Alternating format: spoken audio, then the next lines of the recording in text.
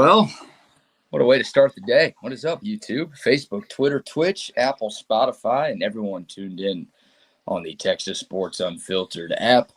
Welcome in to another edition of Bucky and BK live on Texas Sports Unfiltered and on the free TSU app. Today is Monday, March 3rd, 2025, and the Buck and I are with you for a little less than 2 hours. We'll get to why in a second. But on today's show, we will recap the NFL Scouting Combine. What a weekend it was for the 14 Longhorns who participated up in Indianapolis. We've got some Texas baseball to talk about as the Longhorns bring out the brooms in Vegas, including a sweep and a win over Texas Tech. We've got some Texas women's basketball to talk about as the Longhorns wrap up an SEC championship in year one. We've got some Texas men's basketball to talk about as the men's team is nowhere close to wrapping up an SEC championship in year one, and a lot more to get to. Plenty from the NFL and the entire world of sports and beyond, plus a crazy plane story, maybe the craziest plane story we've ever had on Texas Sports. Wow, that's deep. Oh, yeah, that is deep. I hope everyone had a great weekend. Hope you had a great weekend, my man. How are you this morning? I did. It's beautiful. It's a beautiful weekend. It's a beautiful day today. And, we'll get a little rain tomorrow and still be in the 70s as we get ready for the lentil season. Hey, McDonald's, Bucks are coming. Get ready, Fridays. Oh, this is the week it starts? This is where it starts, brother. It starts coming up. Tuesday, everybody gorges themselves with food, just jamming down, getting all that good gumbo and everything else. And then on Fridays, Fish Fridays, it's almost here. And I don't know. I don't know what I'm giving up. I'm not giving up anything. What? Oh, no. I did that deal. I've done my ice cream deal for the last two lentil seasons. So I don't know about it. I don't know if I want to do that. You gotta come up. I'll figure out something.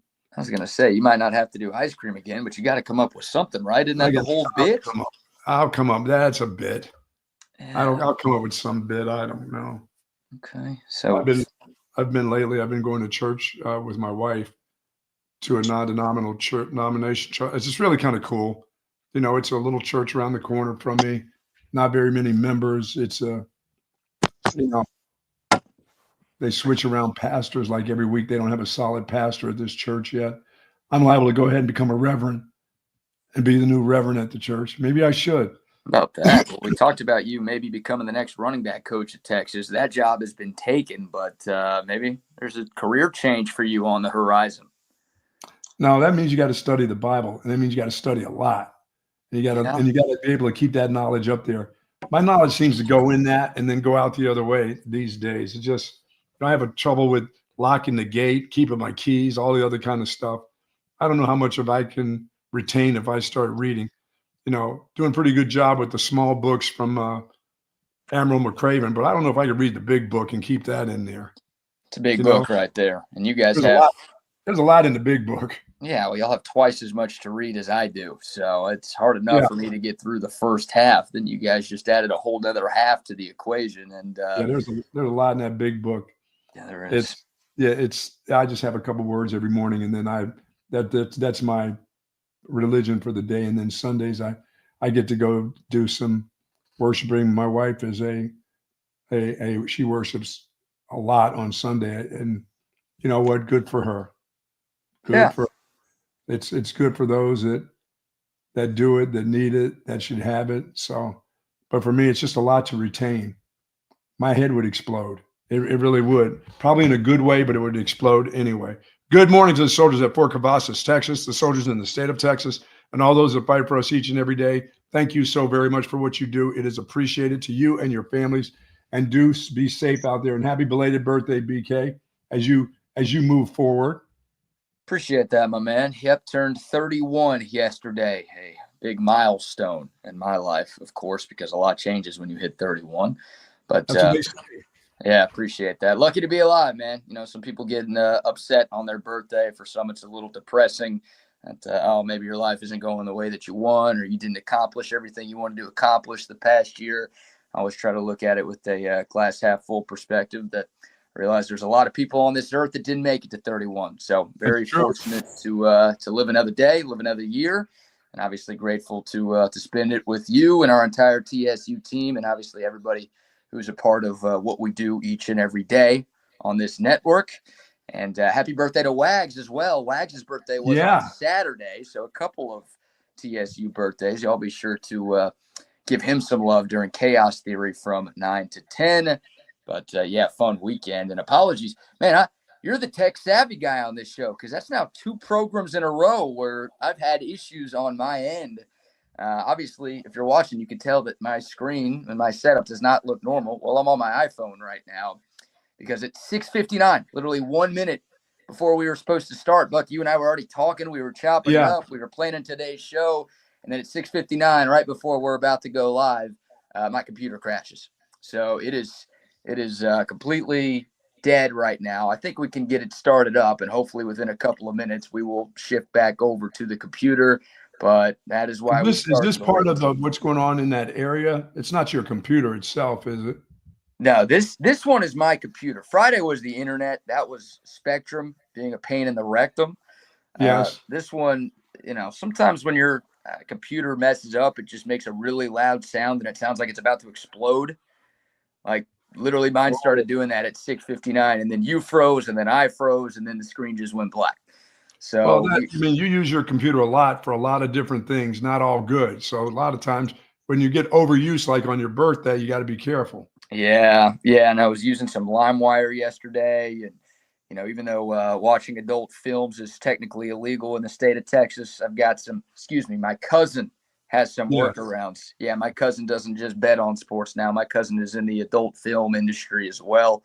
So my cousin's got some workarounds. But, yeah, to your point, was using this computer all weekend long. No problems, no issues. And, of course, just our luck, 1 minute before we go on the air. We're supposed to go on the air. We get this to happen. So my computer is basically a virgin computer, because once I shut it down, it's not used again the rest of the day until the next day. This thing has not much use on it whatsoever. So yeah, my wife, we were doing some stuff the other day on my computer. I think my wife was totally amazed at how inept I am at anything with the computer.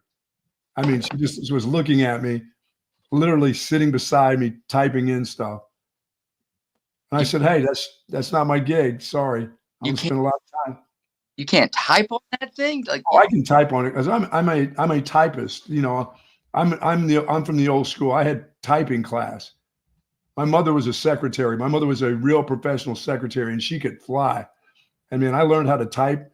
I can get on a keyboard and get it cranking, but not so much the computer. I still look around and stuff, but on a regular keyboard, I can type a letter. I can go. And we had typing class growing up as well. Oh, you did? Yeah. Just about every year we had some sort of computer class that taught us how to get better at this thing. And now they're giving out computers to the kids in school. So it's and it wasn't computer class. It was regular typing class for me, like typing. That was a class. Yeah, it's like home ec. Home ec for typing right there. I didn't realize it was around back then. Oh yeah, it was nuts, man. Oh my God. That's good. Well, glad you had a good weekend. Hope everyone out there had a great weekend. Plenty of sports to get into as we try to get the computer booted up so we can get the show back to normal. But, we'll start with the good. Obviously, we have to talk about the Texas men's basketball team, but want to open up the show by giving a shout out to the women's team who dominated Florida at Moody Center yesterday, 72-46, the final score in the final regular season game for the Texas women's. Sluggish start. They actually went down 8-1, but from that moment on, Texas went on a 15-0 run right after that and just ran away and hid from the Florida Gators yesterday. With the win, the Longhorns clinched a share of the SEC regular season title. Unfortunately, South Carolina won their game against Kentucky yesterday as well, so the Horns don't win it outright. But still, Texas goes 15-1 in their first year in the toughest conference in women's college hoops. What a way for Vic Schaefer to transition this team in the SEC, and what a year it's been for the number one team in America, Buck. Yeah, they've played so well, and they played so together. And that game wasn't even as close as it seemed yesterday. I mean, that thing after that sluggish start for a couple minutes, once they get rolling, it was over. It wasn't close again. It just was like a runaway freight train. And that was fun to watch. And I'm sure for the crowd there, just cheering them on as they, share a championship, they had to be so excited being there because the day before was such a letdown. Yeah, another great crowd yesterday at Moody Center, and the Texas women's team has earned it. And the cool part about women's college basketball is that when you're really good, you get to host NCAA tournament games. Yes. So the men all play at neutral sites. Like the last regular season home game is the last home game you get, whether you're ranked number 1 in the country or you're the last team in the field of 68. Now, if you make the NIT, I guess that's the exception. But if you want people to care about you, they're going to have to care about you somewhere else. Yes. Women's team, yeah, when you're one of the best teams in college basketball, you get to host the first and second round at your place. So you will have another opportunity to watch the Texas women play at Moody Center. Regardless of what happens in the SEC tournament that starts this week, the Longhorns will be a number 1 seed in the NC2A tournament, which means, yeah, you'll get some games here in Austin. And they've been incredible. And I don't know if you saw this, Buck. I don't think we touched on this during Friday's show. But because Texas and South Carolina finished with the exact same 15-1 record in the SEC, and obviously they split the conference championship, they had to figure out who was going to be the 1 seed in the conference tournament. So I think both of these teams are going to be 1 seeds in the real tournament, but in the conference tournament, you've got to find a way to have a 1 seed, and the other team's got to be number 2. Well, they did a nationally televised coin flip. Sweet. Yesterday, and we lost, so not so sweet. So I needed to make that call. Well, the problem was just simple. It's just one side of the coin was a Longhorn, the other side was a Cox. That's it. Yeah, there was just a giant cock on one side and then a giant Longhorn side. So it's not like, you're a heads or tails guy. Your tails never fails. I trust you on a normal coin to get the prediction right because you dominate that with your Super Bowl bets every year. But I don't. This would have been a lot tougher to bet on because it wasn't a normal coin. Yeah, that there's got to be a better way, a statistical way to do it. But you know what? You're still going to be a number 1 seed going somewhere else. So just flip it and get it over with. Don't jump to the statistics, I guess. I mean, it seems like it should be a better way, but a coin flip, that's fine. Yeah, Is it? Yeah, I guess it is. It's not. To me, it's not so much. You're sharing in the championship anyway. You don't take it's not your championship. So you're going to share in it no matter what. The seeding in it, I don't think that's really going to affect you that much anyway. They're going to be a number 1 seed, right? Yeah. It's not going to affect Texas big picture. No.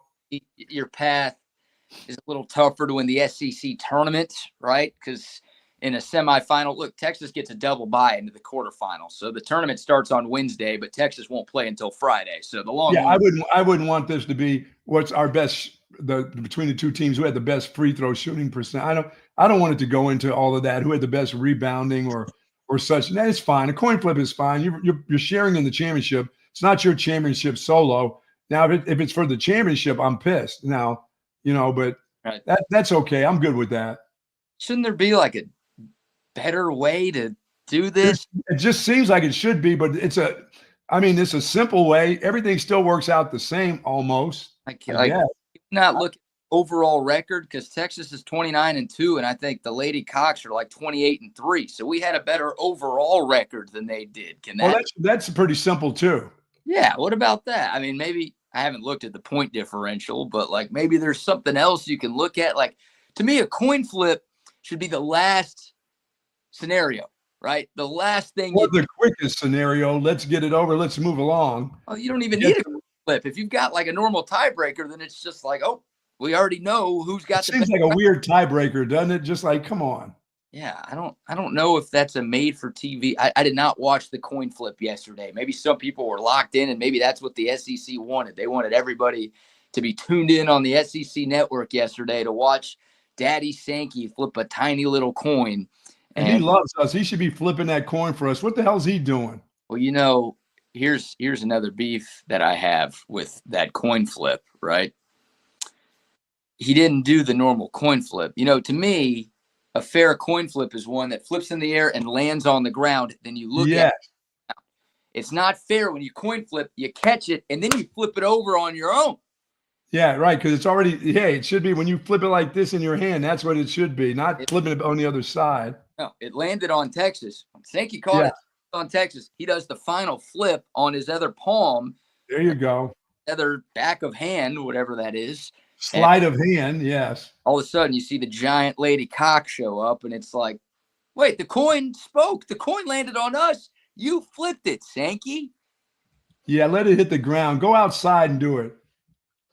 Yeah, there's something. Find a little piece of turf and let it hit the turf. Come on, Sankey. Man, it was a weird flip, too. It only flipped a couple of times. Like, he didn't get it that high in the air. I guess he wanted to. He was afraid he was going to drop it. Maybe, or he didn't want it to go off camera, or I don't really know what the hell happened, but we lost the flip.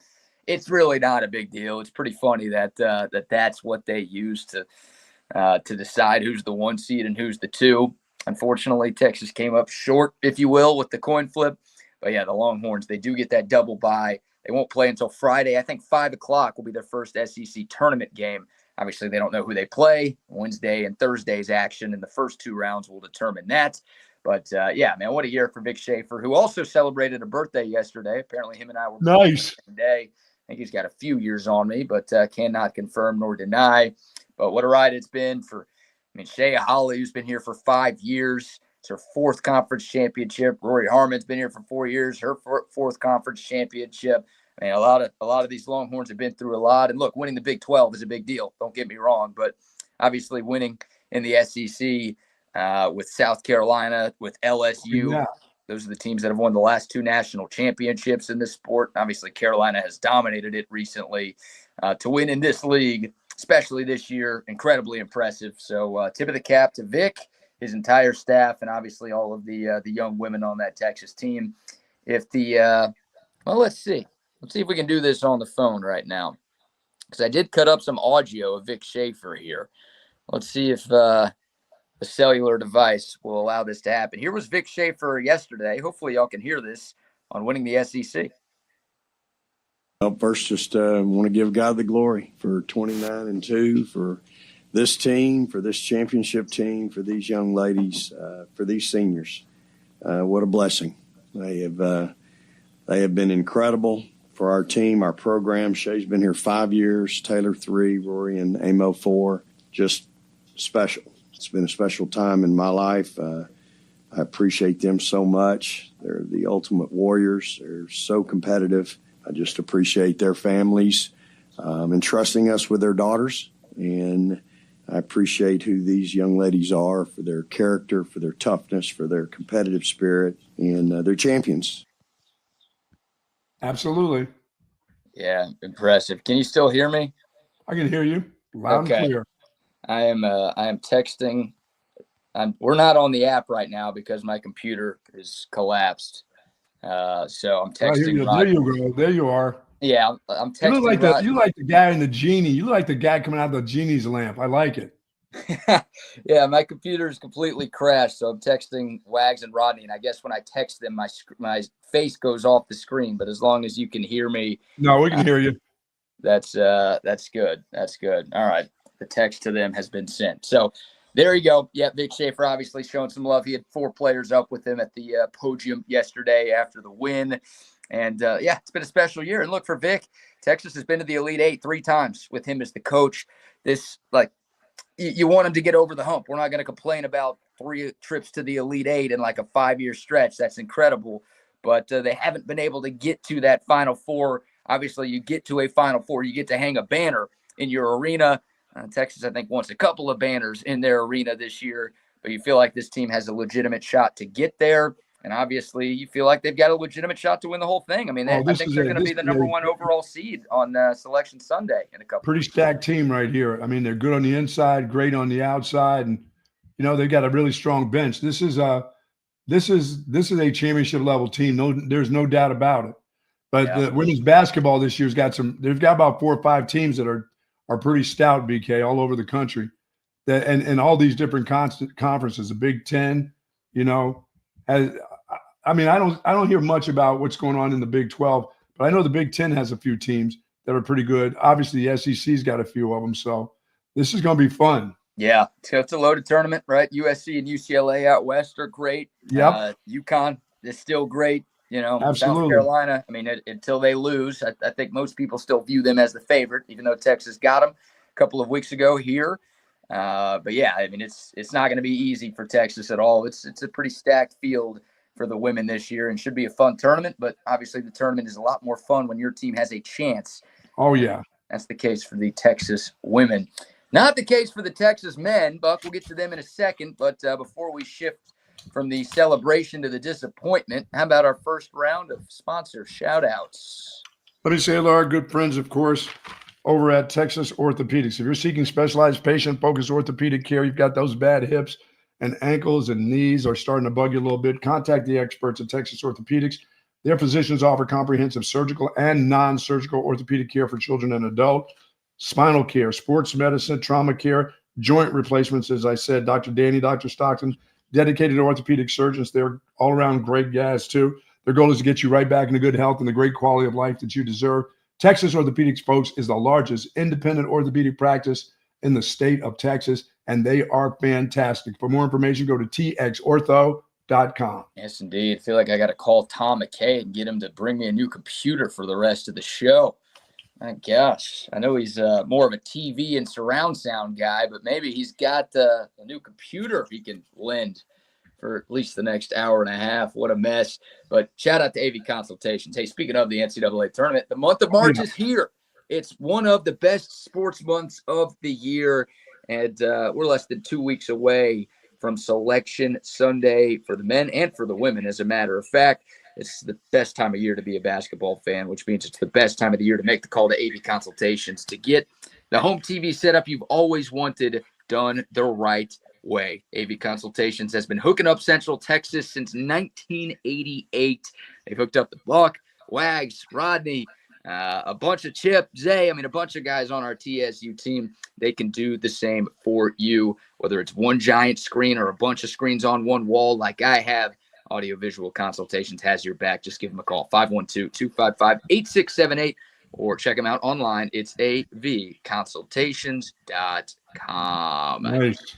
Yes, indeed. And a shout out to our friends at Waterloo Printing and Graphics. A little harder to tell because we're on the phone today, but I'm rocking one of our TSU hats made by our great friends at Waterloo Printing and Graphics. If you've got a business that needs shirts, hats, signs, posters, stickers, anything to make your business stand out, reach out to our buddy Adam and his great team at Waterloo Printing and Graphics. They're based right here in South Austin. They will get you what you need, and they'll get it to you quickly with great customer service to boot. 512-300-9641. That's Adam's cell. Reach out to him directly. Call him or text him, and he will take care of you. It's Waterloo Printing and Graphics. Sweet. All right, Buck. Well, there's never really a good time for a 3-game losing streak or a good time to lose 6 of 7, but the Texas men's basketball team has picked the absolute worst time to do both of those things. The Longhorns lose against Georgia on Saturday night in a non-competitive game. They just got assed in their own barn in what felt like, hell, you called it a must-win game on Friday's show. Not only did the Longhorns not win, they weren't even close, and it sure feels like the end is nigh for Rodney Terry at the helm because this season has fallen off a cliff. Yeah, that was that right there was not the beginning of the end. They already had a beginning of the end. That was just part of the end, I think, for Rodney Terry right there. That was non-competitive. It was more so on in every aspect of the game that they played terribly. They could not get in front of defenders. It looked like the way they looked when they were losing middle of the season. They couldn't defend, and these weren't great players at Georgia. This Georgia team is not a great team, but they were faster. They were stronger. Once again, they were more physical than the Texas team. Texas had zero answers. They couldn't stop anybody. They couldn't stop it's just, hey, get in front of the guy, get a charging foul or something, but they were always to the side of players as they were going to the basket. Georgia was shooting threes all over the place. It wasn't very competitive for a team that really was in dire straits right there. They didn't show up. Yeah, that's it. That's on the coach right there. It is. Like we talked about it. It was two desperate teams. Going into that game, Joe Lunardi had Texas as his last team in, like literally the last team in his bracket. And he had Georgia as his first team out. So it's like you kind of knew the winner of that game was going to stay in and the loser was going to be on the outside looking in. And Texas was a 5.5-point favorite in this one. Georgia was 0-7 on the road in conference play this year. That was their first. So you lose to South Carolina last weekend. You give them their first conference win.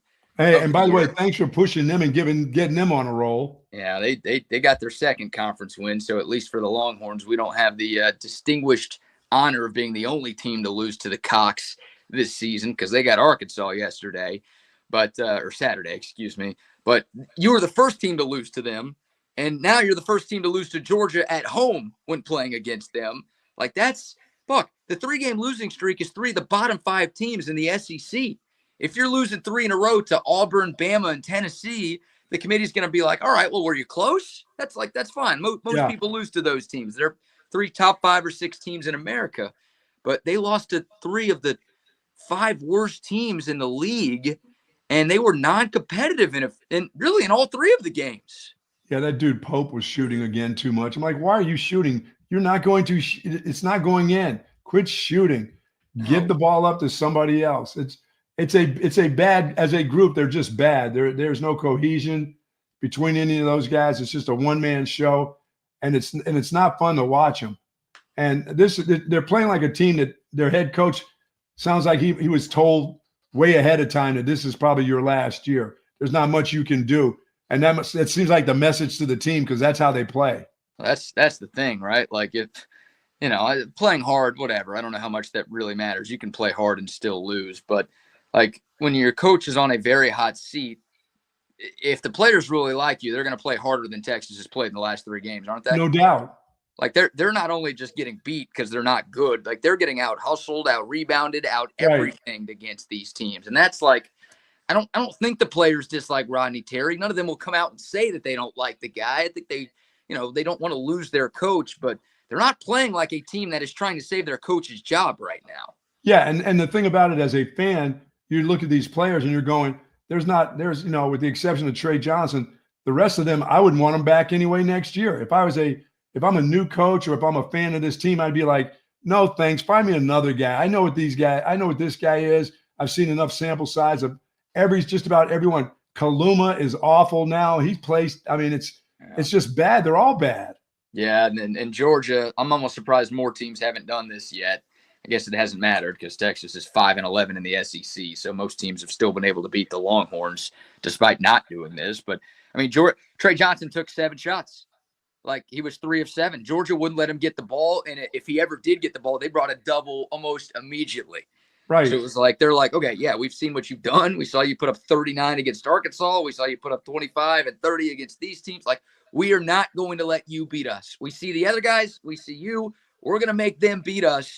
And like you said, I mean, it's a one-man show right now. The other guys just aren't good enough to come close to beating anybody. No, they're not good enough. And then the herky-jerky lefty didn't even play. I mean, so. Yeah. That didn't help. He's been so inconsistent. I don't know how much he would have mattered, but yeah, I mean, you were down a starter with Tremont Mark being out. Kendall Weaver obviously still out. I don't even know. Yeah, you can't beat him in football. You can't beat him in men's basketball. I know. And we play them in baseball this year, and they're really good in baseball too. I mean, they're ranked, I think, in the top 10 to 15 teams in the country. That is a series in Austin, but yeah, I'm not going to go to any of those games because I think I know how those are going to end already. And we can't beat them in the men's sports, at least. Yeah, like I said, they come off, and when they get out there and they start playing as a team that already knows they're not going to have that guy as their head coach next year, and they play like it. They don't play for him. They're like playing to end the season. Yeah, let's move along. To me, it's like, even if you don't like the coach, don't play for the coach. Play for yourself. Play for your family. Play for your school, for your teammates, for your pride. Like, yeah, they're better defenders. They're better defenders than what you see just letting guys go by them. I mean, they're running fast breaks up and down the court. I mean, it's ridiculous. Yeah, I mean they it was a horrible start for Texas. I don't have all of my notes in front of me because nothing technology wise is working for me this morning. But Texas got off to a horrible start. I think they had 10 points at the under 8 timeout. I think that was basically what they did against Arkansas the other night as well. Like the offense gets out to sluggish starts. It's affecting their defense. They're giving up second chances. They're so weak down low too. Dude, and they don't. And once again, this time of the year, you don't have a point guard. You're switching guys in and out. Yeah. You just put one guy in, and now you've changed again, and then the other guy comes in and he just gives the ball to the other team. It's kind of late to be trying to figure that part out in March. Yeah, they're out of answers. I mean, I think that's been proven over these last 3 games. Like Rodney Terry, he's at the stage of the season where he's just throwing shit against the wall and hoping something sticks. Yeah. And nothing is sticking right now. Like Trey Johnson was kind of sticking, but even when he was playing well, Texas wasn't winning. And then, Georgia does a great job of basically taking him out of the game plan, and they hold him to 7 shots. I mean, nobody else on Texas is even close right now. No, it's Cedric. He'll have a game here or there, but he has to be one of the weakest big guys that I've ever seen play. I mean, that's played college basketball for 5 or 6 years. He is a weakling, dude. He is just. I mean, he'll give you a game, but he's played in 100 games, so he'll give you 3 out of 100. It's just terrible. That's sad. This whole thing is sad, and I think there's a lot of apathy towards this program right now. And look, I'll be honest, I wasn't really upset that they lost the game on Saturday. Like, this is you kind of feel like it's better for the program, for them to just. You're lucky nobody likes basketball. Well, I know you always say that, but I think people do, and I think. CDC paying a $5+ million buyout will tell you that he at least likes basketball, and he's the only guy who really matters. Hey, he's the only guy that likes hoops around here. Okay, he's going to have to pay. The big money donors like it, then you'll get the change that you're looking for if you do care about basketball. Yeah, it's that was sad to watch. Yeah. Yeah, no, it was, and I kept waiting for it. Are they going to try to come back? Are they going to give some effort? It just never came. It never happened. Well, no. I mean, they were down. I mean, 17 at halftime. Georgia was up by as many as 27 in the second half, and any run that Texas went on was like to cut it to 12 or 14. And yeah. Like, oh my God, great, congrats on that. I mean, Texas didn't have a lead. It was a wire-to-wire win for Georgia. They jumped out to a 6-0 lead. I think it was 9-8 at one point. That was the closest Texas got. And then after that, it was just a total Georgia assing. They look like all-American basketball players at Georgia. Yeah. A bunch of them who are just all right players. Yeah, and that goes back to the point again. It's better for Texas to lose. Like, I get it. Second weekend trips don't happen around these parts very often. But I really think the worst thing that could happen to Texas basketball right now is they somehow beat Mississippi State in Starkville tomorrow. Not happening. But they win that game. They beat OU on Saturday. They sneak into the tournament. They get hot. They go on this mini run, and Rodney Terry saves his job. Like, that's horrible. That sucks. That sucks that you have to feel that way. I won't say you have to feel that way. You can fan however you want to fan. That's how I feel. Like, I think the best thing for Texas is they missed the tournament. They ripped the Band-Aid off of this thing, and they go find somebody who deserves this job. Like, Rodney Terry has earned getting fired. He did a great job with the interim team a couple of years ago. Don't get me wrong. He deserves a lot of credit for that. But this thing has obviously trended in the complete wrong direction. We touched on it last Thursday. Christel Conte at the town hall he held on campus was talking about all of his teams competing in the top 5 of the country. Texas is nowhere close to that right now. Like, you just can't run it back and hope things get better. You've got to pull the plug on this deal because it's terrible. It's terrible right now. There are no redeeming qualities to this Texas basketball program. They don't have a great recruiting class coming in. They're losing just about everybody from this year's team, including Trey Johnson, obviously. Like, this is the perfect time to do it because you have nothing you need to keep, and there's nothing you can point to that gives me any faith that the guy coaching right now is the guy to turn things around. Especially if you had to come and totally rebuild this whole group, which you'll have to do. Yeah. He's not the guy to do it. I don't trust it because I'm looking at the type of players that he thinks are good players, and I'm going, no, they're not. Well, they were until they got here with you. Right. You think about all the guys who are leaving after this year, right? Oh, Obviously, yeah. Trey is gone. You talked about Shedrick. He's gone. The Herky jerk-off lefty is gone. Pope is gone. Larry's gone. Clark Kent is gone. I mean, it's like you got, it's more guys who are leaving than coming again. back. Now, Kaluma's gone too. He's in his last year. I mean, hell, Texas is his third team that he's been on. So I don't think he can play any more college hoops after this year. I thought he would be at least a consistent one besides Trey Johnson. And ever since he got hurt, BK, he has not been the same guy at all. No, it doesn't stop him from shooting. Well, he's got to. He's the second best player Texas has, I think. So it's like, obviously, Trey's the guy you want shooting just about every time down the floor. But if it's going to be somebody else, I think I would pick Kaluma to be that somebody else. I don't want those guards shooting, that's for sure. No, Larry Moe and Curly, that is awful. Yeah, that's the Pope and Larry. I mean, it's just that's the thing. That's another thing where it's like, are you really confident that RT can put together a competitive roster when in an identical situation, because Texas had so many departures from last year's team. So Rodney Terry basically had to rebuild a roster from scratch. An identical situation, the team he put together is not going to make the tournament. And that was with a top 5 pick, at least a borderline top 5 pick with Trey Johnson. You don't have that guy coming in next year. No. So you're asking him to rebuild better without that game-changing type of piece that you had this year. And I don't know why anybody would be confident that that's going to happen. Well, you're going to have faith in the next dude that comes in here, or dude-ess, or whoever it is, because it's a rebuilding, just like college basketball seems like it is every year. It's like a rebuilding, but you're not the only ones doing it around the country. Everybody seems to be having to do it. You think dude-ass? You think Texas might go after a woman to coach? I mean, just in case. I mean, who knows? Anything can happen. I don't think that could happen. You know? No. I think never say never. I'm going to say, I don't know if like never. I don't know if like never for the rest of our lives, but like I'm going to say never for this next coaching hire. Okay, I'll agree with that. Never for the next one. Yeah. No, look, and you could turn a team around pretty quickly in men's college basketball because of the portal, and because of the way things are built now, and because of what Texas has at its disposal. So, look, I said the same thing about Schloss. I said the same thing about Beard. I'll say the same thing about whoever Texas brings in to replace RT. Like, you can't expect it all to happen in year one, but I expect it to be better next year than it is this year. That's for sure. And obviously you want progression. You're getting regression with Rodney Terry.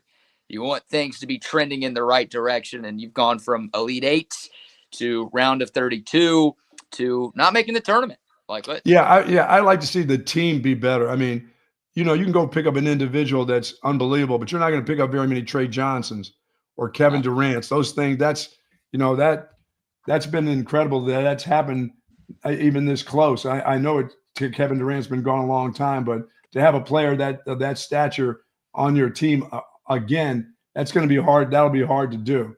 But I would expect them as a team to be better for sure. Yeah, and that's like you look at some of the best teams around the country. Like obviously Duke's got Cooper Flagg, but I mean Auburn doesn't have a surefire bona fide lottery pick. Alabama doesn't have a surefire bona fide. Hell, look at St. John. I mean, Rick Pitino has been open about this, and I respect the hell out of him for saying this. He's like, yeah, we don't really need to recruit much high school. We're just going to go get old guys every year and put them together because we know their bodies are developed and we know they know what to do. Oh, yeah, he's got a bunch of dudes. He's got a bunch of old dudes can play. Yeah, they just won the Big East. Like, they're a top 10 team in the country, and he's only been there for a couple of years. And he's like, I don't think you need to do that. I don't think you need to go all portal. But it just is another example of like, if you find the right people, you don't need that Trey Johnson type. You can put together a really good team that can have you competitive in a short amount of time. And I know St. John's has history with Lou Carnesecca, but how long ago was that? That's been quite a while. Yeah, so like you can you get the right guy in place, again, you can win in this sport, especially at a place like Texas. Here's RT. Got a couple of quotes from RT's post-game press conference. Here's the opening statement on his team's massive disappointing showing against Georgia. We didn't get off to the kind of start we wanted to get off to, especially from an offensive standpoint. I feel like we let that dictate a little bit of our defensive effort to start the ball game, and we're on our heels give those guys a lot of credit. They came in playing well. We knew they were going to be ready to play tonight. Really good guard in Demery. We're going to have to try to do the job on him. He's playing terrific over the last 5 games. Knew they were going to be a paint touch team, but they really want to attack the paint inside out. But give them a lot of credit. They came in, they played well, and we've got to continue to try to have some fight and continue to push forward and understand this time of year. You can't give 20 minutes away in March. Yeah, he just doesn't have a strategy. He just, like you said, he's just throwing stuff at the wall and hoping this group will, they'll fight for a while, or the other team's not hot, or they're not going inside out, or whatever he's saying. He's just got to he's got to hope that the team he plays against screws up, because his team's going to screw up plenty. Yeah, thanks to Double R, by the way, for taking over the app. We are on the app. Apologies for those technical difficulties. Did I hear Rodney Terry there say we got to continue to fight? Yeah, I mean, when are you going to start? When does that start? I was going to say, they've obviously fought at times this year, but I didn't see much fight in Columbia last Saturday. I guess they fought. Trey Johnson really fought. They took Arkansas to overtime, but outside of Trey Johnson, I didn't see a ton of fight on Wednesday night. And where was the fight yesterday? Congrats, coach. You outscored Georgia by 1 in the first half. That's great. In the second half. That's great. You were down by 17 at halftime and down by as many as 27 in the second half. I don't know if you could sit here and be proud of all of the fight your team showed. You can't sit here and talk like you guys have been just right there fighting tooth and nail. It doesn't look like a desperate team. Arkansas looked desperate on Wednesday. They looked like a team that needed to win to get into the tournament. Georgia looked desperate on Saturday. They looked like a team that needed to win to make the tournament. Texas looks like a team that's perfectly content with the season being over, and I'm going to go graduate and play basketball overseas or go to the NBA or wherever. Yeah, they don't hit the floor. They don't do those things. As I said, they look like a team that's ready to, like you said, just ready to pack it up and just move along. And he's not inspiring anybody on that team. That's obvious. And and I just don't know. I don't know what to say. I mean, you can see there's a change. He looks a lot like Charlie right now when Charlie was in his waning moments at the University of Texas. Like, you already know it's over with. There's not much you can do. And the players around you aren't fighting. They're not going to fight for you because, by the way, they're not that good. They haven't been that good as a group. They were good where they were, but as a group here, they've not found themselves the continuity that they need as a team. They're not cohesive at all. So It's just, you're just playing out the string right now. Yeah, and they're getting worse, right? I used the word regression to talk about the Rodney Terry era as a whole, but this year's team obviously has regressed as well. I mean, again, they went on that 3 out of 4 stretch that included a win over Mizzou, that included that win over Kentucky, that included that 31-point road beatdown of LSU, and it's like they've turned a corner. Like they found something right now, and at that point, they were pretty safely in the NCAA tournament, and it's like, all right, like this is it. This is great. We love what we're seeing. They're playing well. They're playing together. Trey's doing his thing, and he's getting support from the guys around him. And, all right, this team's got a shot to maybe make a little bit of noise here down the stretch. And since then, they've lost 6 of their last 7 games, and it's 3 straight losses to 3 of the bottom feeders in this league. They haven't been close in 2 of those games. No. And it's just it leaves you scratching your head, and it's not the time to be doing that. And here's one more from RT. This answer just – this pissed me off. And I'm on the record. I say this all the time, Buck. When you're a coach that's winning games, you could say whatever the hell you want and people don't care. No. Right? Like Nick Saban can treat the media like crap. Greg Popovich can treat the media like crap. Like, it doesn't matter. They're winning games. They're great coaches. You let it slide, whatever. When you're losing games as a coach, everything you say gets analyzed with a giant microscope. Sure it does. And that's where I'm at with RT right now. So he was asked, I think, by our old friend Eric Henry, if the team came out flat on Saturday. And here was RT's answer to that. And I couldn't really believe how he started this off. Well, I think when you say flat, I mean, I think these guys, we got back from Arkansas really late, about 2:30 in the morning. So, really the next day you don't really have time to do much on the floor other than have a cerebral day. When you come in and you watch, things from the previous game, and then you start your preparation for it was Georgia tonight, and then you walk through a few things on the floor you don't have a regular practice.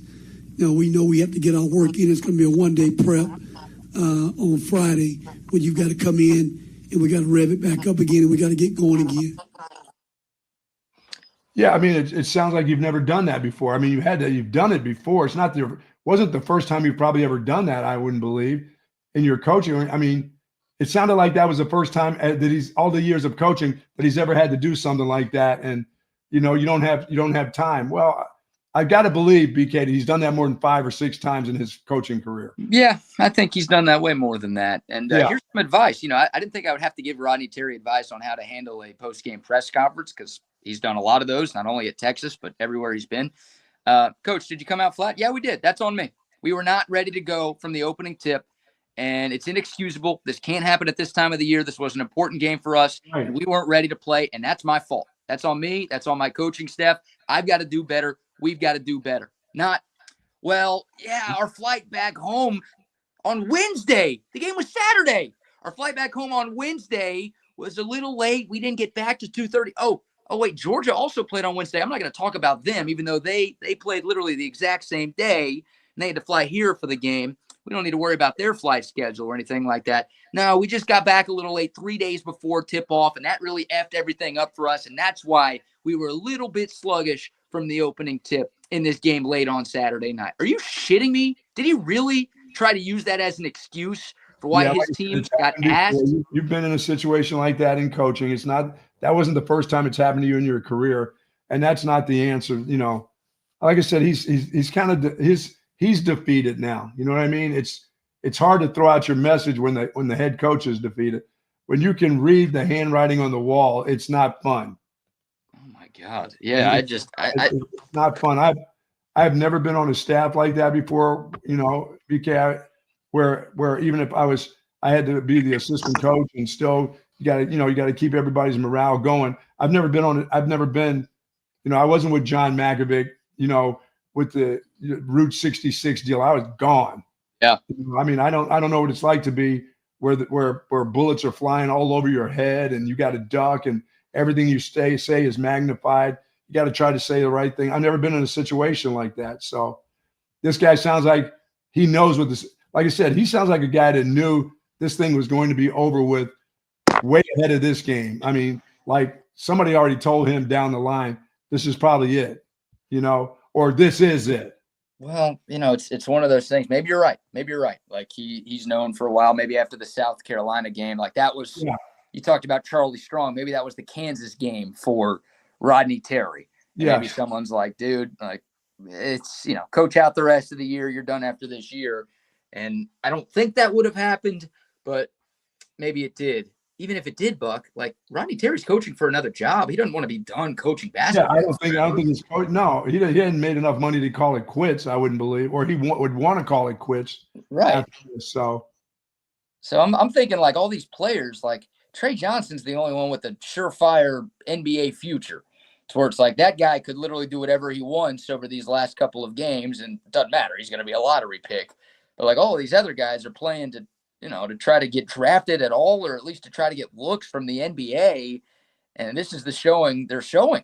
And the coach is like maybe trying to, if it's not save his job here at Texas, it's to make sure he gets a half decent job when he gets let go from Texas. And instead, this is what we're getting. Yeah, this is not a good tryout for the head coach either right now. No. And that's, plus it's not just you. You got assistants on your team that need jobs too after this. Right. You're right. They got to go get jobs. You're on this staff and you're hearing this from the head coach. By the way, you're a part of it too. Yeah.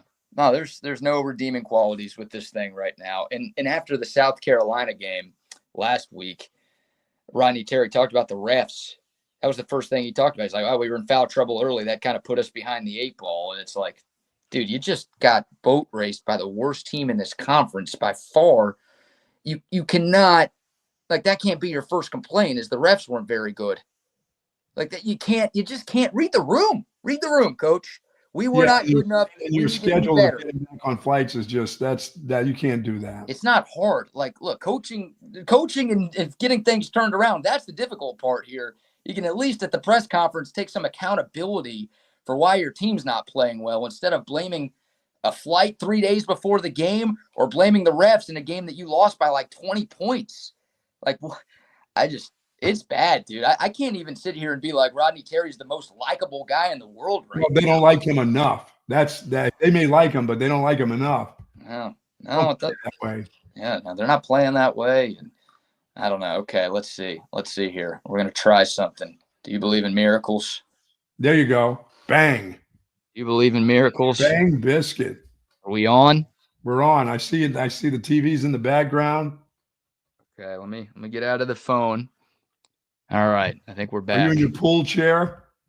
No, I'm in my great relax the back chair. Yeah, baby. I don't know. It feels like my camera's inverted now, doesn't it? Like, no, you're good. Well, you had those two little black pieces of tape on you like this.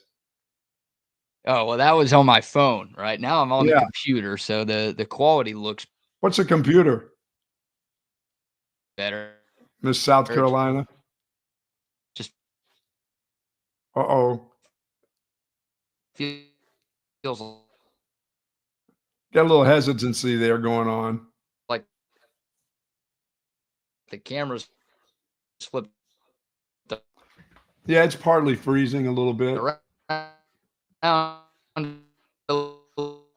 little bit. Yeah, I mean, back to Rodney Terry, PK. There's going to be some things that are going to happen over the next couple games. You know, you're going to find out about how his coaching staff's going to be because they're going to have to coach like that. They can't just quit. You know what I mean? You can't quit. They're not going to beat Mississippi State if they can beat this group. As I said on Saturday, which I was thinking they may win a close game. But I didn't think they were going to be this bad. They can't beat Mississippi State there. No. Can you see me and hear me again? I got everything's clear. All right, we got the black lines again, which means we're back on the phone. I spoke too soon. What a disaster. Happy birthday to me. I got to go buy a new computer now. That's my birthday gift. Just close that deal. We'll stay with the phone for the rest of the show. Yeah, you're right. Like I have zero faith that this team is going to go on the road tomorrow and beat Mississippi State. And now they have to. Like they have left themselves zero margin for error. They're at 5 wins right now in the SEC with 2 games left. If they get to 7 and, win on the road against a ranked Mississippi State team would be a very quality quadrant 1 win. It would be. If they get to 7, then they're back in the mix. And then but I'm looking at the powers that be are looking at this team and saying, man, there's some other teams that are better than this. There got to be. Oh my God! Like, you think Texas deserves? Like, I don't even want to argue for Texas to make the tournament. Like, even if they win these last 2 games, I'm going to have a hard time being here next Monday and being like, "No, this is a team that deserves to be in." It's like they don't. They don't. And that's it's just a struggle. It's like we're going to go watch a team just lose in their tournament, and not go anywhere. It's a shame because I just thought this team had more. I thought that they would be at least more athletic, and every game I'm wishing. Well, they can't just turn. You don't just flip that switch and become an athletic team. You don't become a team that knows how to defend. And it's like I said, Georgia didn't have great offense, but they had some pretty good athletes, and Texas couldn't stay in front of them. And I'm like, wow. No, yeah, there's nothing going for them. And I think my biggest argument now against the expansion of the NCAA basketball tournament is this year's Texas team. Because you think they're talking about like getting from 68 to 76 teams at some point in the near future. That's been discussed. And of course it is because we're discussing expanding every college postseason nowadays. This Texas team doesn't deserve to be in the tournament. I don't even really know if I want to watch this team play in the tournament. That's where I'm at right now. And I'm, me, Buck, I'm a Texas fan who does care about basketball. Yes, you do. Yes, you do. So, I imagine the folks who don't really care are just like, I'll root for the team when it's good. There's no way they give a damn about what's going on right now at Moody Center. But it's just, you can't have that. I know football is great, basketball is great, or baseball is great, volleyball is great, and swimming and that, everything else is great. But this is a different era of Texas Longhorn sports where it doesn't matter if everything else is great. If you're not this wouldn't be acceptable in any conference, or for any sport. If you're not great, if you're not carrying your weight, then CDC is going to move on, And that's what's happening right now. Like, Rodney Terry is not carrying his weight. This basketball team is the laughingstock of the Texas athletics department right now. And it's embarrassing. I mean, it really is embarrassing to watch this team play. And it sucks. So, yeah, and you're going to have to buy, this is in basketball, NIL is very important. You're going to have to buy some players. And you can't buy them with this particular coach. Nobody's paying. I think you're right. And that's the thing. Like, I think it was CB who commented earlier. I can't see the comments as well as I normally can on the phone.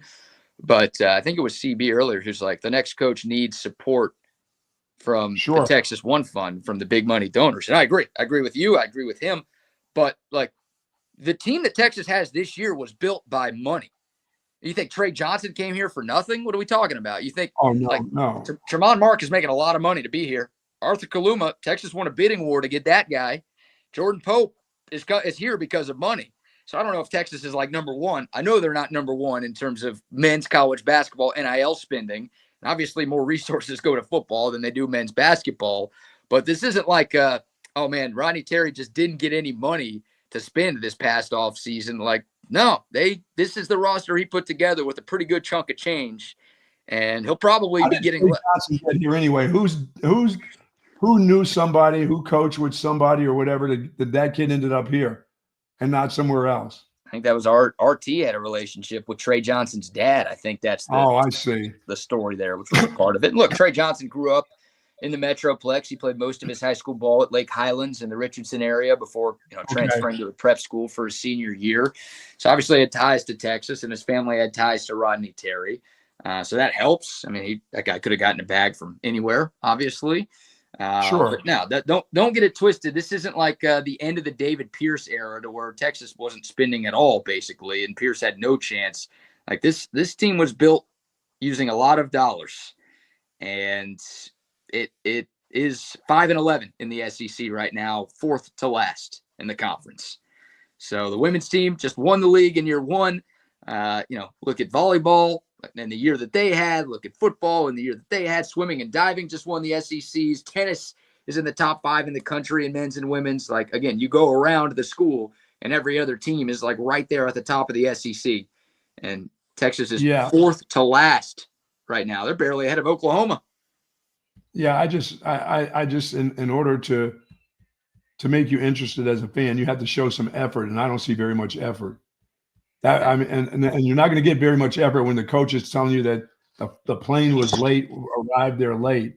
If that's the excuse for being flat and just not saying we weren't prepared, then it's hard for a coach to say we weren't prepared or we're not that good. So they'll use any excuse, but to use a flight deal, like it's the first time you've ever had to change your schedule coming back late, and it happens on a Wednesday, you play on a Saturday, and you haven't figured that part out. That's not the excuse that people want to hear. Yeah, sorry if I'm beating a dead horse on that, but that's you can't say that, Coach. Like, no. That's not why we're mad. We're mad because your team was down by 27 to a bad Georgia team in Austin. Like, that's why we're pissed. Yeah. But you can't blame. It'd be fuck. If the Arkansas game was Friday night and Texas got back to Austin at Saturday at 2:30 in the morning, then it's like, okay. But that's not – it's a Wednesday night game.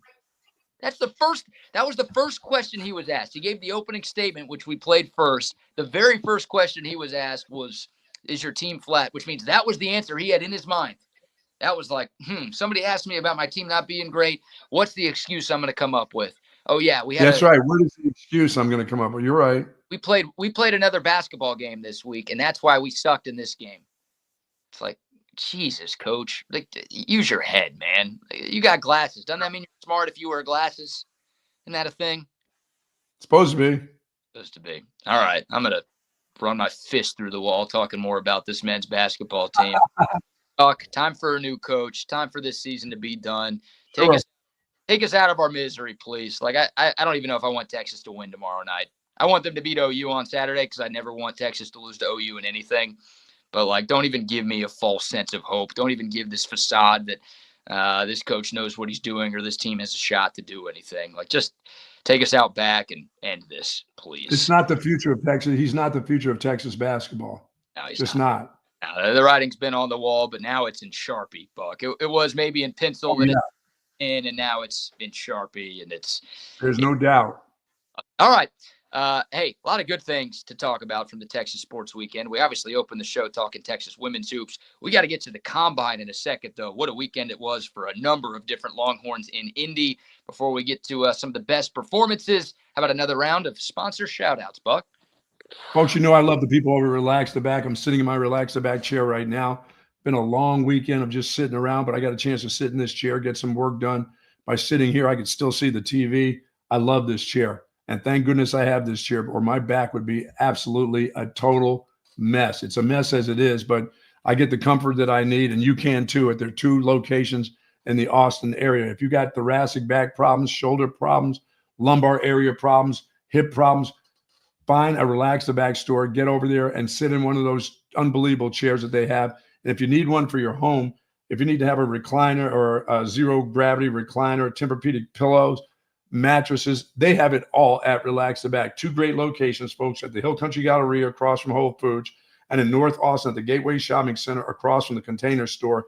If you do care about somebody and they've been complaining about back pain or hip pain, tell them to go over to Relax the Back.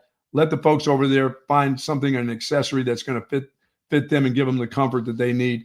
Folks, I can't be happier, and thanks to the folks at Relax the Back. Yes, indeed. Shout out to our friends at the Circuit of the Americas, too. What a weekend it was out at COTA. Congrats to Christopher Bell, his 2nd straight win in the NASCAR Cup Series. His first win in Austin, but he won last weekend. He wins this weekend. Fun race yesterday. Fun weekend out at COTA. You know, our guy Double R will be talking about that during Chaos Theory. But I always want to give thanks to our friends at Circuit of the Americas, who, of course, sponsor the COTA text line, 512-222-9328. And shout out to centextickets.com as well. Hey, might not want to watch Texas men's basketball, but Texas baseball teams won 9 games in a row. They're back home tomorrow. The Texas women's team, we talked about them getting to host first and second round games in the NCAA tournament here in a few weeks. If you want to be at Moody Center for that, head over to centextickets.com. They got tickets to every Texas game, every sporting event, every concert, comedy show, you name it. They're online right now. Don't forget to use the promo code CENTEX10 when you check out, and you will get 10% off of your purchase over there at centextickets.com. Nice. Yes, and we got a Cabo Bob's gift card to give away today, too. So, all right. I can't check the COTA text line right now, but I will be able to check it at some point after. And the randomizer working? Randomizer working now? We might have to ask Double R and Wags to handle the randomizer today. Nice. I might call on them to pick the COTA text line winner. But hey, because baseball and softball did their thing, we got some Cabo Bob's gift cards to give away on the COTA text line. So we'll give it away during today's show, 512-222-9328. You send any text on that COTA text line, and you will be entered to win a $50 gift card from our great friends at Cabo Bob's. Okay. Nice. I'm going to do the best I can here because normally I'm on the computer and I'm looking at my phone for the notes. I wrote down all of the stats for what Texas did at the combine, but a lot of these I remember off the top of my head. So we'll start with they are fast. Texas is fast. Yeah, we'll start with that, right? The good and the bad. There's some bad to get into from the 40-yard dashes because some of the trash talk that these Longhorns had did not go too well for them. But you're right. Texas was fast. There were 16 players at the combine that ran sub 4.4 in the 40-yard dash. 4 of them were Texas Longhorns. That's incredible. And the fastest Longhorn, Buck, this one surprised the hell out of me. I think it surprised the hell out of everybody. Matthew Golden ran a 4.29 officially. That was the fastest time in the wide receiver group and the fastest time for any Texas Longhorn. That's the only thing Golden did at the combine, right? He didn't do any of the other drills. He measured out and he ran the 40. And like you said, Buck, he didn't need to do anything else because of the way he ran. Man. 4.29? Did you know he was that fast? No, I thought he was a 4.4 guy. Yeah. I thought not 4.3 guy, not a 4.2 guy, a 4.4 and change guy. The way he runs, I know he gets open. I know he can catch. I know he can run nice routes. But a 4.29, That guy just made himself a bunch of money. Yeah, he did. And I think he solidified himself as a first-round pick. He doesn't have to run another 40 either. When he coming back here, no thank you. That's enough. I left it at the combine. Right. Yeah, the Texas Pro Days in 3 weeks from now. And I'm sure Matthew Golden will do some things on the field here in Austin. Yeah, he'll catch some balls. That's about it. But look, I guess hypothetically he could do better than 4.29, but he doesn't need to do any better. No. 9. That was incredible, right? I mean, that blew the TV guys away. That blew me away. I just, like you said, I would have said maybe high 4.3s, low 4.4s for Matthew Golden if you asked me to predict what he would run in the 40. We knew he was fast. We knew he could get open. We didn't realize he was that. I mean, that is game-changing speed right there. And again, we're talking about a player that was, showing up at the back end of the first round in the majority of mock drafts. I don't know if I'd use the word most, but I would say more than 50% of mocks you were seeing Matthew Golden's name in round 1.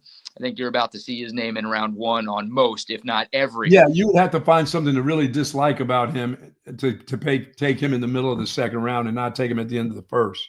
You tell me what that is, Buck, because I can't find it. No, I mean, he runs solid routes. He gets up there and gets the 50-50 balls. He makes hard catches. I don't know what he would just have to not be a likable kid. Other than that, if he is, that's a first round pick right there. Yeah, by all accounts, he's a likable kid, and he did great in the at least public portion of the press conference that days ago up there in Indy. He's a great kid, and he's clutch too. I mean, look, the stats are there. He was tied with the SEC lead with 9 receiving touchdowns this past season, but obviously the 4th and 13 catch he made against Arizona State, and that's as clutch as you could possibly be. In the biggest moment of his career, he made the crazy double move to get open and obviously making the catch for that game-tying touchdown and that crazy Peach Bowl win for the Longhorns over Arizona State. Like, the guy came up big in just about every big moment. Hell, he came up big in the small moments too. Sure. Reliable. He was a beast in the red zone. Like, for as bad as Texas was offensively in the red area this past year, I think their best red zone play was like that little sort of quick out to Matthew Golden kind of towards the pylon. They scored a few touchdowns on that play alone. So he's a touchdown machine. He's fast as hell. He's got reliable hands. And his coach, that dude, Chris Jackson, there's a guy that you better got to keep on your staff. Talking about people coming to poach people and people leaving your staff and going other places. Chris Jackson is a guy that you got to always get your arm around and make sure he goes nowhere. Yeah, and there were some rumors about Chris Jackson getting NFL looks. Oh, I'm pretty sure he's got a few. I'm sure he's getting more right now. Like, someone might fire their wide receivers coach to try to get Jackson. Even if there's no vacancies open in the NFL, somebody might be like, we want that guy here, and our current guy's not that great, so we'll pay whatever we got to pay to get Chris Jackson out of Texas. Oh, yeah. I think him and Torrey Becton obviously deserves a lot of credit. Like, Texas making sure that they kept him around, because Torrey Becton did get NFL offers, and he got a nice new contract to stick around Austin, Texas because of them. Like, Torrey Becton deserves a lot of credit, because it's not just the receivers that are running ridiculously fast at the combine. It's pretty much everybody leaving Texas. Oh, no, the strength and conditioning coach is going to get big bucks now, because, I mean, the strength of this team is – it's headed its way to the combine, and everybody is seeing what everybody's doing at the combine. I mean, there's, like you said, there's a number of guys, not just that. Matthew Golden is just one of the guys that ran his ass off. All these guys, there's a bunch of guys that are fast, a lot faster than I thought, for sure. Tell you what, man, the Texans sitting there at pick number 25. I know they need offensive line help, and they might end up just doing that, best available offensive lineman, whatever. But if they don't re-sign Stephon Diggs, who's a free agent, and Tank Dell's coming off of another serious injury. Yes.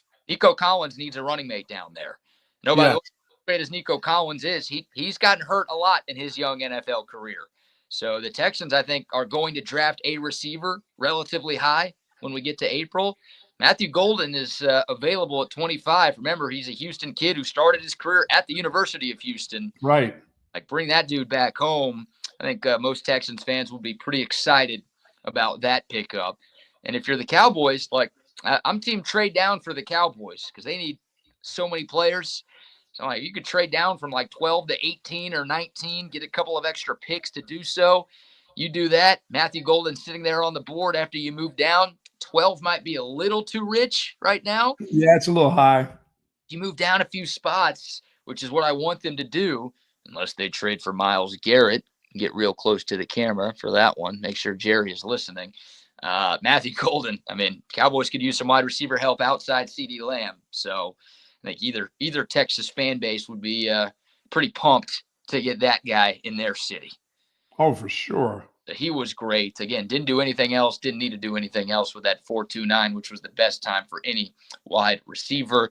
I don't want to call these times bad, but both Isaiah Bond and Jaden Blue were talking about breaking Xavier Worthy's combine record of a 4.21. And I know we're talking about tenths of a second here, but they didn't really come that close. Isaiah Bond ran a 4.39. Jaden Blue ran a 4.38. Jaden Blue had the second fastest time amongst the running backs. Isaiah Bond had the fourth fastest time in the wide receiver group. So it's not like those guys were slow or did bad. No, they're fast as hell. They sort of set themselves up for mockery, though, didn't they? Like you can't come out and be like, yeah, I think I'm going to run 4.2 or 4.1 and break that record and then run a 4.39. Can you? Yeah, because it's still 4.3. Okay, you're okay with it? Yeah, you're still fast as hell. But the guy who's going to come up to you and say, "Oh, you didn't get it done," he can't beat you in a race, and you can set him up with a 20-yard head start, and you're still going to beat him to the 40. That's how fast you are. Those guys are fast. That is some kind of speed. But I didn't think Bond was going to do it. That was just kind of laughing. That guy could barely stand on his ankle. Yeah. You know. Yeah, I mean, he had a really good. He did 4.39 well. is moving. Yeah, I mean, I don't know if I could run a 6.39. I don't think you could run an 8.39 over there. So, Jaden Blue, wow. Like, yeah, I'm just some scrawny ass journalist talking bad about a guy who ran a 4.39 40-yard dash as if I would ever sniff that. I mean, I couldn't run a 30 in that amount of time. So that's just trying to pump yourself up to beat a record. That's deep down inside you're not going to be going that fast. You've had enough people, before this combine time you, and like you said, it seems like it's close, but it ain't that close. That's the thing. Like, if it's just a 4.39, it's a great day for Isaiah Bond, right? Again, fourth fastest time of all the wide receivers who were there, and he did really well in the drills too. But if you look at like winners and losers articles that are out there, because of course we have NFL Combine winners and losers from everybody in their basement or in their mom's basement who needs to put out a story to make $20. Isaiah Bond is a loser on most of them, which I think is dumb because, again, he did really well in the on-field drills. I think overall it was a good weekend for him. But everybody knows you as the guy who's like, I'm breaking the record. I'm running 4.2 or 4.1, and you show up and run a 4.39. You kind of got. Year somebody has to say they're going to break. If somebody has to do it, somebody has to say it. I know. You don't have to. You don't have to say it. No. Somebody does. You're right. Every year somebody says it. You don't have to say unless you're running like to be the guy. Jaden Blue is. I thought if anybody was going to get close to it, it would have been him. Yeah, 4.38. I mean, it's a great time for Jaden Blue. Again, wow. He was the guy who kind of hinted towards breaking the record and said he felt like he could do it. He was a little closer than Isaiah Bond was. But, yeah, I mean, Jaden Blue, you and I talked about it last week leading up to this underwear Olympics. That's where that guy is going to shine. And he did. Yeah. He's the only issue with Jaden Blue is he can't hold on to the football. Well, no one's hitting you and you're not holding a football when you're running a 40-yard. That's why you got to do those. That's why you have to be great in those drills and movement and everything else. And he's good at that. Yeah. Can catch the ball. He's a guy that you got to take a chance on too. You can do a lot of different things with him, not just as a running back, but coming out of the backfield, lining him up out of the backfield and putting him on one of your fifth DBs. See you later. Bye. Yeah, teams want weapons on offense, and you really want a guy like Jaden Blue who, like you said, you can line up anywhere against anybody, and you feel like he's going to make some things happen. I think he's going to be a day 2 draft pick. I really do. Yes. I know a lot of people, when he announced that he was going pro, were like, why, dude? Like, you didn't have a good enough season, come back for one more year. Like, people were asking me if he was even going to get drafted. And I think the speed and the potential with Jaden Blue is there to the point where some NFL team is going to fall in love with him. And I think he's going to go in round 3. I don't think he's early day 2, but I think like late round 3, in the last 5 or 10 picks on day 2. you're going to hear Jaden Blue's name, Colt. He's going to come off the board, and he's got a shot, man. You can't coach that speed, that quickness, those hands out of the backfield. Oh. He's got a lot for an NFL team to like. And if he can figure out those fumbleitis problems, he's going to be a really good player, I think, in the league. I do too. I mean, if he can get over that part where, guess what? They come after the ball. They come after the ball even harder now. Yeah. I think the SEC guys came after the ball. Look out. Yeah, and they're better. They're bigger. They're stronger. They're faster. Yeah. Everything. So, yeah, dude, I'll be honest with you, Buck. Sorry, Jaden Blue. If I'm an NFL team, I can't draft you. I can't draft them. Like, I can't have a running back that can't hold on to the football. It's the same conversation I had where I was scared for Jaden Blue to play at the end of Texas this season. As the games got bigger, it's like, I don't trust you to hold on to the football in key moments. Yeah, as fast as he is, I'm not spending my second-round pick on him. I'm not like, look, if he's there in round 5 or 6, of course, then I'd take a flyer on him. But if you're talking about, I would do it in round 3. Yeah, I wouldn't. So yeah, I would take a chance in the middle to late round 3, but I wouldn't take a second-round pick on him. I can't trust him with the ball. My prediction is round 3. He goes in round 3. But if I'm an NFL, I'm not drafting Jaden Blue that high. And Isaiah Bond, even with that speed right there, I don't know. I got to see him healthy. It seems like I haven't seen him healthy in forever. He just doesn't. Once again, he just reminds me of a guy that if he's not 100%, he might as well be 10%. You know what I mean? Yeah. It just doesn't come across to me as a guy who can play banged up. Mm-hmm. He's one of those wide receivers. Yeah, it was a disappointing year. And look, Isaiah Bond was clearly hurt, and maybe he was more hurt than we initially thought. And it felt like every time he was kind of getting closer to 100%, he got hurt again. Yeah, he would just re-aggravate that ankle. And for a guy who uses his speed to get open, not having your speed is a big problem. Right. Oh, yeah. I mean, are you worried about Isaiah Bond being injury prone? Are you worried about that ankle injury continuing to linger? Maybe that's why he didn't break Xavier Worthy's combine record. Maybe he's still dealing with something there. I don't know. Eventually it has to get better. Eventually you don't do anything and it just gets better. So you won't be able to use that deal won't last very much longer. I would think Isaiah Bond would be smart enough to not talk about breaking Xavier Worthy's record if his ankle was still messed up. Yeah, that's true. Right. You're right. Like, I got a feeling that he may run again when he comes back, when they come back here. Yeah, I hope he does. And I hope he runs a 4.2 something. That'd be great for him. Disappointing-ish year for Isaiah Bond at Texas. Just didn't happen the way I think he wanted and the way any of us wanted. But that could have made a difference in the season, his health. Oh, my God. Absolutely. Absolutely. Like, you have him and Matthew Golden both at 100%. Yes. Thing. I mean, Texas had plenty of weapons regardless, but yeah, you add a fully healthy Isaiah Bond into the folds, and you're right. This Texas offense is even better than it was in 2024. Speaking of the Texas offense, I thought Quinn Ewers threw the ball really well. To me, like, you had no Cam Ward, you had no Shedeur Sanders, so the top 2 quarterbacks to be drafted more than likely were not doing the drills. To me, it was Quinn Ewers and Jackson Dart were in a league of their own amongst the other guys. And then everybody else looked like just other guys. Sure. I thought Will Howard looked like shit, dude. Like, I saw a comment earlier. I think it was Jake who's like, watching Will Howard play in the combine on Saturday or throw in the combine on Saturday made me more pissed that we lost to that dude a few months ago. Yes. Like, it was not a great showing for Will Howard. Kyle McCord was okay. Like, I think of some of the other guys that are, Jalen Milroe was okay. But to me, it was of the quarterbacks who were out there on the field throwing, I thought Quinn Ewers and Jackson Dart clearly looked the best over the weekend. Yeah, Jackson Dart can throw the ball. And plus, he's got the ability to escape and move around pretty good in the pocket. Yeah. But he still looks short to me.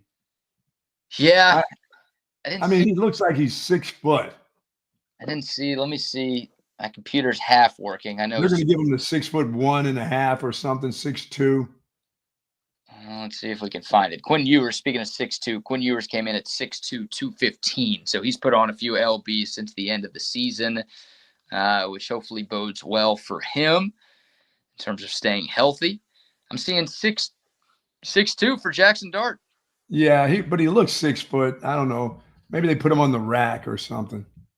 Nordstrom rack. Yeah, but he can run. He can move around. He's pretty good. Yeah. His feet are good. 6'2", 223 is the combine height and weight for Jackson Dart out of Ole Miss. He's a lot bigger than I thought, And weight-wise, too. Quinn Ewers, just to confirm, double checking this. Yeah, 6'2", 214. I gave you an extra pound. Sorry about that, Quinn.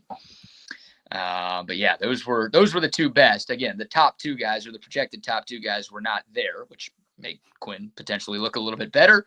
But I thought Quinn did a really, really solid job. And he's another one of those guys that we touched on last week, that in the underwear Olympics, because Quinn's biggest issue is pocket presence and Right. work in a crowded pocket when no one's coming after you. It's pretty easy to look good. And when you've got the arm talent, there's no doubt about that. It's very easy to look good. And he did look good. So good showing for him. We'll see him again at the Pro Day in a few weeks for Texas. A couple more to get into. Kelvin Banks measured at 6'5" with really long arms. Yeah, that's plenty for me right there. That's all. I mean, I've seen his tape. That's good. I've seen him. He's good. I'm curious what Mel Kiper's excuse will be this time when he has Kelvin Banks way down in his mock draft. What an idiot. Well, they had the kid from LSU as arms aren't big enough. I'm like, what is this whole deal with the arm? You'd like to have that, but that's not going to stop him from being a great player. Well, yeah, Mel Kiper Jr. in his pre-combine mock drafts got some bad intel, I think, because he had Will Campbell out of LSU going 4th overall to the Patriots, and he had Kelvin Banks going 25th to the Texans. And we're like, oh, if the Texans could sign up for that, they would right now in Charlotte. Yeah. But the reasoning Mel Kiper gave for having Kelvin Banks fall as far as he did was he thought he was going to be 6'3" at the combine. He's like, I'm worried he's not going to be tall enough and his arms aren't going to be long enough. I think he's going to have to play guard, and guards don't go that high, so I've got him down here at 25. Well, Kelvin Banks came in at 6'5", and his arms were way longer than Will Campbell's were. So Mel Kiper's either not doing his research or got bad intel, because that's dumb as hell. So Kelvin Banks, who looked pretty athletic, ran pretty well for a guy his size, like just that guy measuring at 6'5" with the arm length that he had. Yes. That moved him back up into the top 15 at the lowest if he wasn't already there. Yeah, some team is going to take that guy. So Mel Kiper is going to be, and the LSU guy, somebody's taking that guy too. That guy's great. Yeah, I still think those are your top two tackles in this class. I would still trust Will Campbell to take to play tackle. I would take Kelvin Banks first. I'm biased, but I saw what that dude did firsthand. Hey, by the way, if they had to play guard, they'd be pretty good at that too. Yeah, they would. Yeah, they would. I mean, you usually don't take guards that high, but if you could find an elite guard, I mean, if you told me that Kelvin Banks was Zach Martin reincarnated, yes, okay, I think every team would be like, yeah, we'll spend a top 10 to 15 pick on that. Of course you would. Of course, if you knew you had him for the next 12 years, of course you would. So again, Kelvin Banks is a left tackle. Like, there's nothing that tells me that Kelvin Banks can't be a 10-year starter at left tackle in the NFL. But even if for some reason there's a dumb team out there that's like, we're putting you at guard, okay, you've got yourself a multi-time Pro Bowl guard right for your roster. So, yeah, Kelvin Banks, just by being tall and having long arms, cashed in a little bit. 6'5", not 6'3". Idiot. I mean, God, Mel, start sniffing the hair gel maybe. That'll make you a little better. Huff the hair gel instead of putting all of it in your hair. Maybe that'll give you some better takes these days. Jahdae Barron, a 4.39 40 for him. That's moving now. And he's like a little undersized too, so he doesn't take the biggest strides in the world. Yeah, he's got the big calves, the big quads. I mean, that guy's thick now. He's not like 170 pounds. I mean, that guy's thick. Yeah, he's built. He's well built. He's physical. He's strong. I mean, won the Thorpe Award last year. What more can we say about Jahdae? 4.39. Wow. 4.39, which was the 6th fastest amongst defensive backs. But again, one of just 16 players to run sub 4.4 in Indianapolis, and one of 4 Longhorns to do that. But yeah, Jahdae Barron, people are calling him one of the big winners of the NFL Combine. He was magnificent. I think he's going to be a top 20 pick. Like, for a while, it felt like Kelvin Banks was like the only lock to be a first rounder out of Texas. Right. It felt like, it'd be Kelvin Banks, and then you'd have to wait 10, 15, 20 picks before you heard another Longhorn's name. Now it's like, dude, Jahdae Barron could be a top 15 pick. He's he's done everything right since the combine. He's a great kid. You and I had the chance to talk to him at SEC Media Days last year.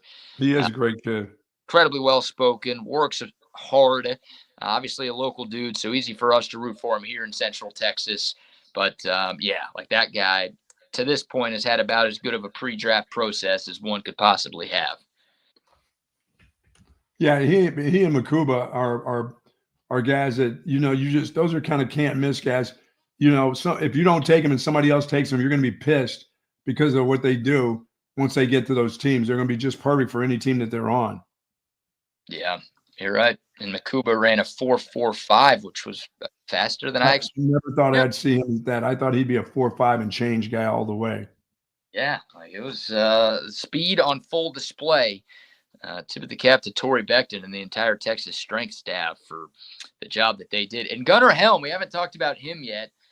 I really would like to get into the computer. We might try this again one more time while we're still talking, but I'm going to keep the phone open just in case on this one.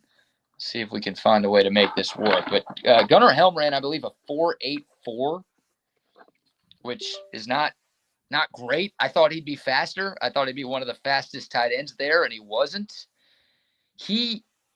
On his first attempt, he had a false start. All right, so they blew the whistle on him. He had to go back and do it again. On that false start, he twisted his ankle.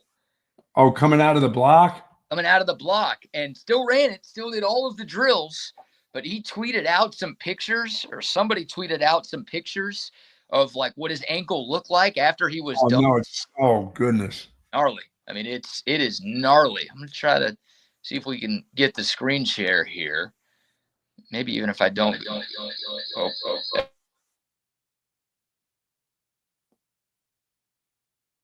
How we doing? Can you hear me? Gotcha right there. Yes. Remove that for a second. Got a lot of BK pictures today. Yeah, this is my parents' dream and everybody else's worst nightmare. All right, let's see. We'll do a little screen share here so y'all can see Gunnar Helm's gnarly looking ankle. And look at this.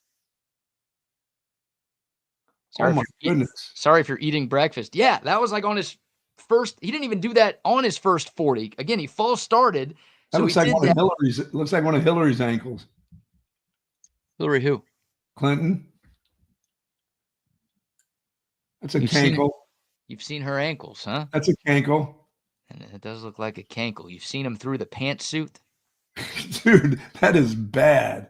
Dude, I'm telling you. And good for him, because a lot of guys, you heard a lot of guys, they'd have this slight little injury or they got hurt doing something and they're like, I'm out, I'm done. I'll save it for my pro day. And that's fine. It's their prerogative. But Gunnar Helm is no, I'm running these 40s. I'm doing all of these drills. I am toughing this out. And that's another reason why you should love Gunnar Helm. He didn't already. Dude, that thing has to heal up for when he gets back here. Yeah, I think it will. I don't think it's anything serious. It doesn't look great, but. Dude, if that's Isaiah Bond, he doesn't play the game of football ever again. Oh, come on. Come on, man. The shot at Isaiah Bond. If that was his ankle, he wouldn't play again. God. Yeah, Call it I don't a career. know. Hopefully Gunnar Helm is good to go. March 25th is the date of the Texas Pro Day. So 22 days from now is when that's the amount of time that Gunnar Helm will have to get that ankle right, because that looks wrong right now. But there you go. That's a good interview right there. I toughed it out. I ran these drills on this bum ankle and still did pretty well. So that was the one sort of downside for a Texas player. Again, Gunnar Helm was fine, and I think that's going to bode well for him, the fact that he could tell people that he did that despite being hurt. But you just go up and down the list. Baron Sorrell, he went on Thursday, so we touched on him a little bit on Friday, but I thought he was fantastic. Alfred Collins was fantastic. Really, just about every Longhorn who participated, I think improved their draft stock this weekend. Well, that's good. That's good for Texas football. That's how you get 14, 15 guys at the combine right there. You start running times like that for guys that you're thinking are almost a full second, faster than you thought. It's incredible. Yeah, it was. Makuba the 4.45, Barron the 4.39. Golden running the 4.29 is crazy to me. And it's a little like, it's another thing that makes me sad that the Texas season ended the way that it did. And I'll have this same feeling on draft weekend too. And again, there's no shame in making it to the semifinals of the college football playoff. Back-to-back years, that's pretty good. And Texas is going to have 14 guys drafted, maybe 15 or 16. It's like, damn it, you really want to cash in when you have rosters like this. And look, Texas will have rosters like this again in the future, but there's some special talent on this 2024 team, and did a lot of great things, but hurts that they came up just 2 wins short of the ultimate goal, because this roster was good enough, you think, to win the whole damn thing.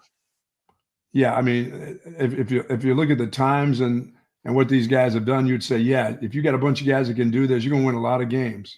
Yeah, absolutely. I don't think Texas is going anywhere. So there you go. There's your quick combine recap. By the way, Cam Williams, thank you, CB, for the comment here. Cam Williams, I didn't see a bunch of his drills. I didn't watch a lot of the offensive line stuff yesterday. But Cam Williams weighed in at 317, which last year at Texas, he was listed at 335. When he got to Texas, there were reports early on that he was like 360, 370. So that guy has done a great job transforming his body. And like, that was the biggest question about Cam Williams before he took over as a starter. Now the question is, does he know the damn snap count? Yeah, that's going to be a problem. That's a mental thing. Has he gotten sharper with that? But when he's like, he was fat. He was like out of shape fat. Not like, he's an offensive lineman, so of course he's that big. It was like, he might be too big. Him showing up at 317 is good. It's going to make him a little money, I think, too. So another one of those guys worth a mention. Now, was Jake Majors there too? Jake Majors was there. Yep. We had 4 offensive linemen. Hayden Connor also was there. So it was Banks, it was Cam Williams, it was Jake Majors, and it was Hayden Connor who did some of the O-line stuff yesterday. Yeah, Texas is going to be missing a lot of guys on that offensive line. Wow. Yeah. Those guys won't be easy to replace either. They've got some dudes coming back, but yeah, it's going to hurt.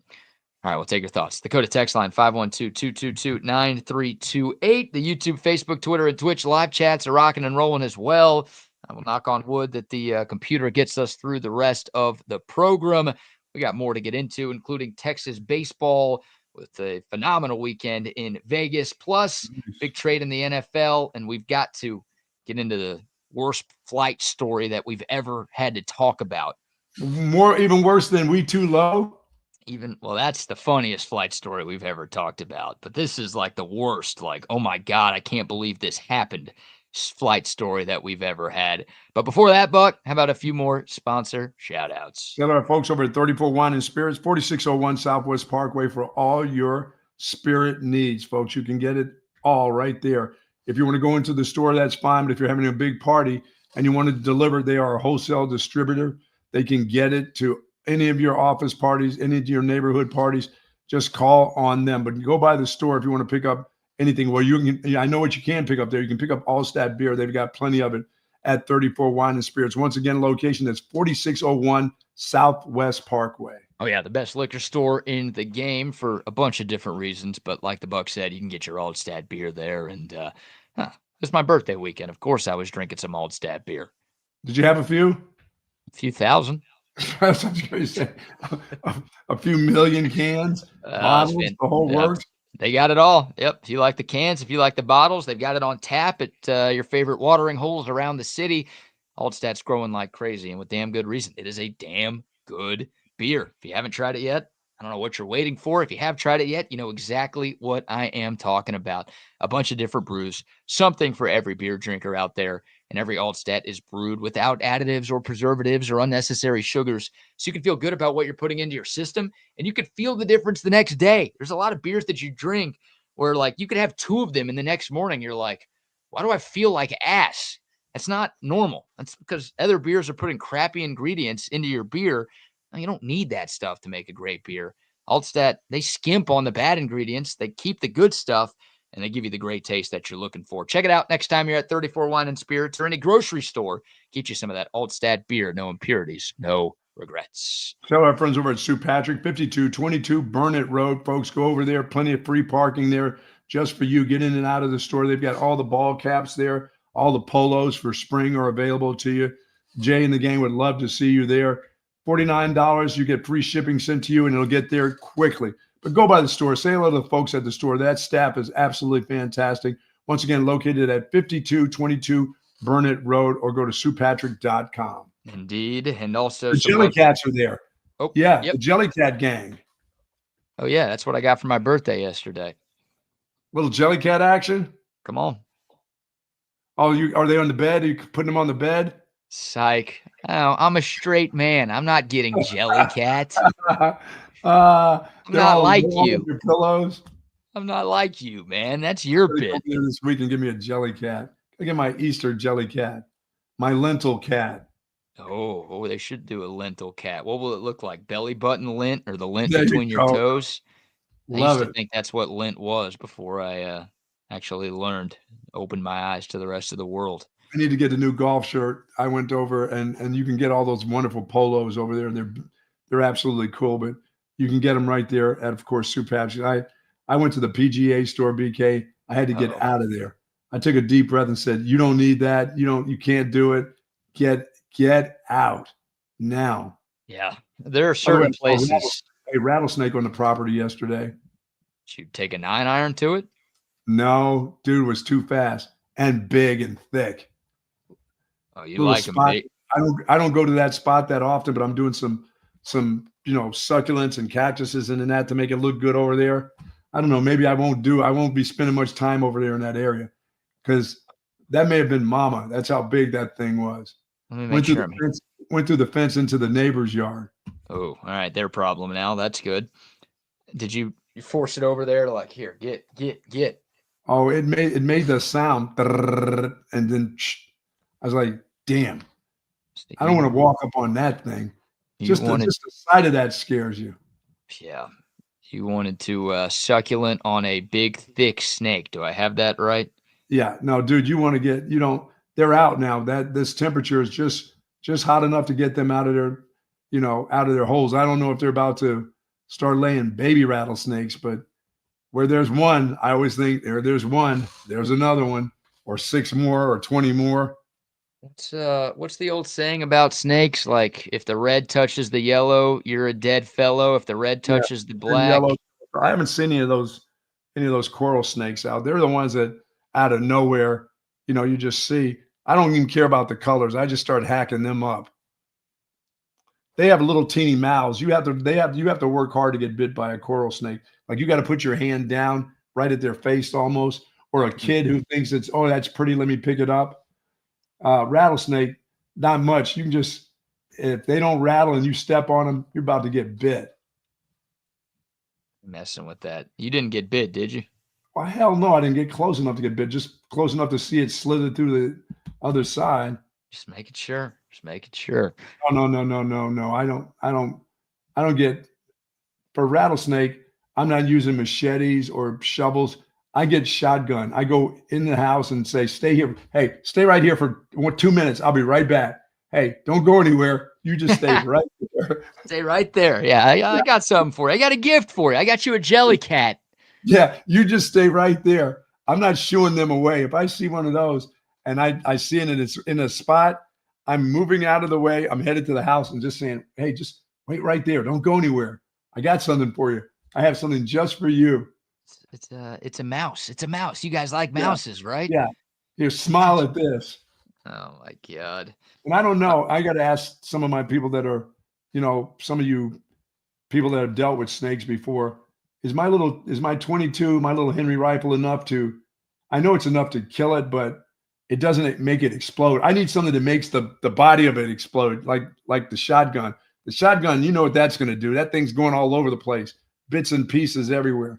But the little 22, the bullet will go, I guess it'll go through it and probably kill it eventually. But I think it still probably slithers away if I shoot it with a little 22. Am I correct there for the rest of you farmers out there? 22 going to do anything to it? Not really. Are you a good enough shot to kill that with a 22? Yeah, it's a little Henry rifle. I'm pretty good with that Henry. I got to get kind of close to it, though. I was going to say, I don't know I've never seen you shoot, so I don't know, but that's got to be a pretty precise shot, I would think. Let me just say this. I'm probably better with the 22 aiming wise than I am with the shotgun. I know you don't have to really aim much with the shotgun because you can get anything inside of a room. You know what I mean? Just shoot and you probably, can take care of anything inside of a normal bedroom or whatever. But I think I'm better with the Henry because I feel comfortable being back away from that thing, About Jason's comment, you need a grenade. Yeah, okay. Ye of little faith, Jason. Piece of some dynamite or something.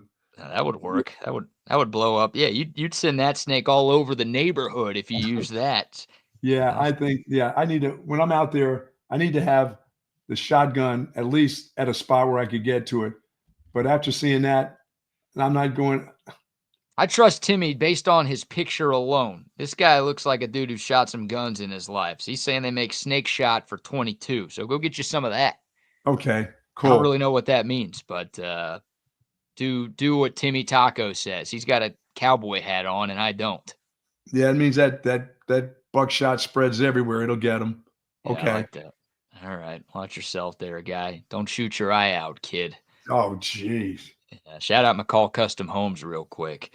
Perfect timing because you see the logo on one of the screens behind me. If you want to upgrade your home, maybe you want to add some new life to your outdoor space, you could do that with McCall Custom Homes. Also a kitchen remodel, a bathroom remodel, maybe both. If you just totally want to renovate your home in 2025, McCall Custom Homes will take care of you because they've been taking care of Central Texans for 40 years. It's a father-son company. They started in Austin. They've stayed in Austin, so they know what it takes to make your Austin area home something truly, truly special. Don't just take my word for it. Check out their social media accounts. Just search McCall Custom Homes, or you can go to their website, McCallCustomHomesATX.com. Look at the gallery of projects they've done over the last 4 decades, and then reach out to them there, McCallCustomHomesATX.com. They've got you covered. Our buddy Mike and his team, they will make sure your home is turned into something really, really great. McCall Custom Homes. Steven is talking about, you saw a rattlesnake at the ranch by a cactus. And that's what I'm doing, BK. I'm putting this big stone in this area. I had this extra stone, this brown kind of flagstone almost, but they're big. And I'm putting cactuses around there, making this a cool looking, kind of area. Am I just asking the snakes to come on in here? Probably. Shit. Yeah, they love hanging out under stones, don't they? Stones and cactuses and things like that. Yeah, I think so.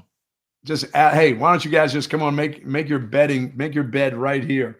And it's a pretty area, but I better not walk in it. Well, there's your opportunity, right? You just almost invite them over with that setup, and then one day when you're bored, just start blowing them away. Yeah, grab your gun and move a flower pot or just move a stone out of the way and just be ready to go. Boom. Yeah, have my own rattlesnake hunt. Your own little hunt back there in your own yard. That'd be great. Don't miss. I want to do the ones where they go and stick that little rattlesnake getter underneath the stones and bring them out and stick them in a burlap sack. That's what I want. That's real hunting. Let's see. Here we go. We got some help on the Coda text line, by the way. Another texter says, go to Academy, get 22 rat shot. It's what I carry when hunting. Kill them all the time. Nice. Okay, 22 rat shot. Thank you. Rat shot or snake shot. Those are the two. And here's the saying that I butchered. I think I said red and yellow, you're dead fellow. Red and black, you need to do some crack. The actual red saying and yellow, is, kill a fellow. Yeah, red and yellow, kill a fellow. Red and black, friend of Jack. Well, my name's not Jack, so I feel like I'm effed either way. It doesn't matter. You're killing that snake. It's a little old skinny thing. You kill those. You don't even try to deal with the colors. Yeah, I don't see color.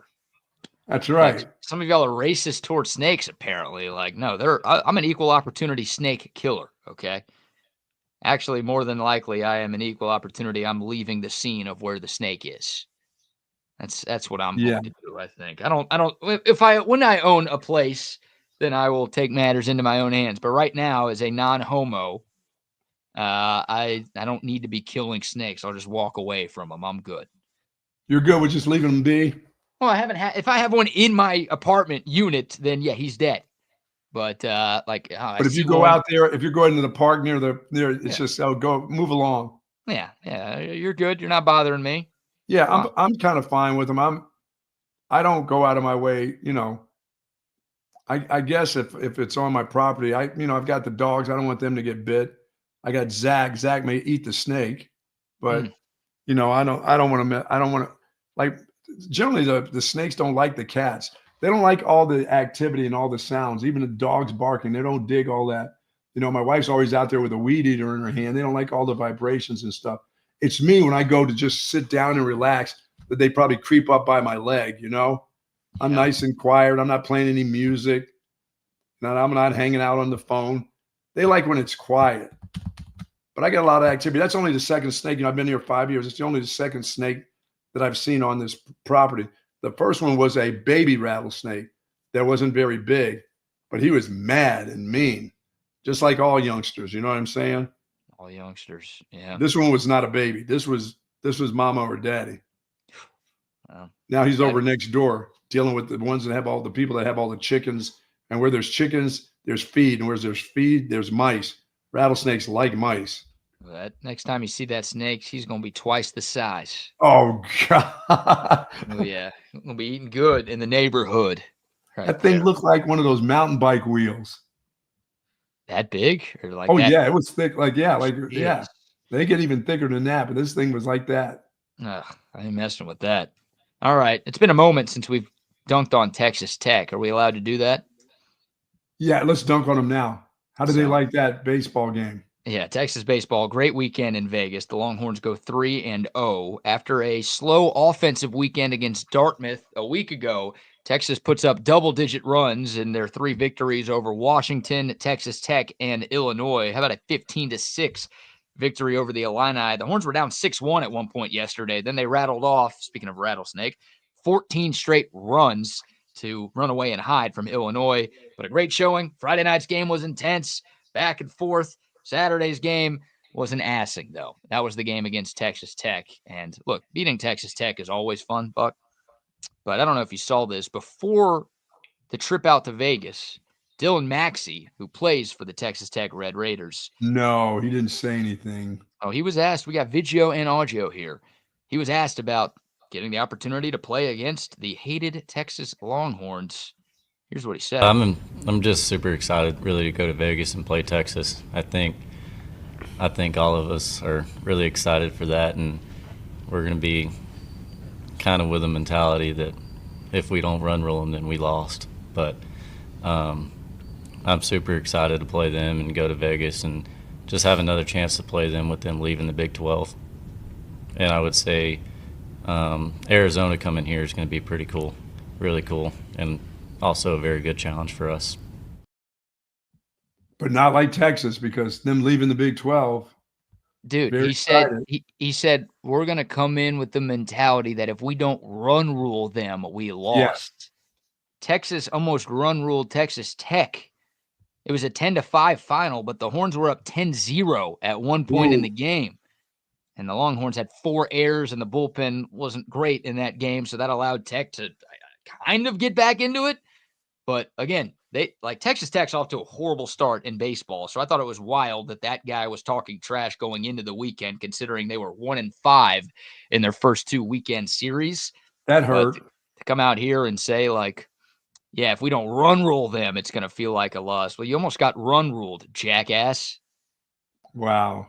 Yeah. So he's very excited about Texas, playing Texas and Arizona.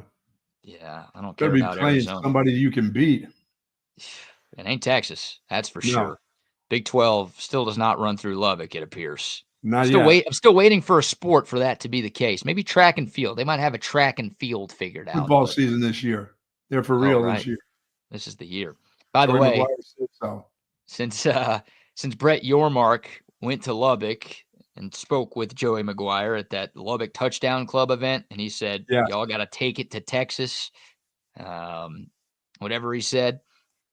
Texas Tech is 4-15 against Texas across all sports. Wow. So good job there, Yormark. Good job there, Texas Tech. And continue to just be tiny brother. Man, oh man, oh man. So what a weekend for Texas baseball. Great offensive performances. Max Ballou continues to be red hot. He's hitting .477 on the young season. Ethan Mendoza, the transfer from Arizona State, hitting .424.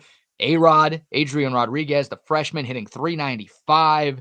And you score, 10, 10, and 15 runs in 3 games. Now they're scoring some runs. Now they're getting back into that offensive part. And how was the pitching? The starting pitching was pretty good. It was really good on Friday and Saturday. The bullpen on Friday coughed up a huge lead. Walking guys, hitting guys, gave up a grand slam. Bullpen had a rough one, and the defense had a rough weekend. So not the best. But you go 3-0. Texas has won 9 in a row. Like we're grasping at straws to complain about stuff right now. They're playing some damn good ball. Yeah, once again, it's early in the season. Yes. Yeah, well, I'll take 9-1. They're back home tomorrow against A&M Corpus, and then Santa Clara this weekend. The last non-conference series. Like next weekend, it's Mississippi State. Oh, yeah. You're already in the SEC, so only a few more non-conference games left to get some stuff figured out before you walk into the Lions' Den. That is conference ball in the SEC. Awesome. A good showing for the Horns. All right, we've got a couple minutes left. We got to get into the story, and there's more details that will come out on this, I assume, and I hope. I want all the details, no matter how long it takes. If it's the ultimate playing story, because there are a lot of them. Well, this is maybe the grossest, weirdest, saddest. I'll be the judge of how sad it is and gross. Okay. All right. Well, during a flight from Melbourne to Doha on Qatar Airways. I don't know what that is. Do you know what Doha is? DOHA? No. Okay. Well, on a flight from Melbourne to Doha on a Qatar Airways plane, a passenger died in the middle of the flight. A woman collapsed and she died. Pronounced dead on the plane? Yes. Just say yes. Yeah. Okay. That's fine. There's no reason to stop. I don't know okay. Well, let me ask you this. Due to her size, big lady, the crew was unable to move her to another section.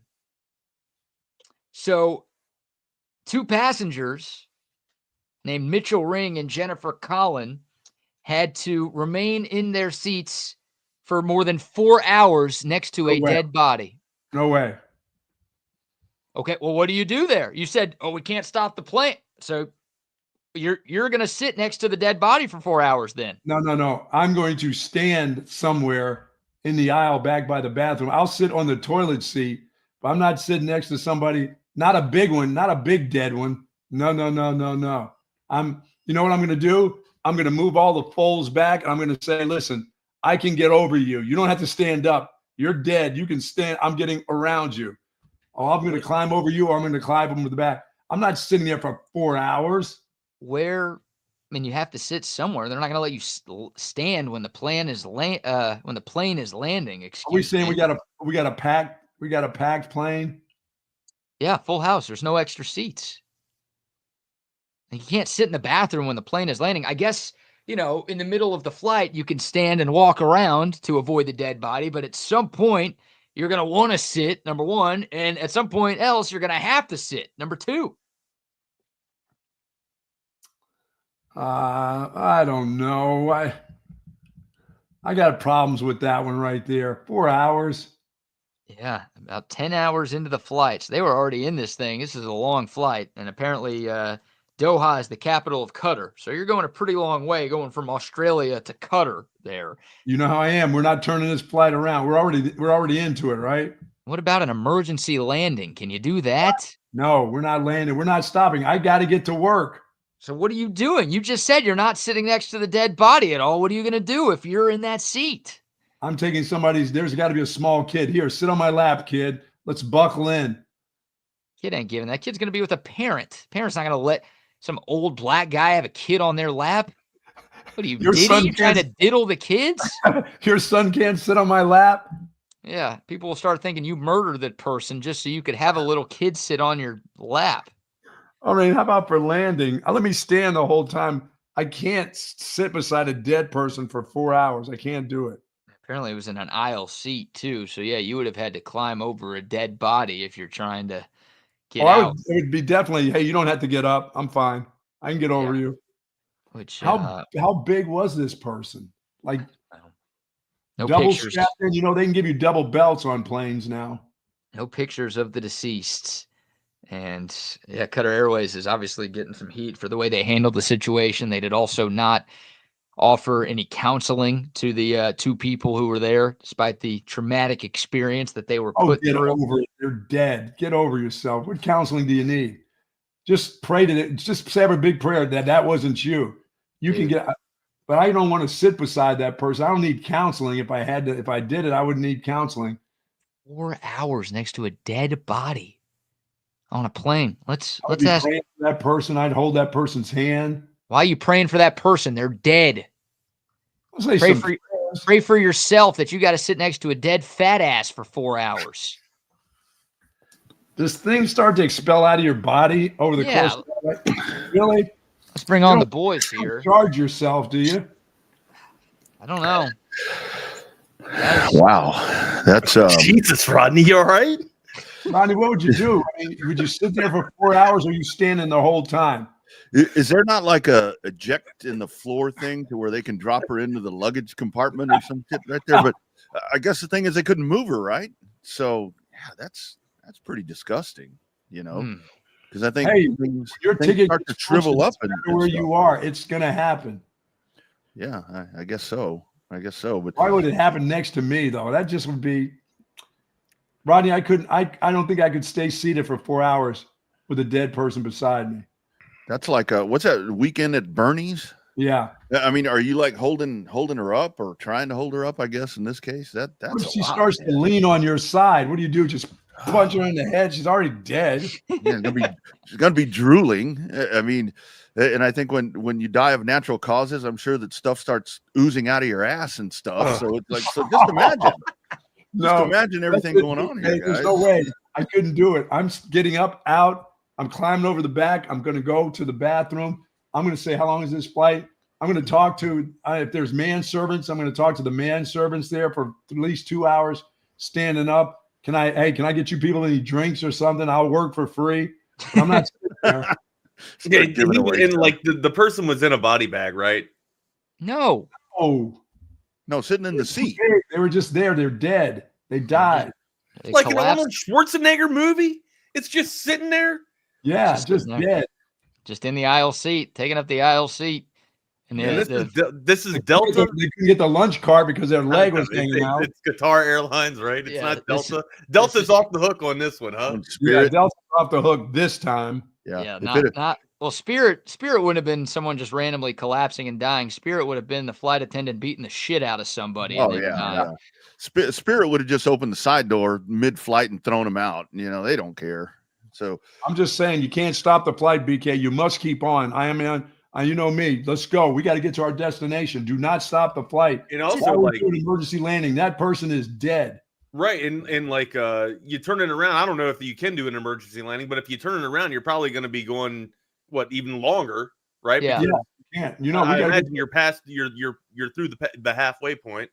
Tell my guys at the golf course. Listen, if I die on this golf course, just put me back there with the bags. Don't ruin a whole good day. If I'm dead, I'm dead. Do not cancel your golf saying, hey, we got to take him back. Or just drop me off with the cart girl. Put me on ice somewhere. But don't stop you around because I'm not stopping mine for you. And once you're pronounced dead, you're dead. I'll find a doctor on the golf course and I'll just strap you back there with the bags and we just move along. Yeah.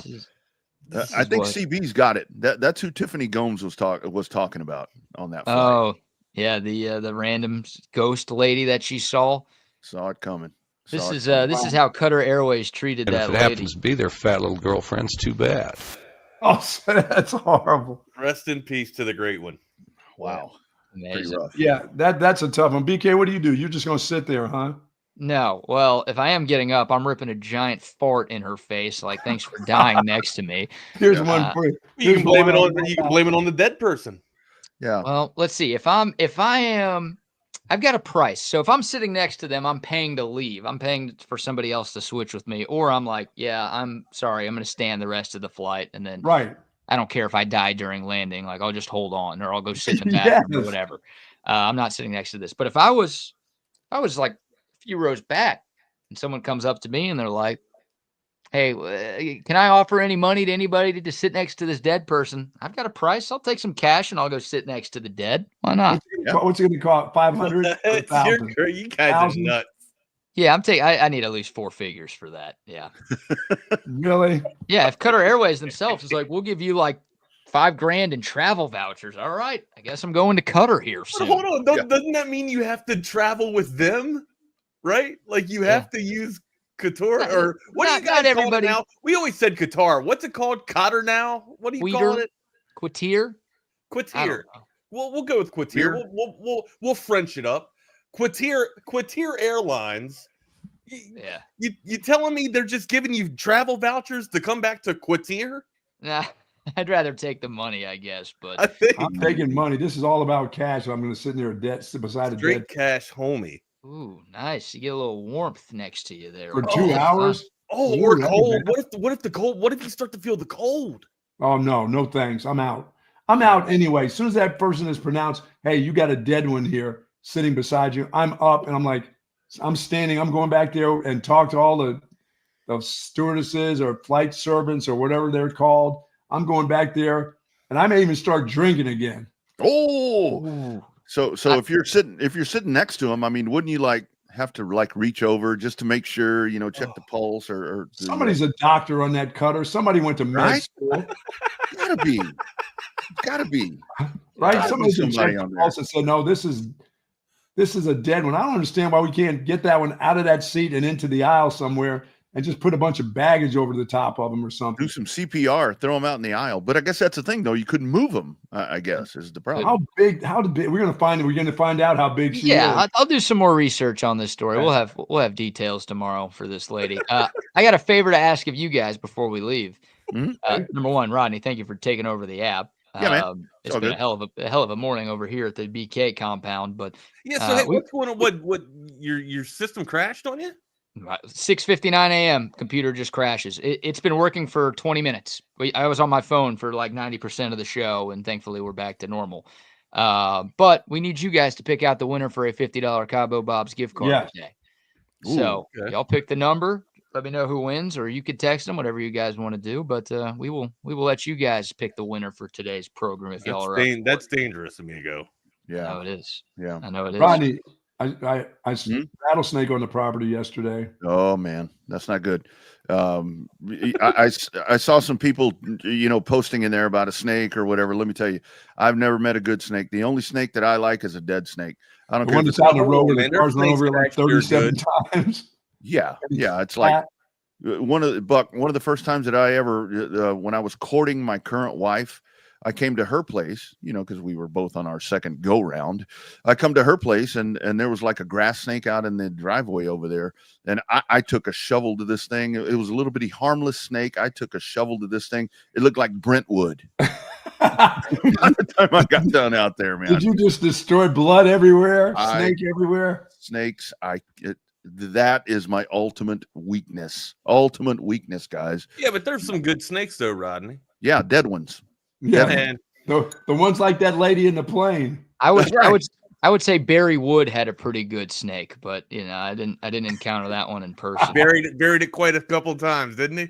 Tell you what. All right, boyos, I gotta get going this morning. See you, boys.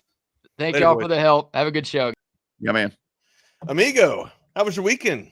Man, it was good. A lot of time at Coda, out doing some work stuff. And thank you, Austin, for showing up. That place was jammed. We'll definitely get into that, man. I spent my 44th birthday in bed. Hey, my man. Actually started getting able to walk around a little bit better today and yesterday a little bit. I was on muscle relaxers pretty much all weekend.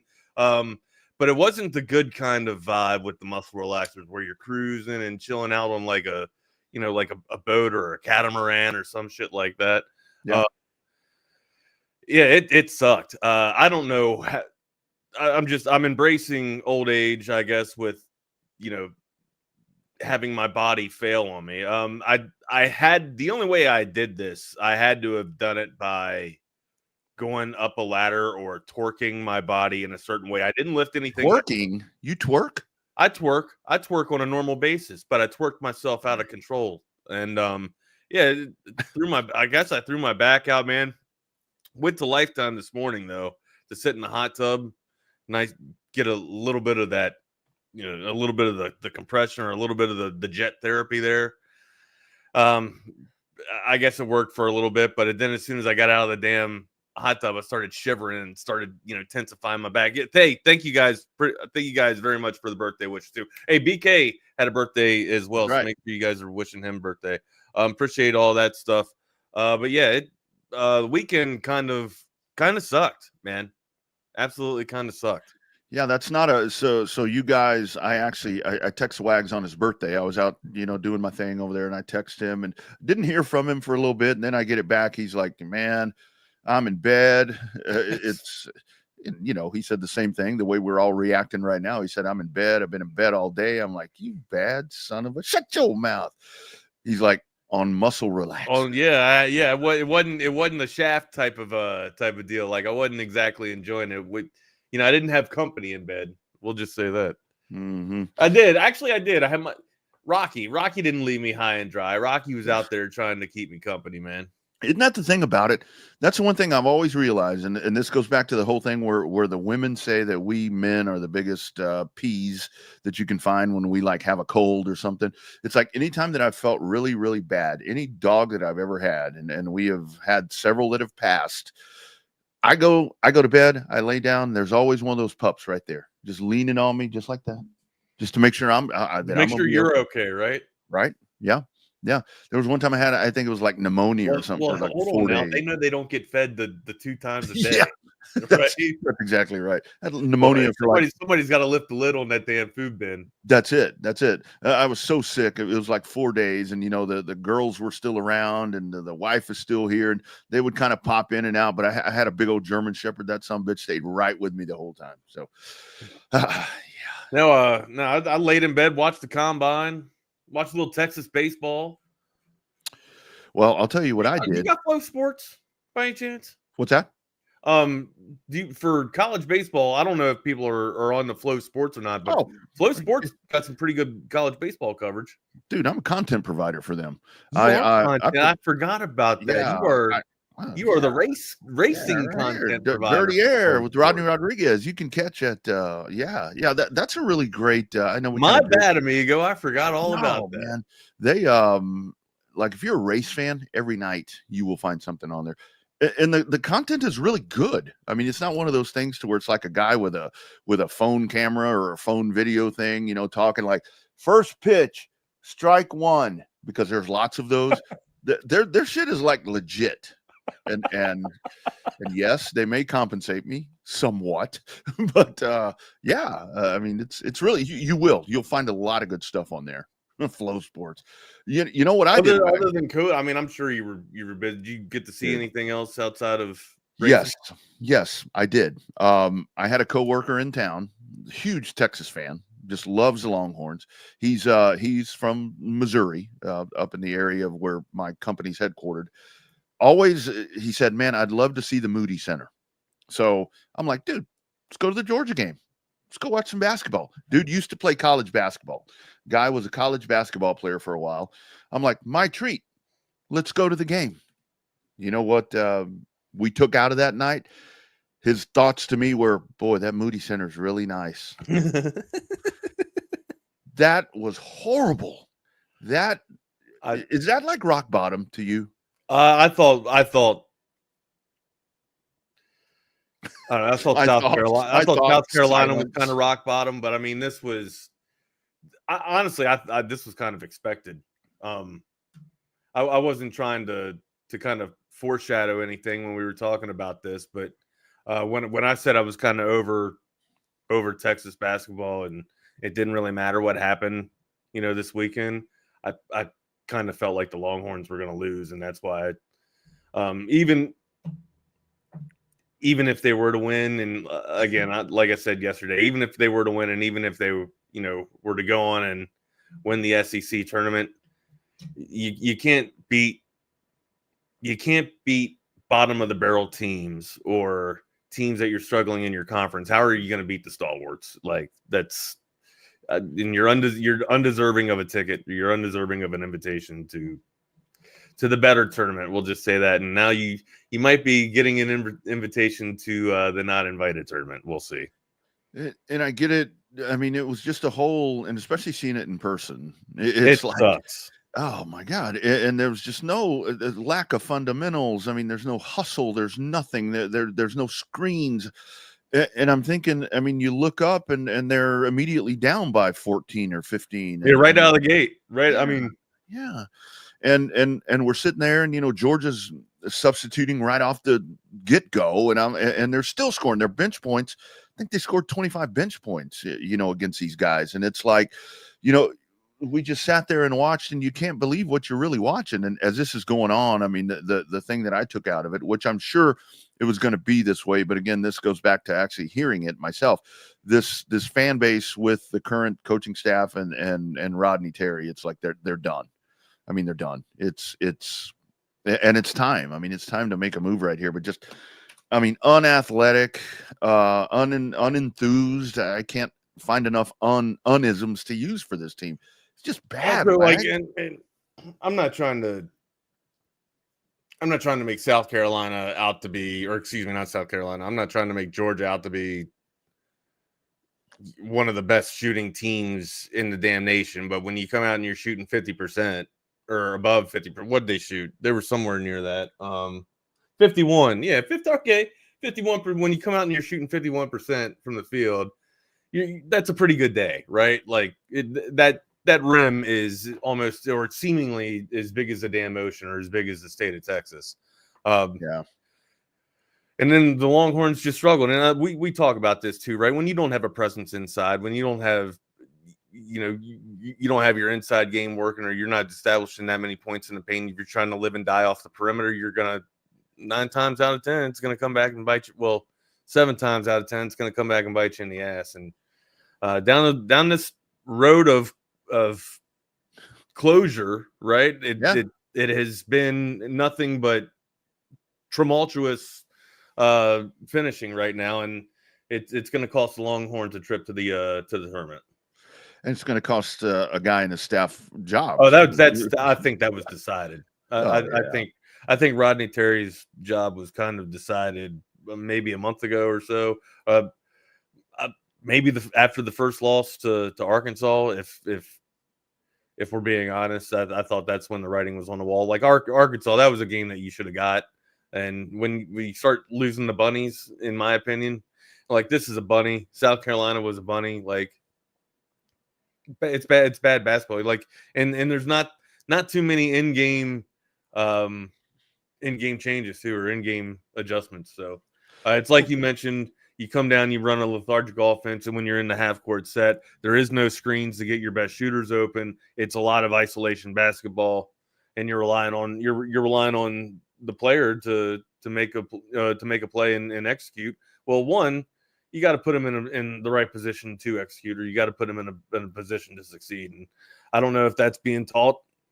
I'm not at practice, so I don't get to see the practices, but it doesn't look like it's translating onto the floor during the game. That's for sure. Yeah, when you look up in the fourth and that dude has 11 points, it's like, okay, even if you don't look at the score, you look up and see Trey Johnson has 11 points. I guess he ended up with 12 with a couple of free throws at the end. I mean, you kind of have an idea. But and what was the thing that I really took out of it, Wags, was right at the end. I mean, because I knew that Texas was going to dig themselves, claw themselves back in, which I guess they did. When they cut it under 20, I'm like, all right, here we go. But this entire game, with everything that Georgia's doing, you see no press on the defense. You see no press. And then in the final, 2.5 minutes or so, there's this massive press defense from Texas. I'm like, well, what are you trying to stop now? The clock? I mean, what are you doing? And this is prolong the inevitable, I guess. Yeah. I mean, it's ridiculous. Look, I know that in the tournament, you're basically going to rely on a guard, you know what I mean? Or at least, if you got a really good point guard, if you got a really good one, chances are, you can go pretty deep in the tournament. But look, I think if this year told you anything watching Longhorn basketball, if you don't have some type of imposing figure in the front court, or some type of ability to move or have life, or some type of rim protection, you're going to lose some ball games, right? You can have a generational talented scorer, and it's not going to matter if you can't defend the cup, right? Or if you can't get stops. And I'm not trying to pick on Shedrick, right? But it's bad. Yeah, it's bad. Almost everybody, every team that he goes up against, he makes somebody look like they're all conference or all American. Yeah. So, and he gets beat night in and night out. So, I'm not going to say that that's the weakest link, but that's when you're getting beat in the front court, man. It's hard to, and then you look at the stat line and you see what the production is there. It's kind of tough, man. And also, he's getting danced around. He's on skates half the time, so. Liability, in my opinion. Just slow. I mean, very slow. Very slow. They don't get back on defense, and the offense getting back. Which got him into foul trouble last night. I know. Not last night, but on Saturday. So yeah, and it's really sad to watch. I mean, the guy I was with, like I said, he played college hoops and so forth. He's like, look, man, my daughter is like in 7th grade playing club basketball. He's like, I'm no college coach, but I could go out there and teach them some fundamentals or reinforce some fundamentals that they are not using. And I mean, I think that's what it all comes down to. So, let's get this over with. And, I keep hearing, I keep hearing, tournament watch and, last 4 in, last 4 out. Do you even want this team to go to the tournament? No, I mean, why? Why? I mean, it's great. I mean, I know that's. I mean, I'd love to see him play postseason basketball, absolutely. But I would too. But it's kind of at the same thing. I mean, do you want to get in there? You're going to be a lower seed. I mean, maybe you sneak in and upset somebody. That'll make your season. But like you said, NIT looks to me. Yeah, I mean, when you lose to South Carolina, I kind of expected to lose to Georgia Bulldog. I mean, that's just. I thought the writing was on the wall. I thought it's been there since the first Arkansas game. That's when I was starting to get a little, and then they beat Kentucky. So it's like, what the hell? And then you're just like, maybe there's a chance. Maybe there. And then after South Carolina, I was just like, I'm done. I'm done with my emotions on this team. And then come to find out what I felt was going to happen with Georgia came to fruition. So. Again, here we go. Let's move. We had a great 3 wins in Vegas, baby. 3 wins in Vegas for the baseball team. Hey, and the women. And let's talk about the girls too. What about the girls? Let's talk about the women. I mean, I guess I'm not exactly sure how that. I know that share the SEC title, but I think they lost a coin flip, so they're going to be the number 2 seed. But I mean, that's where you hang your hopes. Say that 10 times. I mean, follow this women's team. I mean, let this men's dumpster fire play itself out and then go from there. But the ladies, once again, and it was really cool. I heard yesterday, I think it was Shea Holly that was at the presser where she was talking about just the impact of, and this is to the whole thing that we're talking about with Rodney Terry, where has the team quit on him? I don't know. But you go and you look at what Sark has done, with the football team and the program right there, that culture thing that we always talk about. Shea Holly was talking about, you come in as an 18-year-old kid, and our parents are trusting that staff, him as our leader, to essentially be our parents, and to see how we've all matured and grown, and oh, by the way, our game's gotten better too. That's what you need on the men's side. And Vic, can Vic go coach the men, for crying out loud? Move him over there. He's got enthusiasm. This men's team doesn't. Well, I mean, I wouldn't say that RT doesn't have enthusiasm. Well, he does in the press conference. I mean, he's always fired up in the press conference, talking. They're still going to fight. You hear him the other night. We're still going to fight for what? Not for much. The NIT. Yeah, no, I was going to say not much. Yeah, Texas basketball soured. Just absolutely soured and stoned over the weekend on March 1st here, losing to Georgia. Basically, if the season wasn't over last weekend, I think the writing's on the wall. Yeah. After this past weekend, it's you know, Wags, in this era. I don't think you can come back from this. You can't atone from 2 weekends like this in a row. It's all. I think it's one of those things to where we can go back and chronicle. You know, with Charlie Strong with that loss at Kansas, it's like, okay, he gone. You know, with David Pierce, you know, Rio Grande, RGV, whatever that's called down there. You know, there's that, and I think with here with Rodney, it's going to be I guess South Carolina, because in the manner that you lost that one, I think. And then you get blown out of the damn gym. Yeah, your own gym. Run out of your Georgia. Own place. Yeah. So let's talk. You want to talk baseball real quick? Let's talk some baseball, brother. You want to talk some baseball? I'm tired of feeling like a loser. No, man, that's felt like a loser all weekend, laid up in bed. Hey, speaking of the weekend, Wags, I do want to mention, and I text you this. Are you a fan of the weekend? The singer? Yeah, you said speaking of the weekend. I gotta tell you, man, even though I'm not the hippest, coolest dude around, I do kind of like the weekend. I enjoy the weekend. I like the weekend. The dude does not produce nothing but hits. I know. That's one of those things where you get some of these singers and content creators that push stuff out, and I'm like, why do people like that? Of course, the weekend is reproducing number one hits, right? He's taking. I'm pretty sure he's taken like most of Michael Jackson's catalog and put it all into his, because he's got a good vibe, man. He's got a good beat. He's worked with Daft Punk too. You guys know that I'm a pretty big fan of Daft Punk. So you know what? We should do that for a top 5 one time, where it can be the top 5 most ripped off artists that are getting their stuff ripped off. Whose TV show is pretty stupid?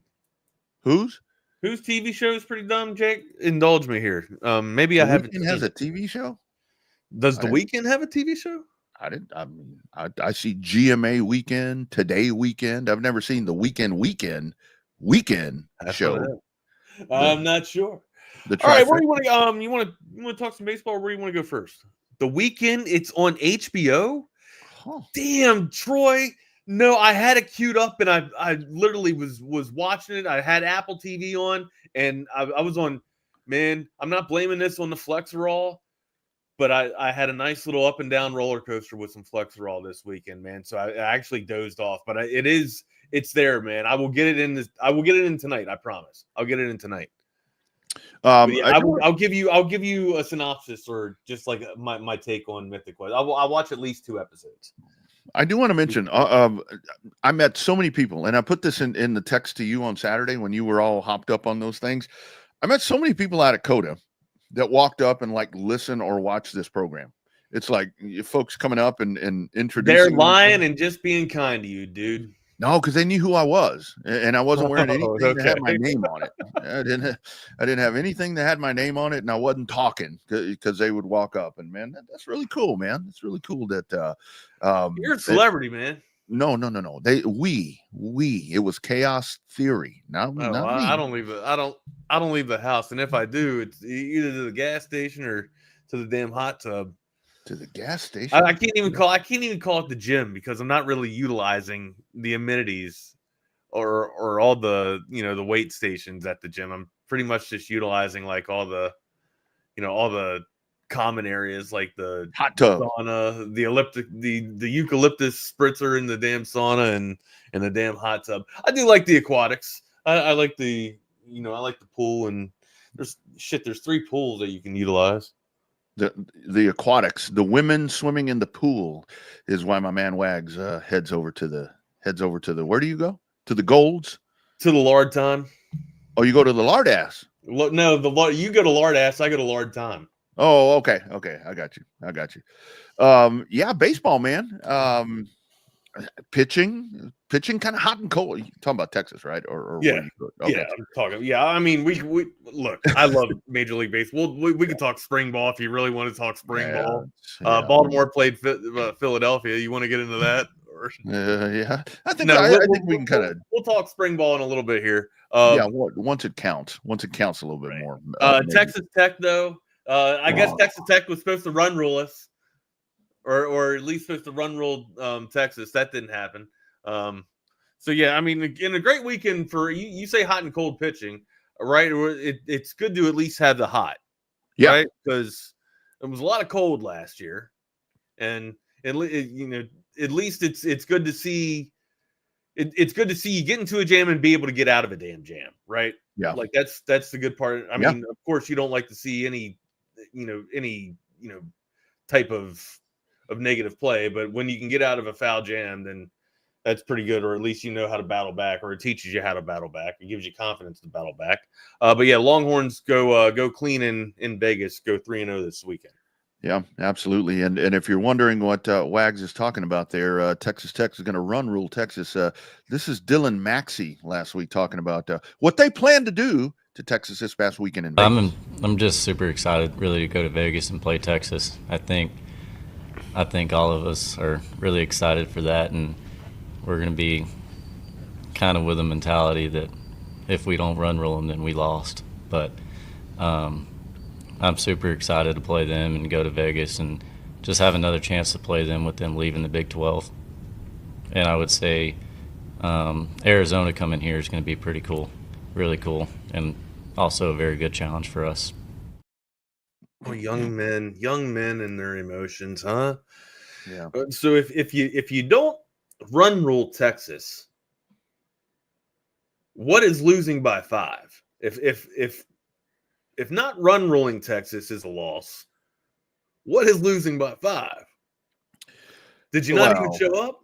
That's I think you let, and of course you're supposed to have emotions in sports, right? That's what fuels most of us, But I mean, damn, dude, like, let it go. Like you're never gonna don the burnt orange here, and it's okay that you're not into the club, right? It's not a big deal. You ain't gotta hate to be cool. You ain't gotta hate to kick it. But I appreciate the rivalry. But I mean, come on, like, are you really gonna go out and be that braggadocious and that much of an arrogant SOB? Or I shouldn't say that. I don't know your mom, but you're going to be that much of an idiot and sit and say if you don't or if you don't run rule one of the best damn teams in the nation, it's a loss. I love confidence. You know that, Rodney. I love confidence more than anybody, but you're speaking out your ass. Well, they no good. I mean, they've started out. They haven't exactly been. Maybe he's trying to galvanize and light fire under his team. Like I can get that. I can get behind that, but.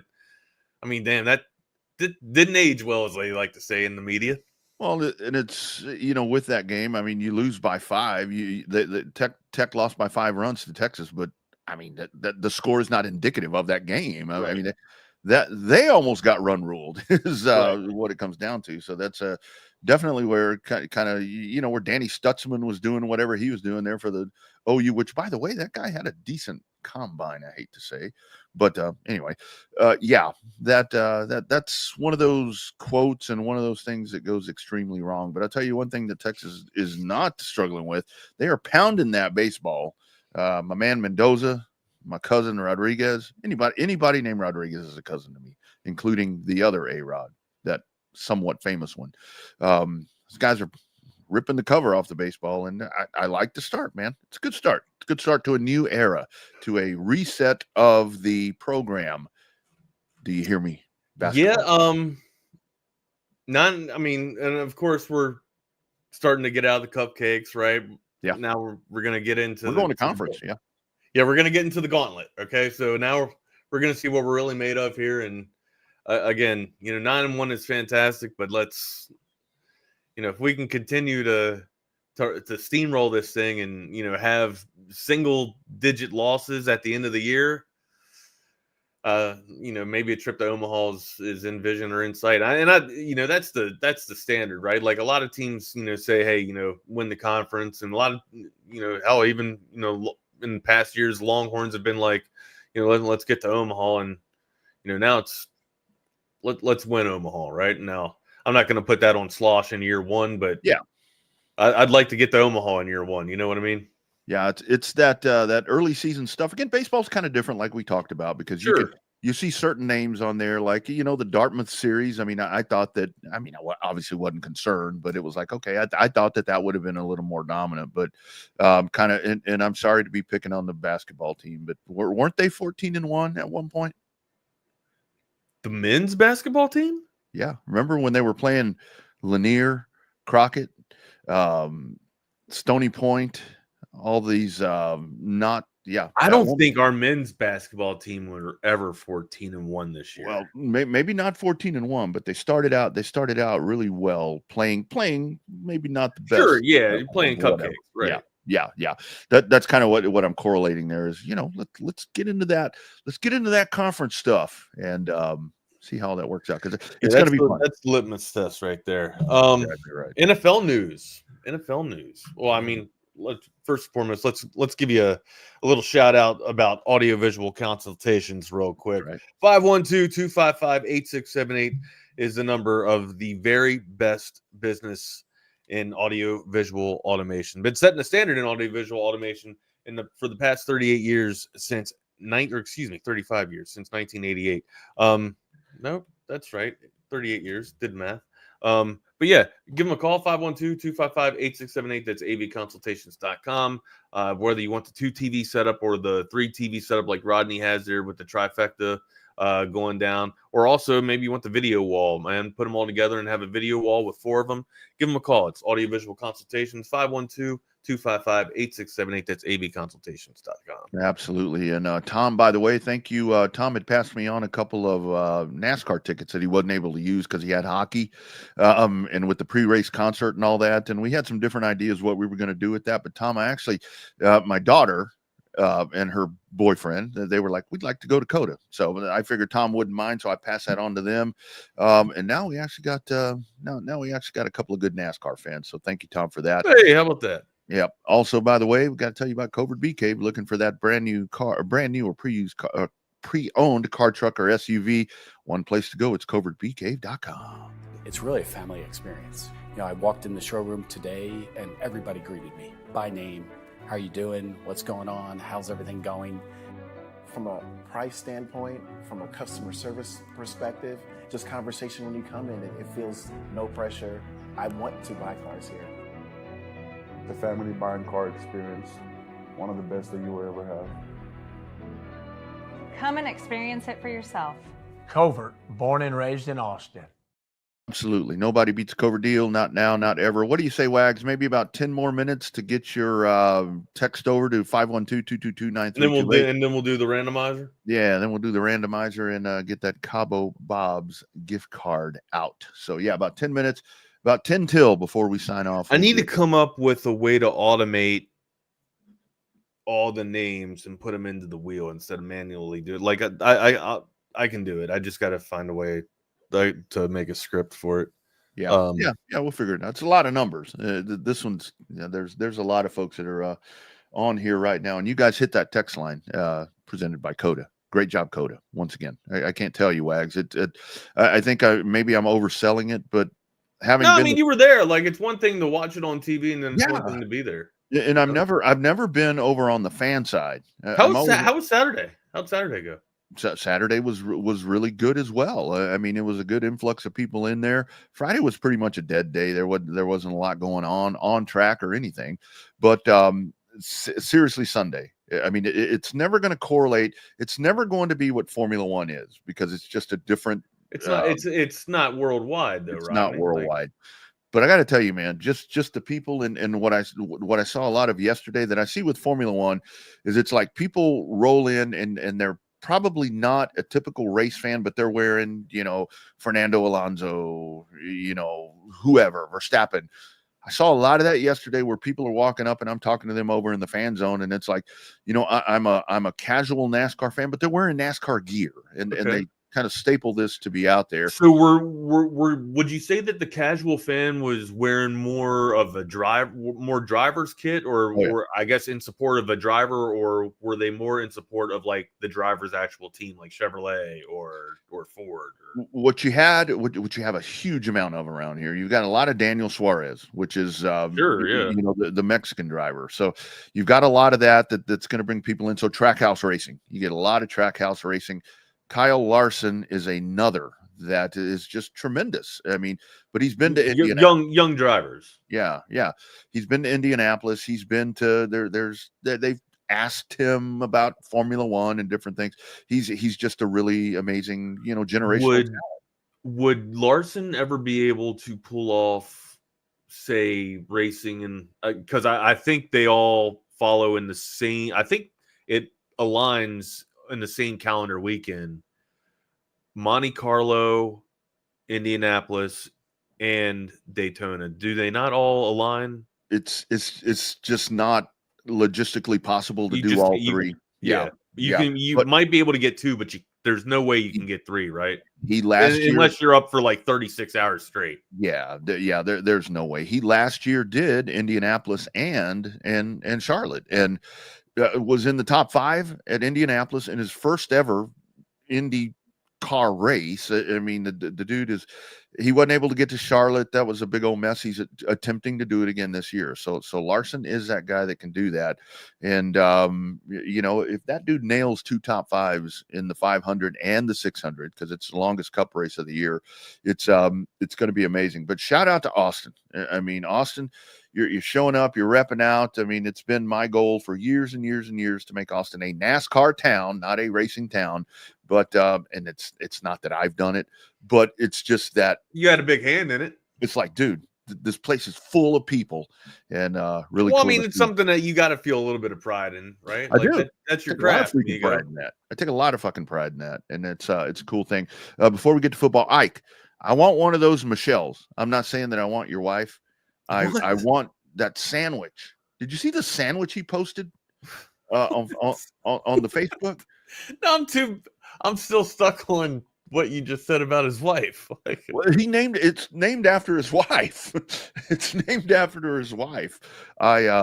Dude, that's a good looking sandwich. A very good looking sandwich. Help brother. All right, out. my dude. Is this a euphemism now or what? Like, what the hell are we talking about? That's seriously what it's called, man. Right. So anyway, on to football. Sorry, man. It's not. Never mind. Nope. What type of sandwich is it? I'm curious. He's gonna. There it is. Thanks. He just says thanks. I'm like, uh-oh. Rodney, what type of sandwich is it? What's the meat that's used? What was that in there, Ike? I think that was. I just saw it. I just saw it. I don't exactly know what. It better not be RB. Ryan Blaney? Oh, roast beef. Exactly. Double D. It better not be RB. It better not be RB. Okay, so here it is. So it is a toasted baguette with mustard, mayo, pickle, and romaine, lightly fried Cajun turkey and ham with Munster. There we go. Onion. Double D, you and me, baby. You and me, double D. Onion and maybe not quite too much on the cilantro. Kind of gives me a little bit of the chorro sometimes, but yeah, I'll take that. I will take that. It's a beautiful sandwich. All right, NFL. Let's do Cabo Bobs. Let's do Cabo Bobs real quick. Oh yeah, then we'll get into the NFL. Let's shake it up. Give him 4 minutes because I said that. 4 more minutes. 4 more minutes. Get your stay tuned. Stay tuned. Stay on the line. Stay tuned. Stay tuned. Yeah, stay tuned to us. Stay engaged. Stay hanging. Yeah, stay hanging. All right, let's get into some NFL, man. Then we'll get back into some NBA. But yeah, over the weekend we had the combine go down. Anybody that kind of wowed you? There should be at least one dude. Let me tell you, I'm sorry to be a homer. I'm sorry to be. Quinn Ewers looked really good to me. Sorry, the ball does have a magical way of leaving the dude's arm, right? Did you hear what he said to Mike Tomlin? No. He quoted Cardell Jones, right? And saying, hey, in turn when Tomlin asked him about his academics, he's like, hey, we didn't come to Texas to do school, right? Or we didn't come to Texas to play school. Got a point, but I mean, bro, like, have a better answer than that, man. You're supposed to. I don't know. I didn't like it for Jones, and I don't like it for Ewers. Come up with a better answer, but still, you're looking on to be a professional football player. I guess you're not trying to be a nuclear rocket scientist, even though it's nice to have that degree in education there, amigo. But yeah, one of the if I'm trying to be a homer, or if I'm going to be a homer, the dude that wowed me was Matthew Golden. I mean, if this guy was not a top 15 pick before this weekend, or a top 20 pick this weekend, I think he solidified that. After the 40 that he put up there. Look, fastest wide receiver in the combine, man. And when a lot of people thought that, that Bond was going to be able to do it and break after he was, proclaiming he was going to be able to beat Xavier Worthy's record, it ended up, he ended up not even being the fastest wide receiver from Texas. The fastest wide receiver from the entire combine was from Texas, but it wasn't Bond. It was Matthew Golden, the dude that made himself a name just with his hands, right? And the strength of his hands, now showing off his speed at the combine. Big day for Longhorns wide receiver room. And I think the thing about that is to where, I mean, the other two dudes were talking about breaking records and stuff. And this, I mean, this guy just went out and ran the 4.29, Blue and Bond made it very clear that they had planned to break that record, and Golden just goes out and was golden. And I think I've seen some draft projections, Wags, where I think that this could even get him into the first round. Oh, he did. Rodney, I thought that's what I'm saying. Like, I thought he was already in the first round. Yeah. I think now he's solidified top 15, right? Or what's your all's thoughts? Put it in the chat here. I'd love to hear what you guys think, where Matthew Golden's ceiling is now after his great weekend that he had at the combine. Yeah. Kind of back to Quinn right quick. I think one of the things that I thought what he did say well during the week leading up to this was, and I kind of like that he said it, but at the same time, I'm like, okay, I didn't want you to say that. I'm glad you said it. And dude, you hit a home run on that as well, was where he talked about where what he was leaning on is the mental toughness. Everything that he's been through. He said, everything that I've been through. And what that goes down to, that can be the injury, that can be with having Arch in the shadows and so forth. So I think he nailed that part. But I mean, he looked Jackson Dart. That's another guy. When you talk about a dart, dude throws a dart, and he looked really good. He looked really good. But again, all these guys look talented. Banks. I mean, in underwear, right? Like they all look good. Out of pads, throwing the ball. So yeah. Kelvin Banks. I mean, if there's any question on that guy, which there shouldn't be, I mean, I saw some other projections where the kid from LSU was ahead of him. Will Campbell is an absolute stud. Will Campbell is great, and that's where you look at those two guys, and it's like, man, you've got two amazing prospects right there. I'm still going to Banks. Take out the homerism out of it. Well, I know, but it's what you know. It's not the homer, right? It's what you know. You're leaning on what you know. It's like football. It's what you've been able to see 13 weeks in a row, right?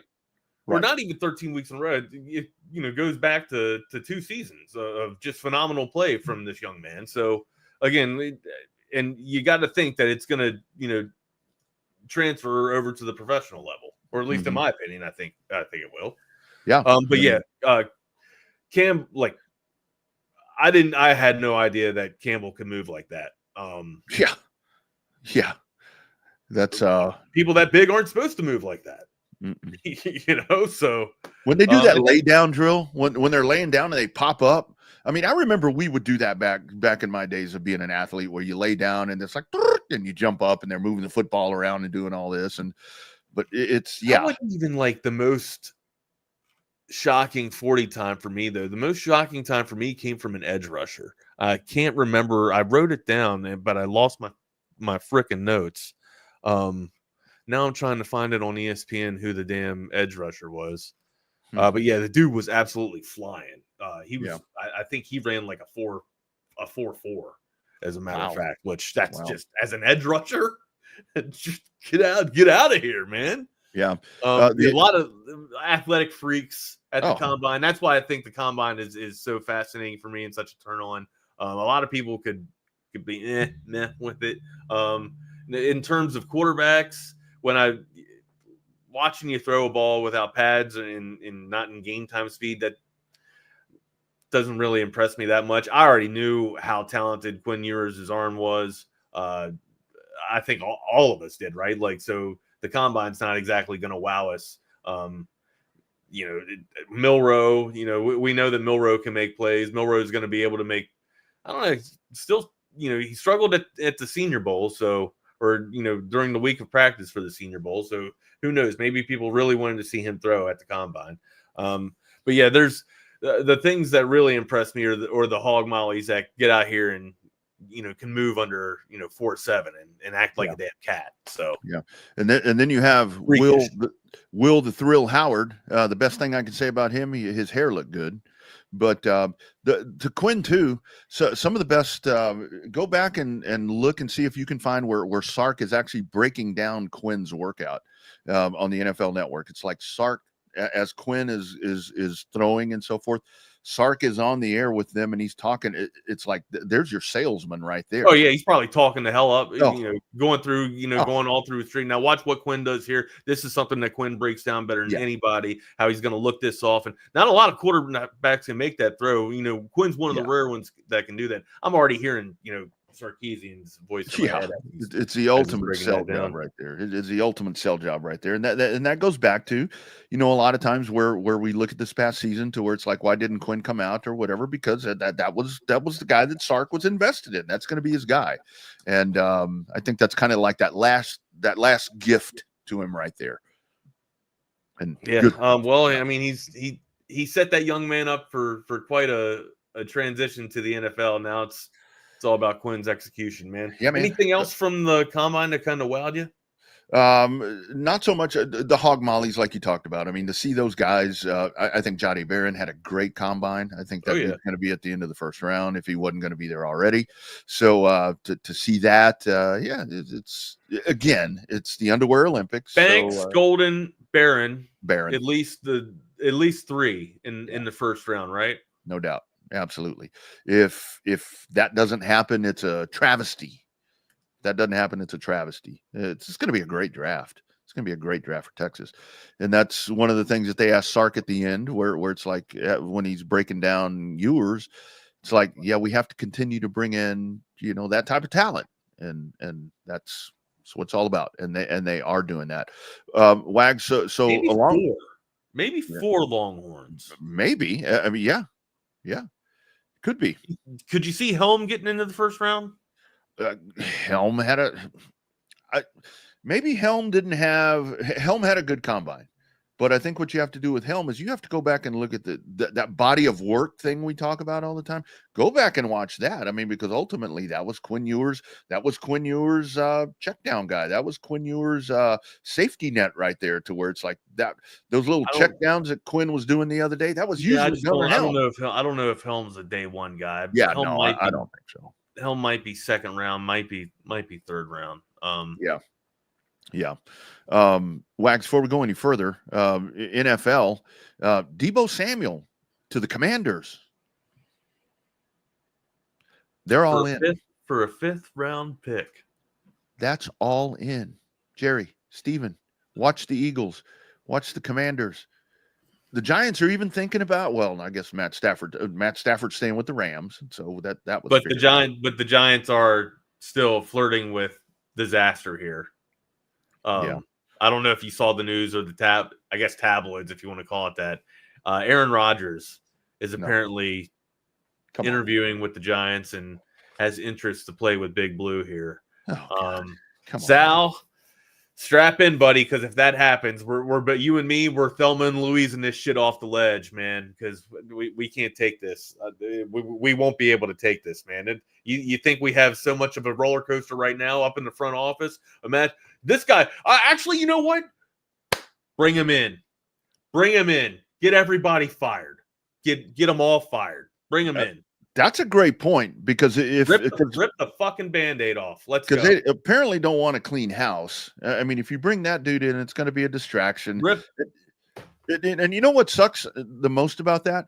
That the person that's going to probably suffer the most from that is going to be Neighbors, because you're going to bring that dude in and his productivity is going to not be where it should be, because this dude's going to be such a distraction. Oh, well, I'm not doing good because I don't have Devontae Adams, man. Yeah, he's going on Devontae Adams and what's his name that are still over there, with the Jets. There's your storyline right there. You've got all of his butt buddies over there across town. We got to get them over to Big Blue. We got to get them over from the Jets. I think the Giants are absolutely stupid if they do bring him in, but it's like at this point I didn't think that they would retain Schoen. They still did. So I don't know. I would love to confidently sit here and tell you that the Giants would pass on Aaron Rodgers. Do I think Aaron Rodgers will want to play in the Giants? Aaron Rodgers will play wherever he can just to keep. Right now, he's going to play wherever. He'll, just so he can stay relevant. Aaron Rodgers will stay there. I don't know. He'll go. Yeah, he'll go. He's a selfish person. He'll do whatever he can to keep himself in the damn news and bring whatever else around him down. Well, and I'll tell you what I'm really glad about is that I saw that last week, I saw that the 49ers, that San Francisco is actually working to get a contract put together for Brock Purdy. Is Brock Purdy going to be the guy that's going to take them back to where they need to be? I don't know if it is or not. I think he can. But my ultimate, what I didn't want to happen was for Aaron Rodgers to go live out his dream and play for the 49ers and for the 49ers to get good again and be in the NFC Championship led by Aaron Rodgers, where you drop him in. That'll happen. I hope it doesn't happen. Brock Purdy's I don't a better want quarterback that for right now than Aaron Rodgers is. Don't you agree? What's that? Brock Purdy right now is a better quarterback than Aaron Rodgers is. 100 all the way. But I don't want good things for Aaron Rodgers. And it's just because he just seems like not a good person. If Aaron Rodgers gets success, that's fine. That's all fine and dandy. But I mean, the one thing that I don't want Aaron Rodgers to do is I say this, but I am kind of on the fence with it. If I really want a fresh start with the New York Giants, let's bring Rodgers in. Let's have him just blow everything up, make it implode, get Schoen fired. Dable, we can spare because I think Dable can call some plays. I think Dable can coach. He tried to make David Jones Daniel Jones the Josh Allen beta. It didn't work out as well as he wanted it to. So I want Aaron Rodgers to go to Cleveland. I want him to go to Cleveland. I see what Jake just wrote up there. Be on that list. It does have Las Vegas written all over it. Well, but Rodgers now you got Vegas, and then have being like the bridge quarterback with Pete Carroll there for a season or two until if they draft Shador, maybe Shador gets his legs underneath of him for the NFL. But it does feel like a Raiders vibe. Yeah, where but hell, do they bring Devontae Adams back there to Las Vegas? I honestly think that for the Raiders, I think with Pete Carroll, I'm kind of feeling more of the Russell Wilson thing. Let's get the band back together. Give me my dude back. Kind of thinking maybe that's what's going to happen right there. So I don't know. Tom Brady's there now. Is Russell Wilson a better quarterback right now than Aaron Rodgers? I mean, I totally think he is. I think he is. I think you have that mobility option more than you have with. He's not going to wreck your locker room. No, I don't think so either. I mean, because I think Russell Wilson's been humbled a little bit, and we don't see quite the distraction that he had become right there towards the end of the Seattle run. So I definitely go with Russell. And look, if Aaron Rodgers was still doing these MVP type things that he was doing just a few years back, I would be like, okay, he's not my favorite, but that's okay. But like right now, he's just a headline grabber, dude. That is all, and a distraction. Distraction is he is a distraction. Cabo Bob's. How are we going to do that? Shake it up. All right, here we go. Get over here. Shake it like a salt shaker. I don't know. Shake it like a Polaroid picture. Oh my God, that's pretty bad. All right, randomizer comes out with a 737 number that ends in 7751. 737 area code, which is a new area code around here. 7751 is what we're looking for. And it just says Cabo Bob's. That's all it says. So we'll get you a message over right there and see if that's going to be our winner. Randomizer, Cabo Bob's. Say the number one more time, please. 737 area code, and the final four digits are 7751. 7751. 7751 with a 737 area code. So we'll get word over here. Just reply to the text. It's about to come to you from the Coda text line. And we'll go from 7751 was the last 4. I put it in the chat there, so when they get here and it's not still not chaos theory, they get here for Lone Star. What is it? Lone Star Playbook, right? That's coming up. That is coming I up. always want to say the Lone Star Lowdown. The Lone Star Lowdown. I don't know. I just make magic happen, but I don't know. That's all right. That's all right. That's what we do around here. That is what we do around here. Wags, did you see John Cena is a bad guy? I did. What happened? How about I did. that? For the first time in his career, ever, John Cena is no longer a face. He is a heel.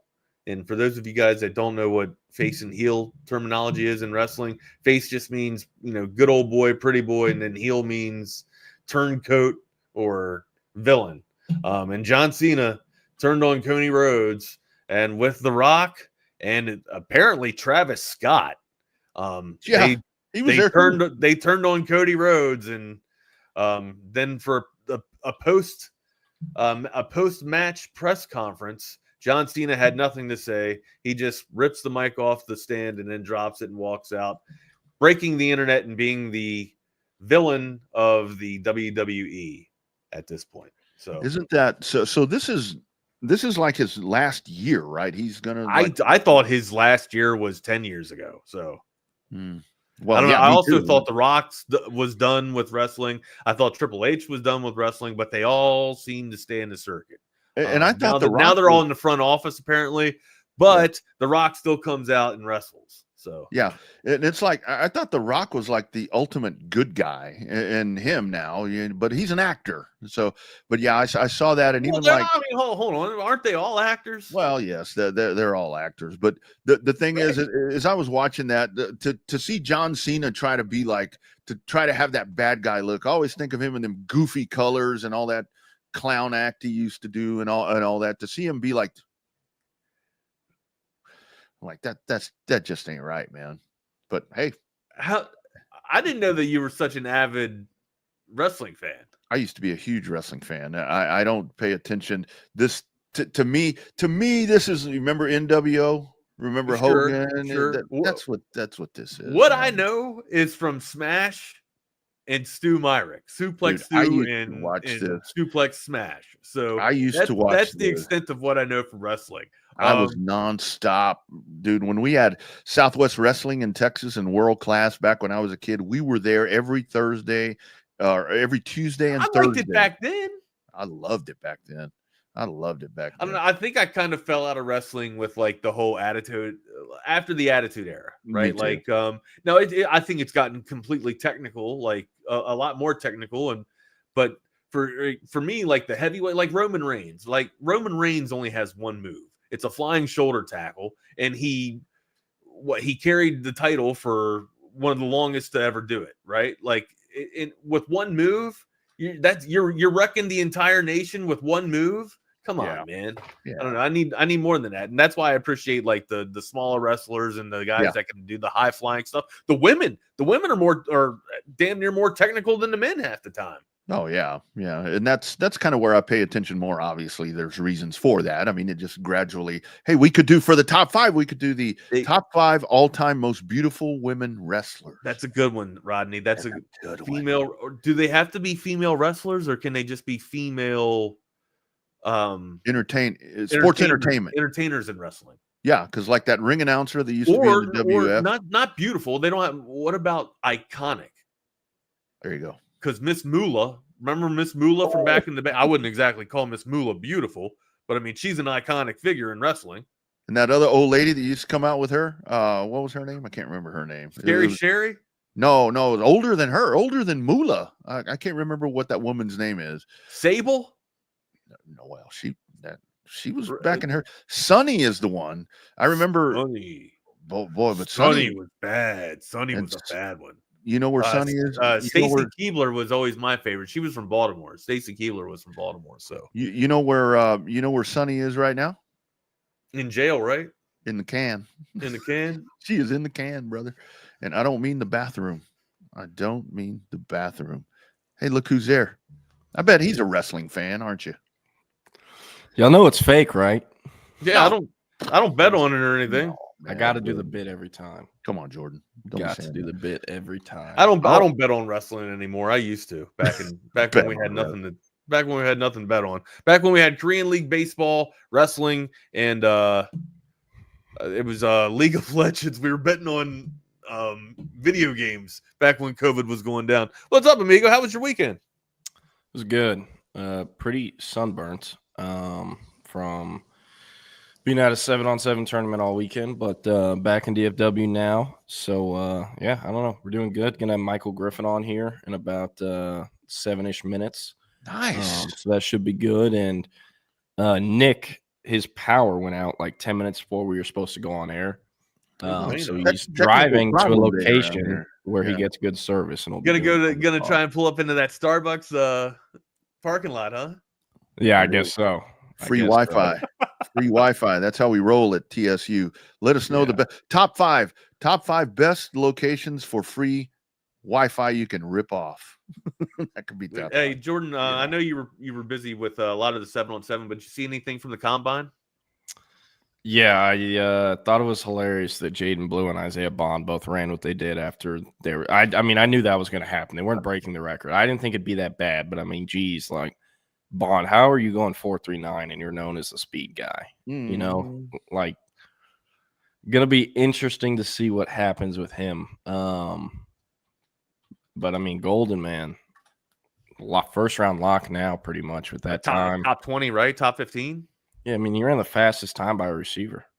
So I assume top 20. I don't know. We'll be asking Nick about that here shortly once he joins. I was already going in thinking he had probably one of the best hands as the wide receiver. And I didn't think that he would be the fastest wide receiver out of the combine or out of this weekend. For me, guys, I think he's close to maybe a top 10 pick, at least top 15 pick for me. Yeah, it depends. I mean, I don't know if he'll go that high. It's an interesting class of wide receivers this year. Obviously, Travis Hunter, most people view him as a DB first, but you can throw him in as your top wide receiver. He'll be the first guy who plays wide receiver to get drafted.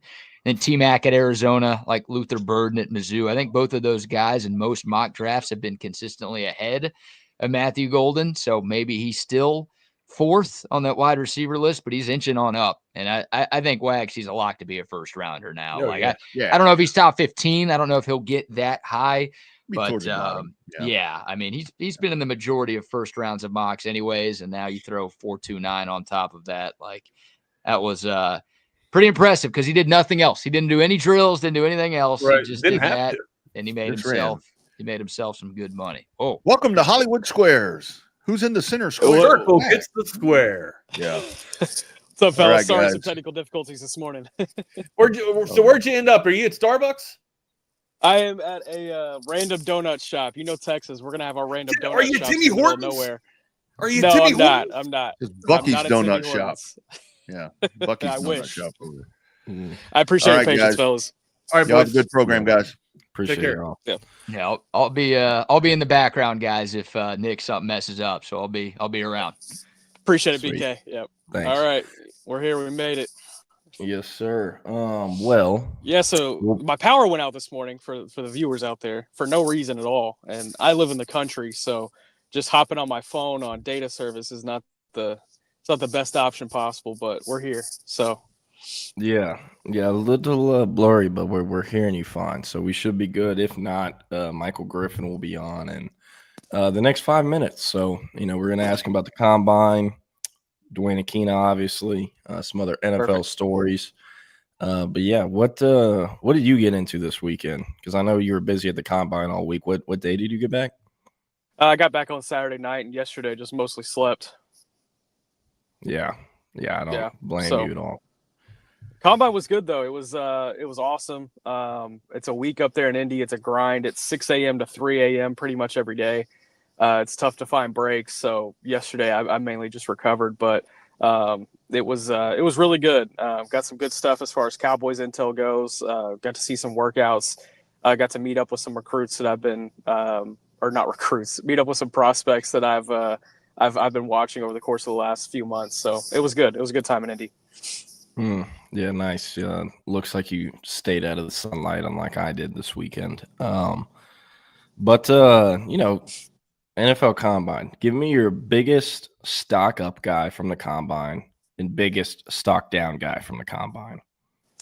Biggest stock up, I would go probably Maxwell Hairston, the corner out of Kentucky. It was not only the fastest 40 of anybody that ran this past weekend at 4.28, but his agility testing, the drills, he looked fantastic. I mean, that's a first-round corner, but it's a guy that will probably slip to the second, honestly. But it's a really talented guy. He's one of our guy, Ja'Cory Nichols guys too. So it was cool to see Ja'Cory up there and see one of his guys perform well. Biggest stock down, probably Tez Johnson, the receiver out of Oregon. Not only weighing it on 154 pounds, but running a 4.57. I mean, it's not a good case for him, and it's tough because I think going into Senior Bowl week, we were talking about this guy being like a fringe first, second round type guy. Like maybe he goes early on day 2, but now he's comfortably day 3, and it's a situation of like, do you spend a draft pick on him? Now, granted, you see the film, you cut on the film. He can create separation. He has play strength, but at the NFL, it's a different task at 154 pounds. No doubt. Very interesting combine numbers for him. I mean, the 40 time, but didn't he hit like the fastest miles per hour in the gauntlet or something like that? It's something like it's strange because you see the play speed and the play strength, and it's a lot different than what that testing shows. So like, I think he'll still get picked. I think he still goes early day 3, but the fact that he's day 3 now really sucks for him. Yeah. Anything to make of the guys that did not compete, even running the 40, like obviously Travis Hunter and Abdul Carter were guys that everyone was talking about, but I mean, Ted McMillan, that's kind of interesting. Yeah, and Ted McMillan's probably the case that I'll probably give here is the fact that, like, hey, man, you saw Matthew Golden run a 4.28 or 4.29, whatever it was, and then you watch some of these other receivers start to kind of pass you up a little bit, and you don't go out there and do the agility testing. You don't go out there and run. You don't go out there and show what you got. And knowing Ted McMillan from covering him in his high school days, he's got the athleticism. He's got athleticism that can jump out of the building. So why not at least do the vert? Why not at least do the broad jump? I don't know. That kind of puzzled me. And then not doing the 40, I can kind of understand that from Ted McMillan's case, but you're going to have to run eventually, and somebody's going to have to take that testing number eventually. He got passed up this week, and it's because he didn't do anything. Yeah, no doubt. Well, I see Griffin in the waiting room. I'm going to bring him in. An Austin Bowie legend, turned into a Longhorn legend. 50 career games, 28 career starts in Austin, 8th all-time leading tackler in program history. Also, I didn't even know this till this morning. The record holder for most blocked kicks with 8, which stands second all-time in NCAA Division I history. All-American, All-Big 12. Career was highlighted by his interception versus USC in Texas' most recent Natty win. In the 19th pick in the 07 draft, played for Titans, Vikings, Panthers, All-Pro, 2-time Pro Bowler. Now residing in the Lake Travis area. Shout out the Cavs. His children will be Cavaliers, and helps the GG's Cupcakes, also partakes MotoGP, helps coach some 7-on-7 too. How are we doing this morning, Griff? Doing good. How about yourself?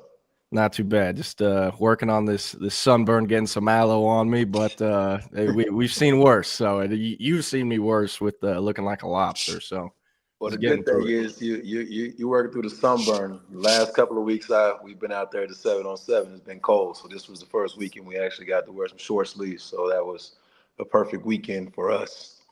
No doubt. Well, we're obviously going to talk about Dwayne Akina. I know we chopped it up about him a little bit this weekend, but first, wanted to hear a little about your combine experience. I remember you telling me you had to get over 200 pounds, right?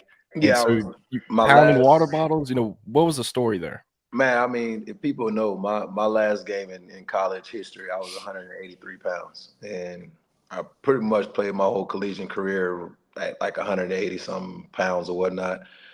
They had me listed at 205, but that was all a lie. But I just know leading up to the combine, I mean, I played in the Senior Bowl.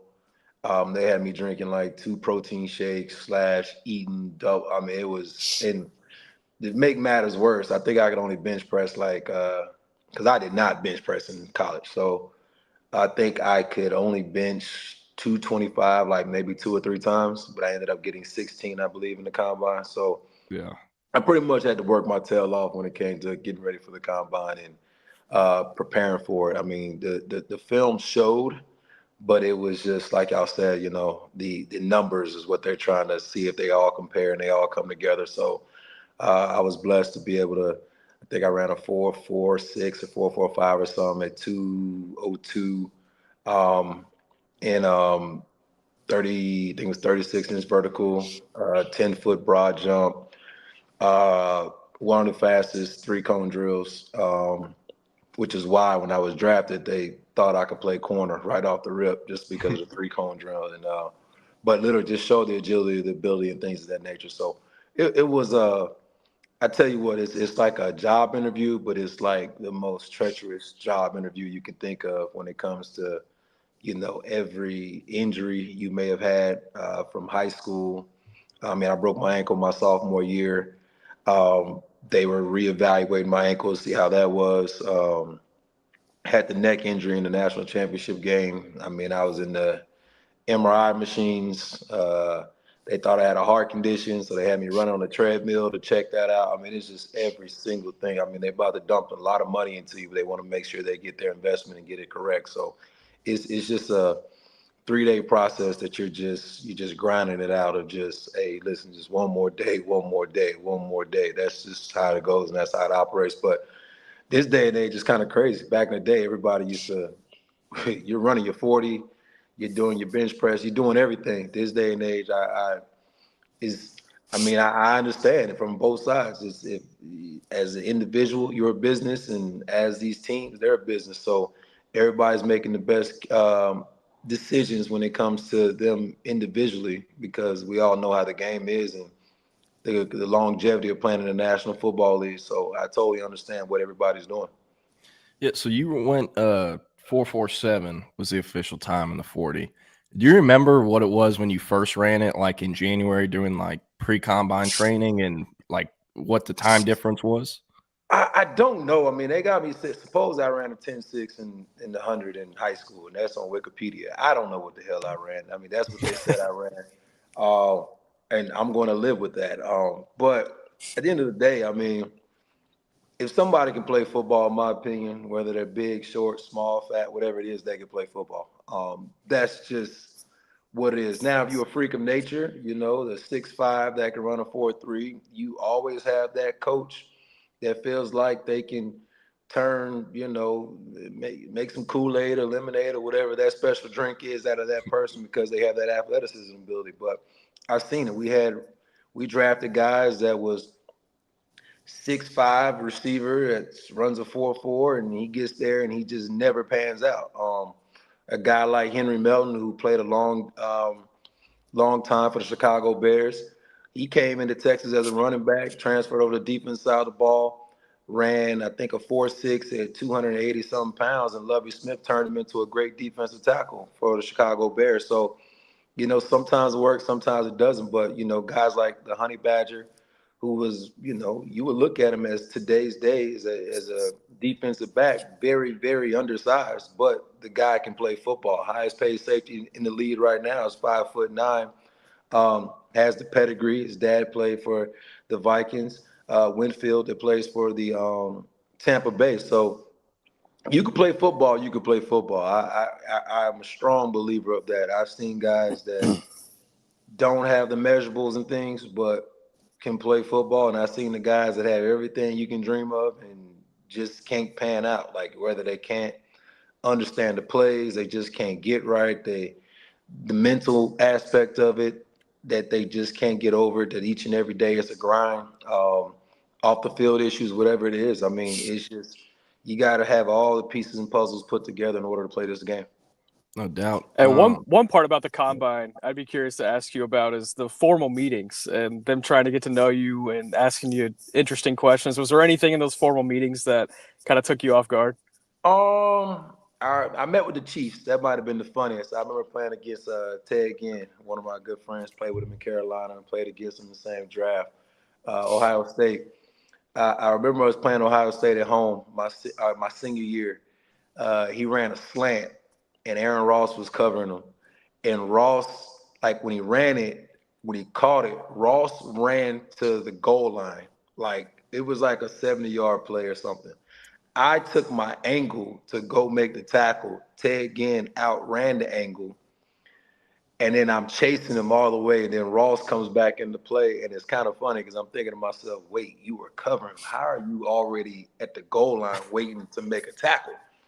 And we laughed about it, me and Ross did, but the coach asked me, Kansas City coach, what was you thinking when you, like, why did you not do what Ross did? I was like, Coach, I don't know. I just didn't realize, like, I knew he was fast, but 0 to 60 fast was just a little different. Like, that type of speed is just different. I mean, some guys just have it, like the Xavier Worthy.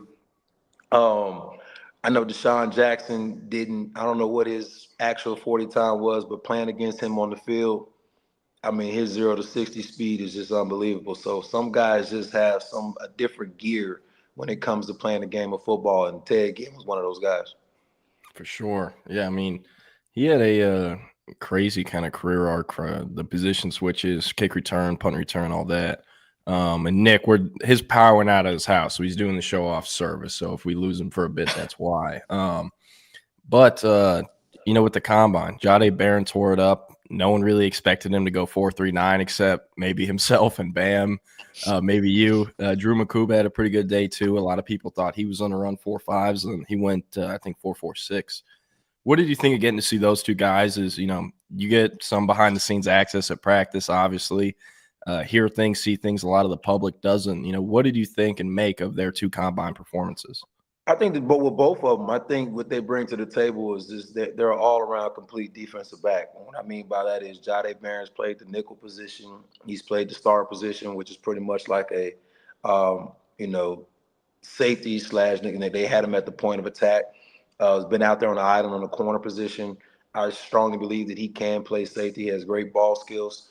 Makuba also is a guy that started out at Clemson as a corner, started as a true freshman at a big-time program, made his way back to the University of Texas, had an outstanding career his 1 year there at the University of Texas. But I think both of them has put a lot of film out there.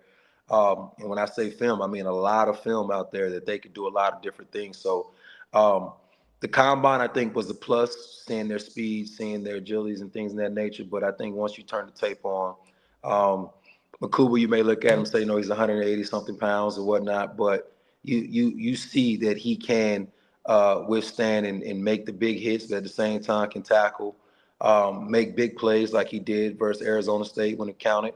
The big play versus Georgia versus the running back and against the quarterback that came in where he made a big hit, but you can see that he could do a lot of things. Jahdae Barron, he could play the nickel position. Kind of reminds me of Quandre Diggs. I know they kind of put him as what Branch does for Detroit Lions. Also, if you look at Jalen Petrie, another guy that played for Baylor, who did a phenomenal job for the Houston Texans. I see Jahdae Barron having that type of impact when it comes to whatever team he plays for, a guy that we can line him up and have him at the point of attack, whether we need to blitz him, the screen game, he needs to cover, whatever it may be. Maybe if we need him to play safety, like Quandre Diggs was able to make that transition from playing nickel, moving to the safety position and still have an outstanding career. So I see both guys with the possibility of just, if you get them on the team, I think that you can move them around in different pieces, being that if you have injuries over here, okay, we can get by with a game over here. If we need this, we could do that. So what they did and what they have done, I think the film and what they did at the combine shows. So I think they have a bright career ahead of them. No doubt. Texas obviously brought back Dwayne Aquina, the architect of DBU, obviously coached you in Austin, recruited you there and, helped you get to the NFL. What was your initial reaction to, seeing he was hired back? Did you get a heads up before it broke on Twitter, or, what was your reaction? How'd it go down? Got a heads up prior. But I mean, I speaking to people and things and hearing things, I think me and Coach Aquina spoke prior, and I think he said, the two places that he would love to either be is Arizona or, which he did last year, he stayed Arizona, or Texas. I know he's, had a place. I know his son, I didn't realize it, but his son is still coaching at one of the local high schools here in the Austin area. So, very familiar grounds with him, and we all know that when he does recruit, he likes to recruit the state of Texas. So I think it just makes him a little bit easier being here at home at Texas. So, but excited for him to be able to come back. I think it's going to be getting used to when it comes to the players. But again, if you go back the way Blake Gideon coached and his attitude and his demeanor and his excitement, I think that's where Blake kind of gets that excitement from, and I think they're going to get totally used to it. It's just going to be coming from I'm gonna call it the Godfather rather than coming from like a father figure with Blake being younger. But definitely excited for him and just to see what this program.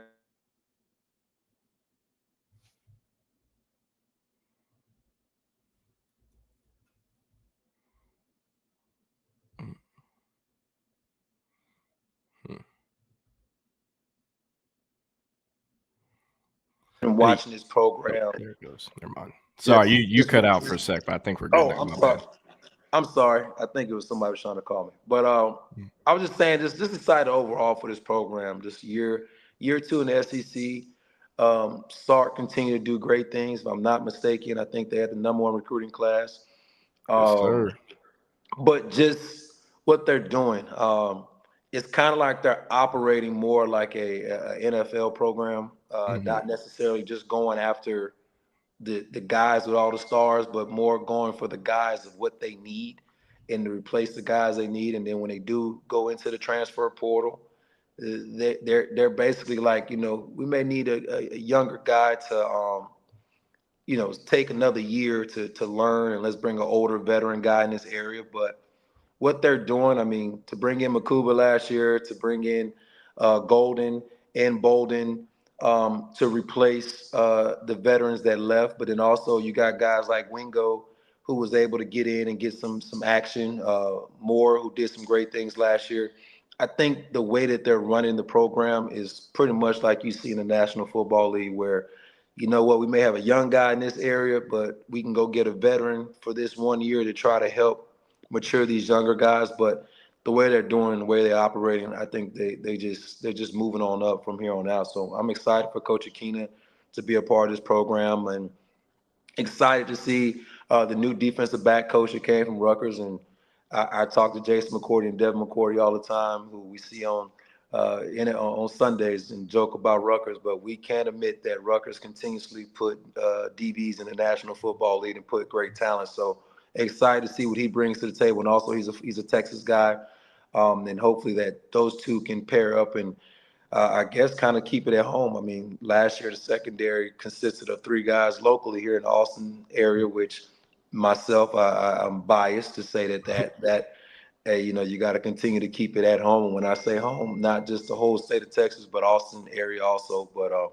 excited for these young men and excited to see what Taft does this year, have another year. So very excited.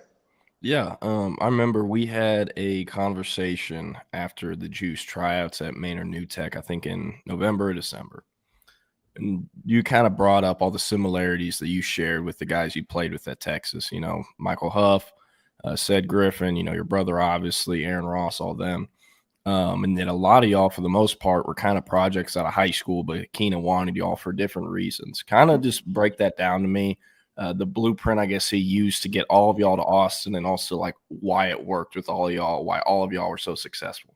Well, the crazy thing is, you look at Michael Huff, and he's my son's godfather, so he talks to my son a lot. My son talks to him. They're so similar, it's crazy. But he said, he got offered, I believe, by Texas like a week before signing day, and Huff was quiet but very smart player, very smart. I mean, we laugh and joke that he can't. If you ever notice, his interceptions is never in the middle of the field. It's always like break on a slant or something. So he just understands the game.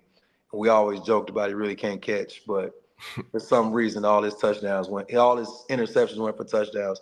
Cedric Griffin is just nasty. He was a guy that just go out there on the island, play tough, very quiet, but just nasty player that just, I mean, if you was going to have a draft, you're drafting him just for his attitude and the way he operated. Ross, very talented guy. Ross may have been I would say the best athlete that we had that was in that secondary. Just all around, some of the things he used to do, you just couldn't even I don't know how he even did it. Like you just didn't even know how he did it. I mean, you go back to the interception he had versus Iowa when he was supposed to be covering one guy and he just drops off and then he does this leaping like Superman interception, and you see why he won the Thorpe Award. And again, he was another, I would say, probably the most athletic. I would say I was the try hard guy. I was the guy that just listen. You know what? You tell me to do this, I'm just gonna go do it. Like I'm just every play, I'm giving 100% on chasing the ball. If I didn't even have to throw my body in there, I'm still throwing my body in there just to try to get a little bit of piece of whatever. And then when it comes to special teams, which why I had those block punts. It was like people don't realize I was a starting gunner. Started on kickoff, running to the ball. Wasn't the safety. I was the guy going to go get the ball. Punt return, I was blocking punts or holding up, and then kickoff return. Sometimes I was on the front line blocking. Like that was me. And then I still started on defense at the same time. So I was the guy that's just like, you know what? Every opportunity I got to get on the field, that was what I was going to do. And then Terrell Brown was a technician. You could literally just play the whole play. You could literally, as a safety, I'm worrying about the other guys covering and say I don't have to worry about Terrell because he's a technician and he can just literally take a whole side by himself and just lock it down because he's going to play the right techniques. He's going to watch film. Everything is going to be perfect. If you want to know how to play the game, just watch him and watch his technique, and you'll just be amazed on just how good he was. So that was just somehow Coach Keener just put us all together. I mean, Terrell Brown was a running back. I was a running back. I believe Cedric Griffin was a real big, really good track guy. And his son also, shout out to Swade, who won the 110 hurdles last year and is going for a repeat. Just really big in the track. You could tell that was his first love. And when we was conditioning and stuff, that was like his thing to run all day. But just brought a bunch of guys in, quarterbacks, running backs, receivers, whatever it was. It was like, hey, we're going to put these pieces together. He really wanted Jamal Charles to come over there, too. He said he had the best hips ever. And I can see why. And he said, hey, whenever y'all don't want to use Jamal, bring him to corner. We can let him play corner. But he just has a knack for putting guys, teaching us all, and then allowing us to be ourselves. And he always said, like, when you start making the mistakes and things of nature, then we're going to do it my way. But just allowed us to play football. And that's the one thing you loved about him was he was just a coach that taught us the game and allowed us to be ourselves and never micromanaged us. It was like, hey, y'all get the job done and where we got, and he go to bat for you. That's the one thing that he's going to go to war for you. And that's the one thing you loved about him and why each and every one of us loved him so much when we'll do anything for him. For sure. Do you remember kind of what his recruiting like pitch was to you? Was that what made it Texas for you, or were you pretty much like being a local guy? Once they offered, you were going there no matter if I was coaching? You know what? Crazy story, and I tell people this all the time. I was originally committed to Texas A&M. I was committed to A&M because I always wanted to be a veterinarian, and you know, I was one of those guys that, you know, I promise you, I got my first offer. I committed right away. I got offered by the time it was Southwest Texas, so you know how old I am now. You probably don't even realize when it was Southwest Texas. That's Texas State. Yeah, I know it's Texas State now, but at the time it was Southwest Texas. So I remember they offered me, and then they even told me, like, hold on, listen, we offered you because we're trying to get on you quick, but we know you're going to have so many more opportunities. Coach Patterson, when he was at TCU, he offered me and Billy Pittman and was like, you could be the next LaDainian Tomlinson. Sold me the worst dream ever. And I was like, all right, cool. This and that. Then Baylor offered. I was like, cool, I'll play in the Big 12. And at the time, Baylor didn't win no games. But I was like, I'm going. And then A&M, R.C. Slocum and Sean Slocum, his son, we became really close. And I was like, oh, you know, I liked it. People don't realize it was a movie a long time ago called Sir Parker, and which was a player that played for Texas A&M, really good, talented player. And watched the movie and just fell in love with Texas A&M. And I think it was more because of the black cleats At the time, Texas wore white cleats, and I couldn't stand white cleats, which is why another reason why I was in Tennessee, I could not stand it. We had to wear the white with the blue. I hated it. But I was up, but that didn't. As it got older, Texas started wearing black cleats with the orange uniforms and all white. Now they still just wear the white and orange. But I was committed to A&M, and they fired R.C. Slocum, and then that's when I, had a conversation with Mac Brown, and he offered me. I was already offered, but he basically told me, and he told my brother that, listen, I put you on as a preferred walk-on. We don't have enough scholarship offers for you right now, but you can come on and worked everything out where he had academic scholarships. And from there, my brother, people don't realize, he was actually, during the national championship game, he was the dime safety that came in, but he was a walk-on, kind of like the Michael Taft story, who earned a scholarship the following year. In my senior year, we both started alongside each other when it was his redshirt junior. I was his senior. But I remember initially I tried different positions. It was running back, and went in that room and saw Cedric Benson, and then didn't realize there was Selvin Young and Jamal Charles was on his way, and Eric Hardeman. I tell people all the time, Eric Hardeman, some things happened, but if he would have had the opportunity to play from Pflugerville, no doubt in my mind, and you could ask anybody, might have been one of the best running backs to ever play for the University of Texas. Freak of nature, freak. Receiver room, Billy Pittman, Gatewood, Lyman Swede. I was like, I got to the room, and Coach Aquino was like, it's about dang time you got here. And I remember he told me straight up, it was our first game. He said, there's no guarantee how much playing time you're going to get. So I was like, at the time, it wasn't the 4-game / you remove your red shirt. It was like you play one snap. It's done. And I went out there, and I remember my mom was so upset with me, like, what are you doing? Like, you're not. We had Dakari Pearson, Philip Giger, Michael Huff, Cedric Greer. Like, you're not going to play.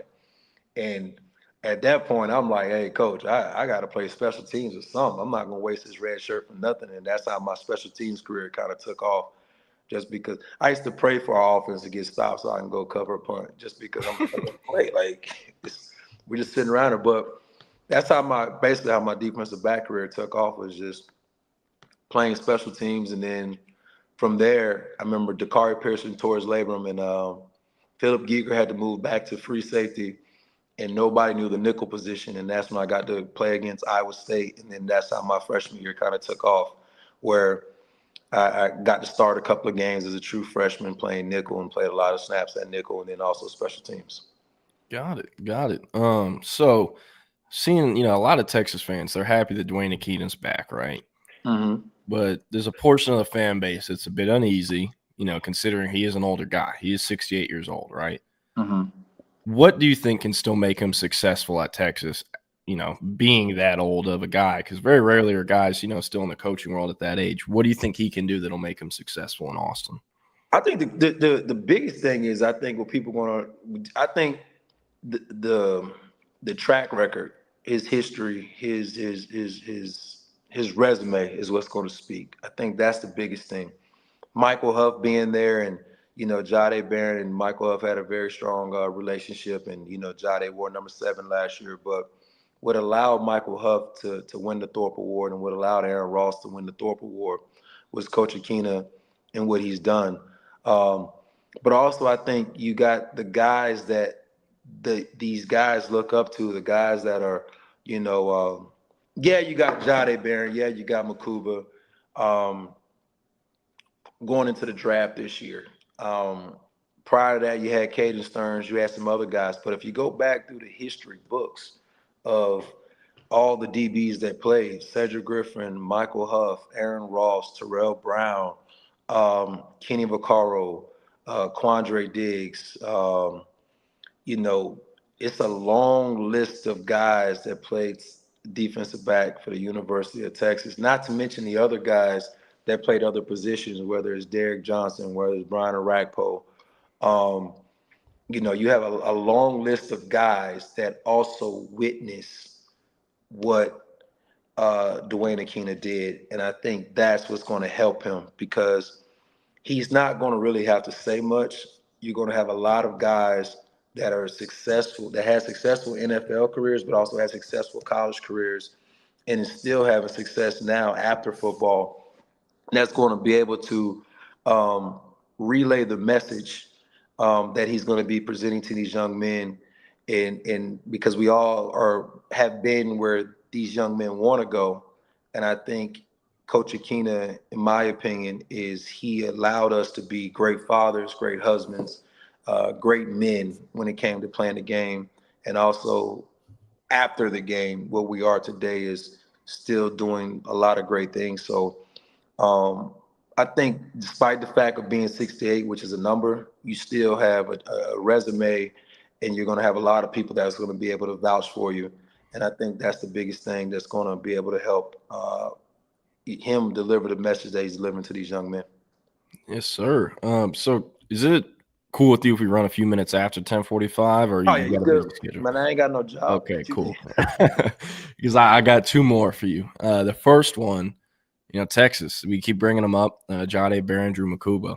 There are two huge, crucial pieces to the puzzle for Texas this year. Number one defense most of the year, and that's what set the tone and helped them win games when the offense was struggling, right?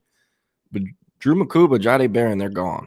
And, there's two guys that are very easy to pencil in as starters, Mookie Taft, Manny Muhammad. But what does the Texas secondary have to do to make sure the losses of Jade Barron and Drew Makuba aren't felt as much, that they can keep the whole thing going, moving, even with new DB coaches in place? I'm gonna be honest. I think a lot of it has to stem with what happens up front, and I think you still have some pieces that are coming back, and then you have some other guys that are getting older. You got Simmons, who's going to be coming on year 2. He had a great year last year. Hill, who's a phenomenal linebacker, and then you still got Taft. You got Taft coming back, who has a lot of football under his belt, who we know he's a leader on and off the field. The guys love him.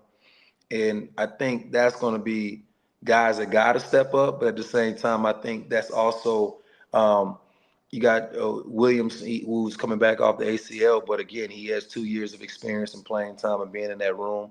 And I think the biggest thing is just the foundation of the entire defense. I tell you all the time, when I was at Texas, every year other teams or schools were stealing our defensive coordinators. And we had a new D coordinator damn near every year because every D coordinator was leaving. A lot of the position coaches were staying, but the D coordinator was leaving, and we was having to learn a different defense going into every season. Even a national championship year, we just learned that defense, Coach Chizik. We just learned the defense that year, and we played that defense. And then we lost Derek Johnson that we lost him the year prior going into the national championship year. So it had guys like Aaron Harris, guys like Andrew Kelson, Robert Killebrew, Rashad Bobineau. Guys had to step up because they were behind your Derek Johnsons. They was behind your other linebackers that were there. They had a lot of playing time. You lost Marcus Tubbs. You lost Rod Wright was finally going to be a senior year Roger Wright was finally going to be a senior going into that year. Larry Dibbles was starting to get to play, but you had younger guys, Frank Ocam, who was coming into his own, learning the game and getting a lot of playing time. Brian Rackpo, who redshirted the year prior, who ended up getting freshman of the year in the Big 12, and then went on to win pretty much every award that you had when it came to becoming a defensive lineman or a linebacker or a defensive player. So you had a lot of guys that were sitting back waiting their opportunity. So I think that's what you're starting to see when you come to the recruiting process with Sark. You had a lot of guys that have been sitting back with Makuba, with Jade Barron, who's been there for a while, but you had guys that were behind him. Even Sorrell, the way they played last year, being that they was behind Sweat and those guys, it was finally their opportunity to play. So sometimes the best thing is not always you got to come in and play right away, but sometimes it's learning and maturing and becoming a young man and understanding how to play the game and understanding just becoming a college athlete and a student athlete at that. So sometimes it's best that you have those younger guys now going into year 2 or maybe year 3. It's better that they sat back and they waited and had some playing time. But the good thing is they're running the same defense. So Guys like Godbolt has another opportunity to step up and become a bigger piece this year, which we saw that he played a lot of the nickel position last year and had some great film put out there. But now he's had that full year coming back off the ACL injury that he had his rookie year, and now being able to establish himself as one of the veterans. McDonald, Black, you know, I got a lot of guys that have the opportunity to step up. So I think collectively with Coach Aquina and everybody else, I think as a group, they're going to have this off season that they've been doing, having great off seasons and being ready to step into the next year. And I think the same thing goes for the offensive side of the ball. You know, the best thing is that off season workout where you build. I think I like what Sark said about not really having a spring game, because they did play pretty much an NFL football season. And to say that we're going to have spring ball, then have a spring game just for the entertainment. And we all seen what's happened in the last couple of years where after the spring game, the fans are biased about who should start. And every year has been like, hey, Casey Thompson should start. And then, you know, Hudson Card looked better than yours. And then Malik Murphy should start over, you know, yours. And then it's Manning. I mean, come on, man. Like, listen, it's every year spring game, and we all know this, when you're going against the same defense every day and knowing it's going to be nationally televised, as a defense, we're going to run our simple defense to see, can y'all just go out there and just play? And on the offensive side of the ball is for them to have some excitement, chunk the ball downfield just to do it, and everybody gets excited. So I like what he's doing, is just pretty much focus more on the team and get the team going and getting ready to prepare for another 16 or 17 game season next year. Yes, sir. And then my last one, you brought up recruiting. I want to talk about that for a little bit. There's a safety at a North Shore named Chase Calicut, who you've seen play. You saw him in 7-on-7 last spring. He played for me a year ago, 2 years ago, and I told him you'd be in Texas. And he laughed, and I was like, he goes, if they toss, no, you're gonna be in Texas. He's amazing. I like him. I like him a lot. That he could. When I say he play football, can play football. Yeah, I mean, I know it was a year ago over in Houston. It was just one weekend that you got to coach him. But, you know, what do you like about his game and what he brings to the table as a DB? Because, you know, this is a guy who is predicted by, you know, myself to eventually end up at Texas. Obviously, they'll have to outlast Oregon, Michigan, Alabama, a few other teams. But I really do feel like Texas is in a good spot. But what does he bring to the table, you know, as a 6'3", 190-pounder that can, you know, pretty much do it all?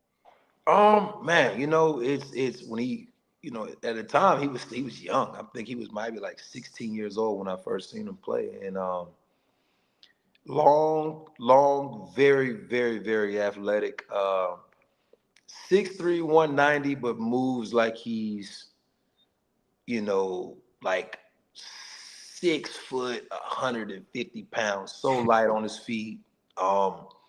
Very athletic, great ball skills. And the mindset, it's like you could tell he just loves the game of football. Like, he's just happy playing football, just happy. Like, you know, and it's just and very great. You know, the biggest thing is attitude. Great young man. Yes sir, no sir. Just you know, love him as a kid. I mean, he was a great kid. I mean, it was the first time I got to coach him, had him on the team. Very smart, able to go out there and do a lot of things, able to put him in a lot of different positions because he could do a lot of things. I mean, one game, it was like, hey, listen, that guy, you go guard a one-on-one the whole time. Everybody else, we're going to do something totally different. But that's just, he's just that type of guy. And I think that the sky's the limit for this young man. I think he's definitely somebody that has a bright career playing in college. And then I also think that he's one of those guys that got it that can play at the next level also.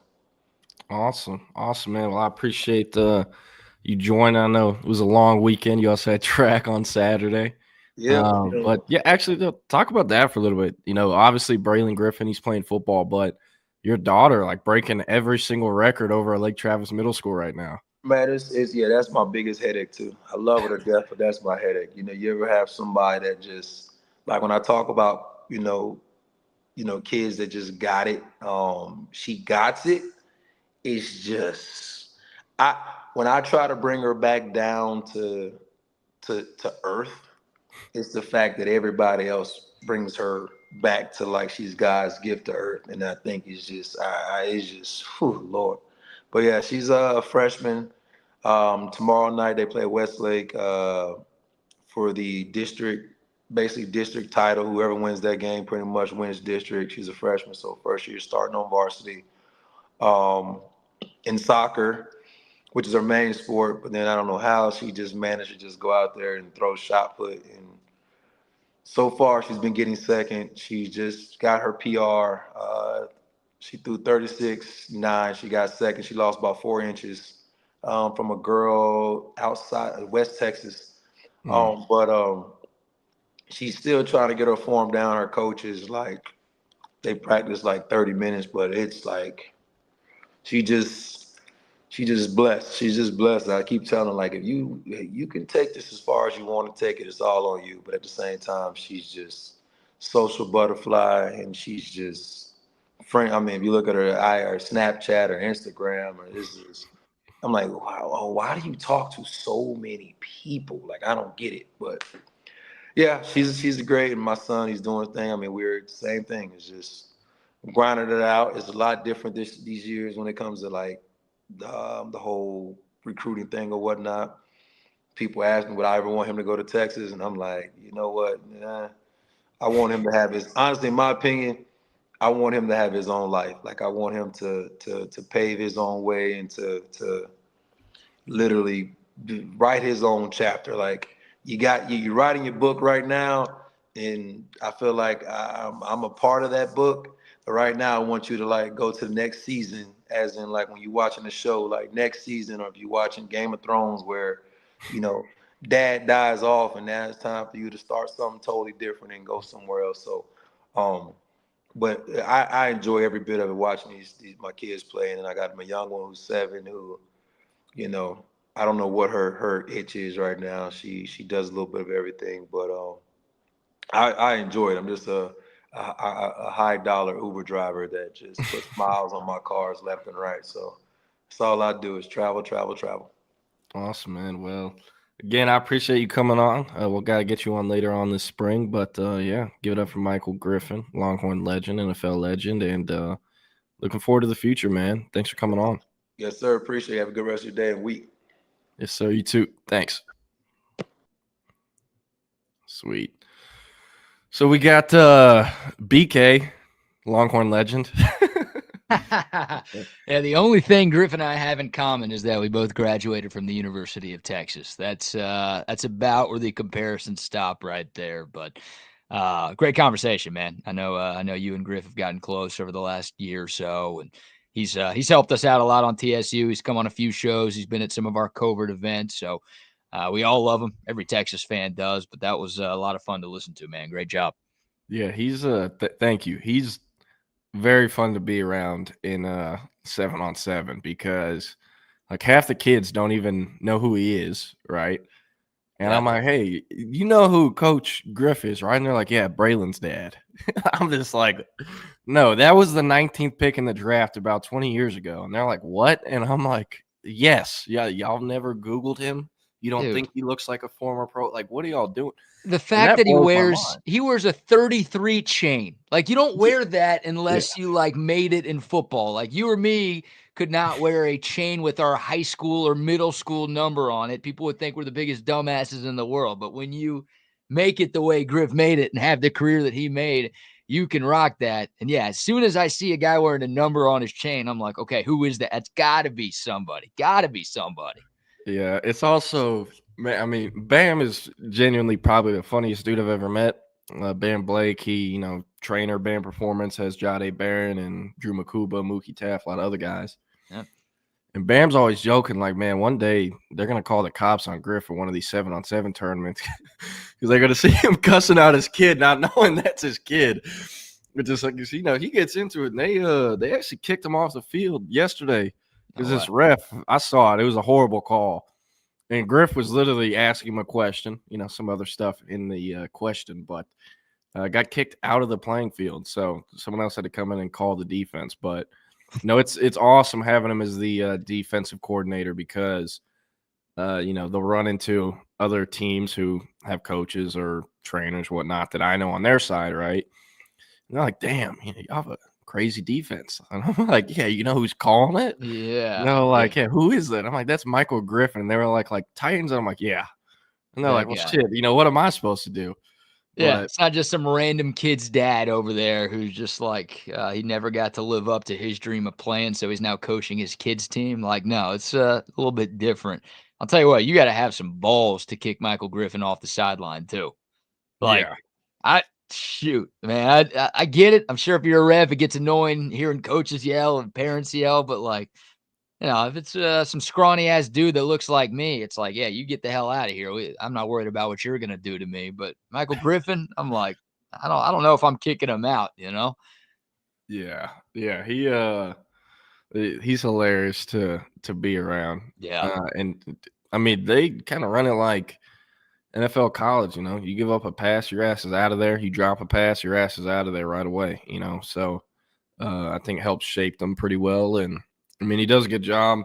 I can't believe he does MotoGP, all that. You couldn't pay me any amount of money in the world. I know his playing career is obviously over, but like I would be so scared of spinning out and getting hurt or something. dude, I didn't know that until you said that at the start of the interview. I almost thought that was a bit when you were introducing him, and you're like, he does MotoGP. I'm like, what do you mean? Like he does it? Like he goes to the race when it's at Coda? Like he watches it on TV? No, like, but go on his he actually does it. Instagram. Like once a week, he'll be posting he's out at the track, like racing bikes, and I'm just like, what the hell is going? Like, like I have a motorcycle license, right? Like for a while, I was saving up for a bike. I got in a bad car wreck. This is like 2017. This is a minute ago, and it was one of those like, dude, if I was on a bike, I'd be dead. So that like scared me away from ever getting a motorcycle again. But that was like for street. That wasn't racing shit. That was just like I was going to use that to drive around. The guys who like race on those things is that's crazy to me, man. And how low those bikes get to the ground too when you're turning. How fast they're going. And how fast they're going. Yeah. I mean, it's look, to play in the NFL, I guess you got to have some cajones or cojones, as some people like to call them. But to do that stuff, that's a whole different kind of brave right there. So he's living the life, man. I mean, he's done a lot in the community, and he's lived like 3 lifetimes in the first 40-something years he's been on this earth. So he's done a lot, and he continues to do a lot, and it doesn't seem like he's going to be slowing down anytime soon. So hey, good for him. I'm gonna stay at home and watch that stuff, or I'll go to the track when it's at Coda. But I ain't doing any of that racing. That's all him. Yeah, for sure. So Nick obviously dealt with some technical difficulties, but should be back on Friday, Double D. So you can ask him some more stuff then. What else do we have here? Debo Samuel trade. Who said this? Here it is. Oh yeah, Debo to the Commanders. He's a 49ers fan. Yeah, kind of pissed. All we got was a 5th round pick for him. But I mean, he didn't do jack shit this year. Respectfully, he's also been hurt and missed like at least one game, I think, every single season he's been in the NFL, which is not good. Not trying to kind of pull the Dallas Mavericks card here, but has dealt with some weight issues lately. I mean, you can tell.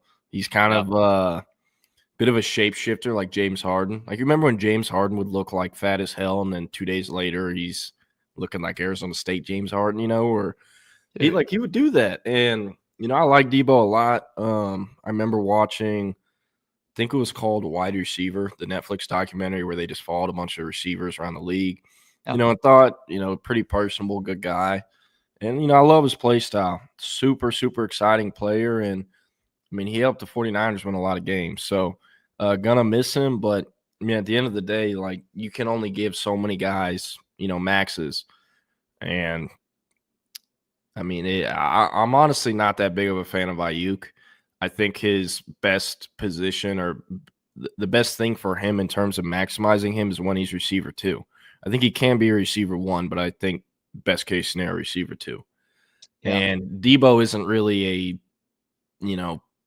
anymore, I think, can work in that role as the 1. So, they had to make a decision who are they going to pay. I think, they made the right decision, but, he didn't have a ton of value. Debo didn't. That's why they had to put out, hey, we will trade this guy. And they only got a 5th round pick for it. So Yes. I hated the Ricky Pearsall pick last year.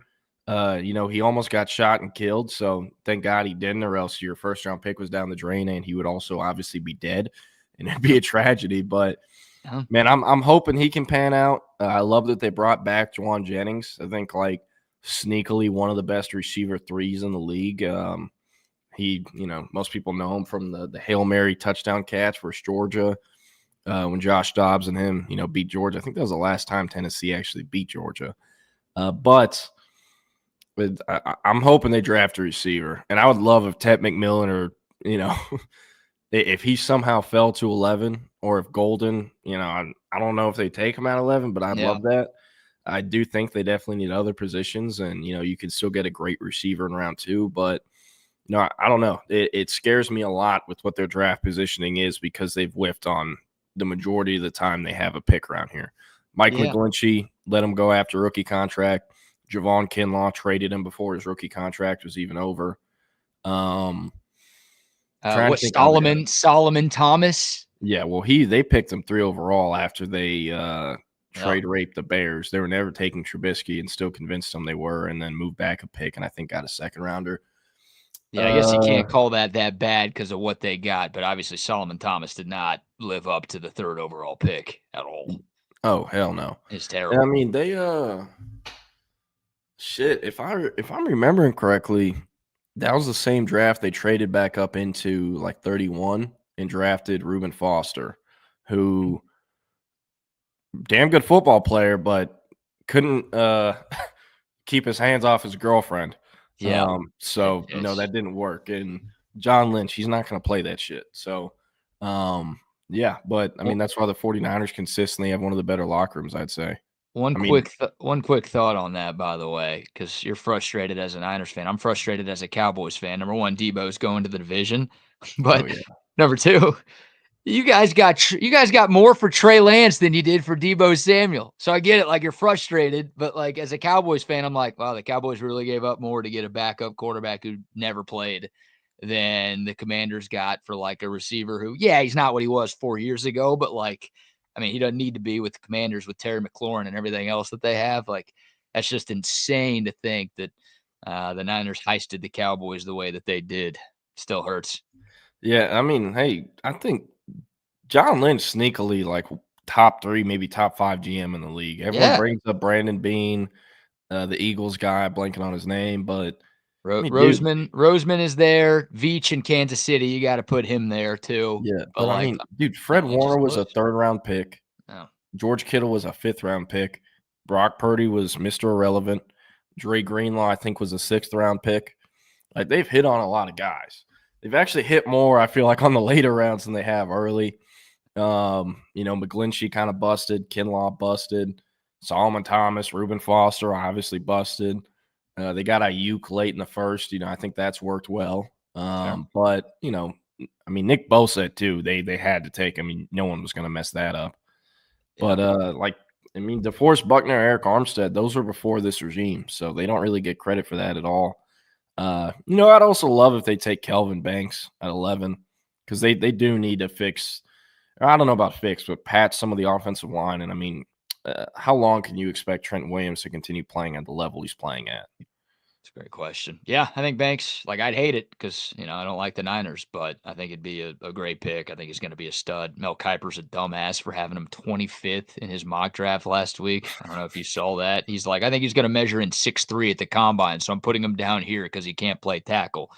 And then he's bigger and has longer arms than 6'5", and he's got longer arms than Will Campbell. So it's Kiper looks like an idiot for that now. But yeah, Banks there at 11. That'd make a lot of sense for you guys. So could work. Yeah. I will say, the thing that scares me about the Debo trade, Brock Purdy is not deserving of a max contract. He is not deserving of a max contract. You cannot pay that guy a max. This is when the Sixers gave Tobias Harris a max. He's a great player that fits in this system, but he's just not worth that. Brock Purdy is not the reason the 49ers win games. He helps them win games. But Brock Purdy, I've yet to remember a single game where he willed them to victory himself. So I do think a lot of people could be successful in that system. That's why I think Trey Lance is very much a bust because it's like if Shanahan can't make him work in this system, how the hell is Mike McCarthy going to do that? And they didn't. But I don't know. A lot to talk about. But I guess kick it over to Midday Mashup. Who's on that today? Yeah, we've got the premiere of SEC Unfiltered SEC baseball recap. So they'll break down Texas's sweep out in Vegas, and they'll talk about some of the other storylines around the SEC, including the preseason #1 Texas A&M Aggies, Jordan. I know you're not a huge college baseball nut, but they've already lost 3 games this year. Like preseason #1 in every poll. And they lost to Cal Poly. They lost to Texas State, got them last week. They lost to, I think, Oklahoma State over the weekend. So a little panic in Aggieland right now. And meanwhile, Texas baseball has won 9 straight. So that'll be coming up right now over on the app. Yeah, baseball seems to be going pretty good. Your main rival's stinking it up. And I also saw a Texas Tech player a few weeks ago was like, yeah, we're going to run rule Texas. Yeah. And I'm like, damn, this is weird. It's popping up on my feed. I wonder what the score is. And I went and looked, and I think Texas was up like 5-0 or 7-0 at the time. And I'm like, classic Red Raiders, Like, and I think I think it was Texas Tech's record versus Texas in athletics is like 4-18 since Yormark was like, go get him, Coach McGuire, or whatever it was. So classic Yormark, classic Sand Aggies, as some people call them. But they talk a lot of trash and never back it up. And it's, as a guy who's got a lot of friends who graduated from Texas Tech, I very much enjoy it. I very much enjoy them embarrassing themselves constantly. It's great. Yes, sir. Well, let's get out here. YouTube live stream, Twitter live stream, wherever you get your live stream. We'll be back at 2 with Chip and Zay. And I'll see you tomorrow with Will Turboff. Thanks.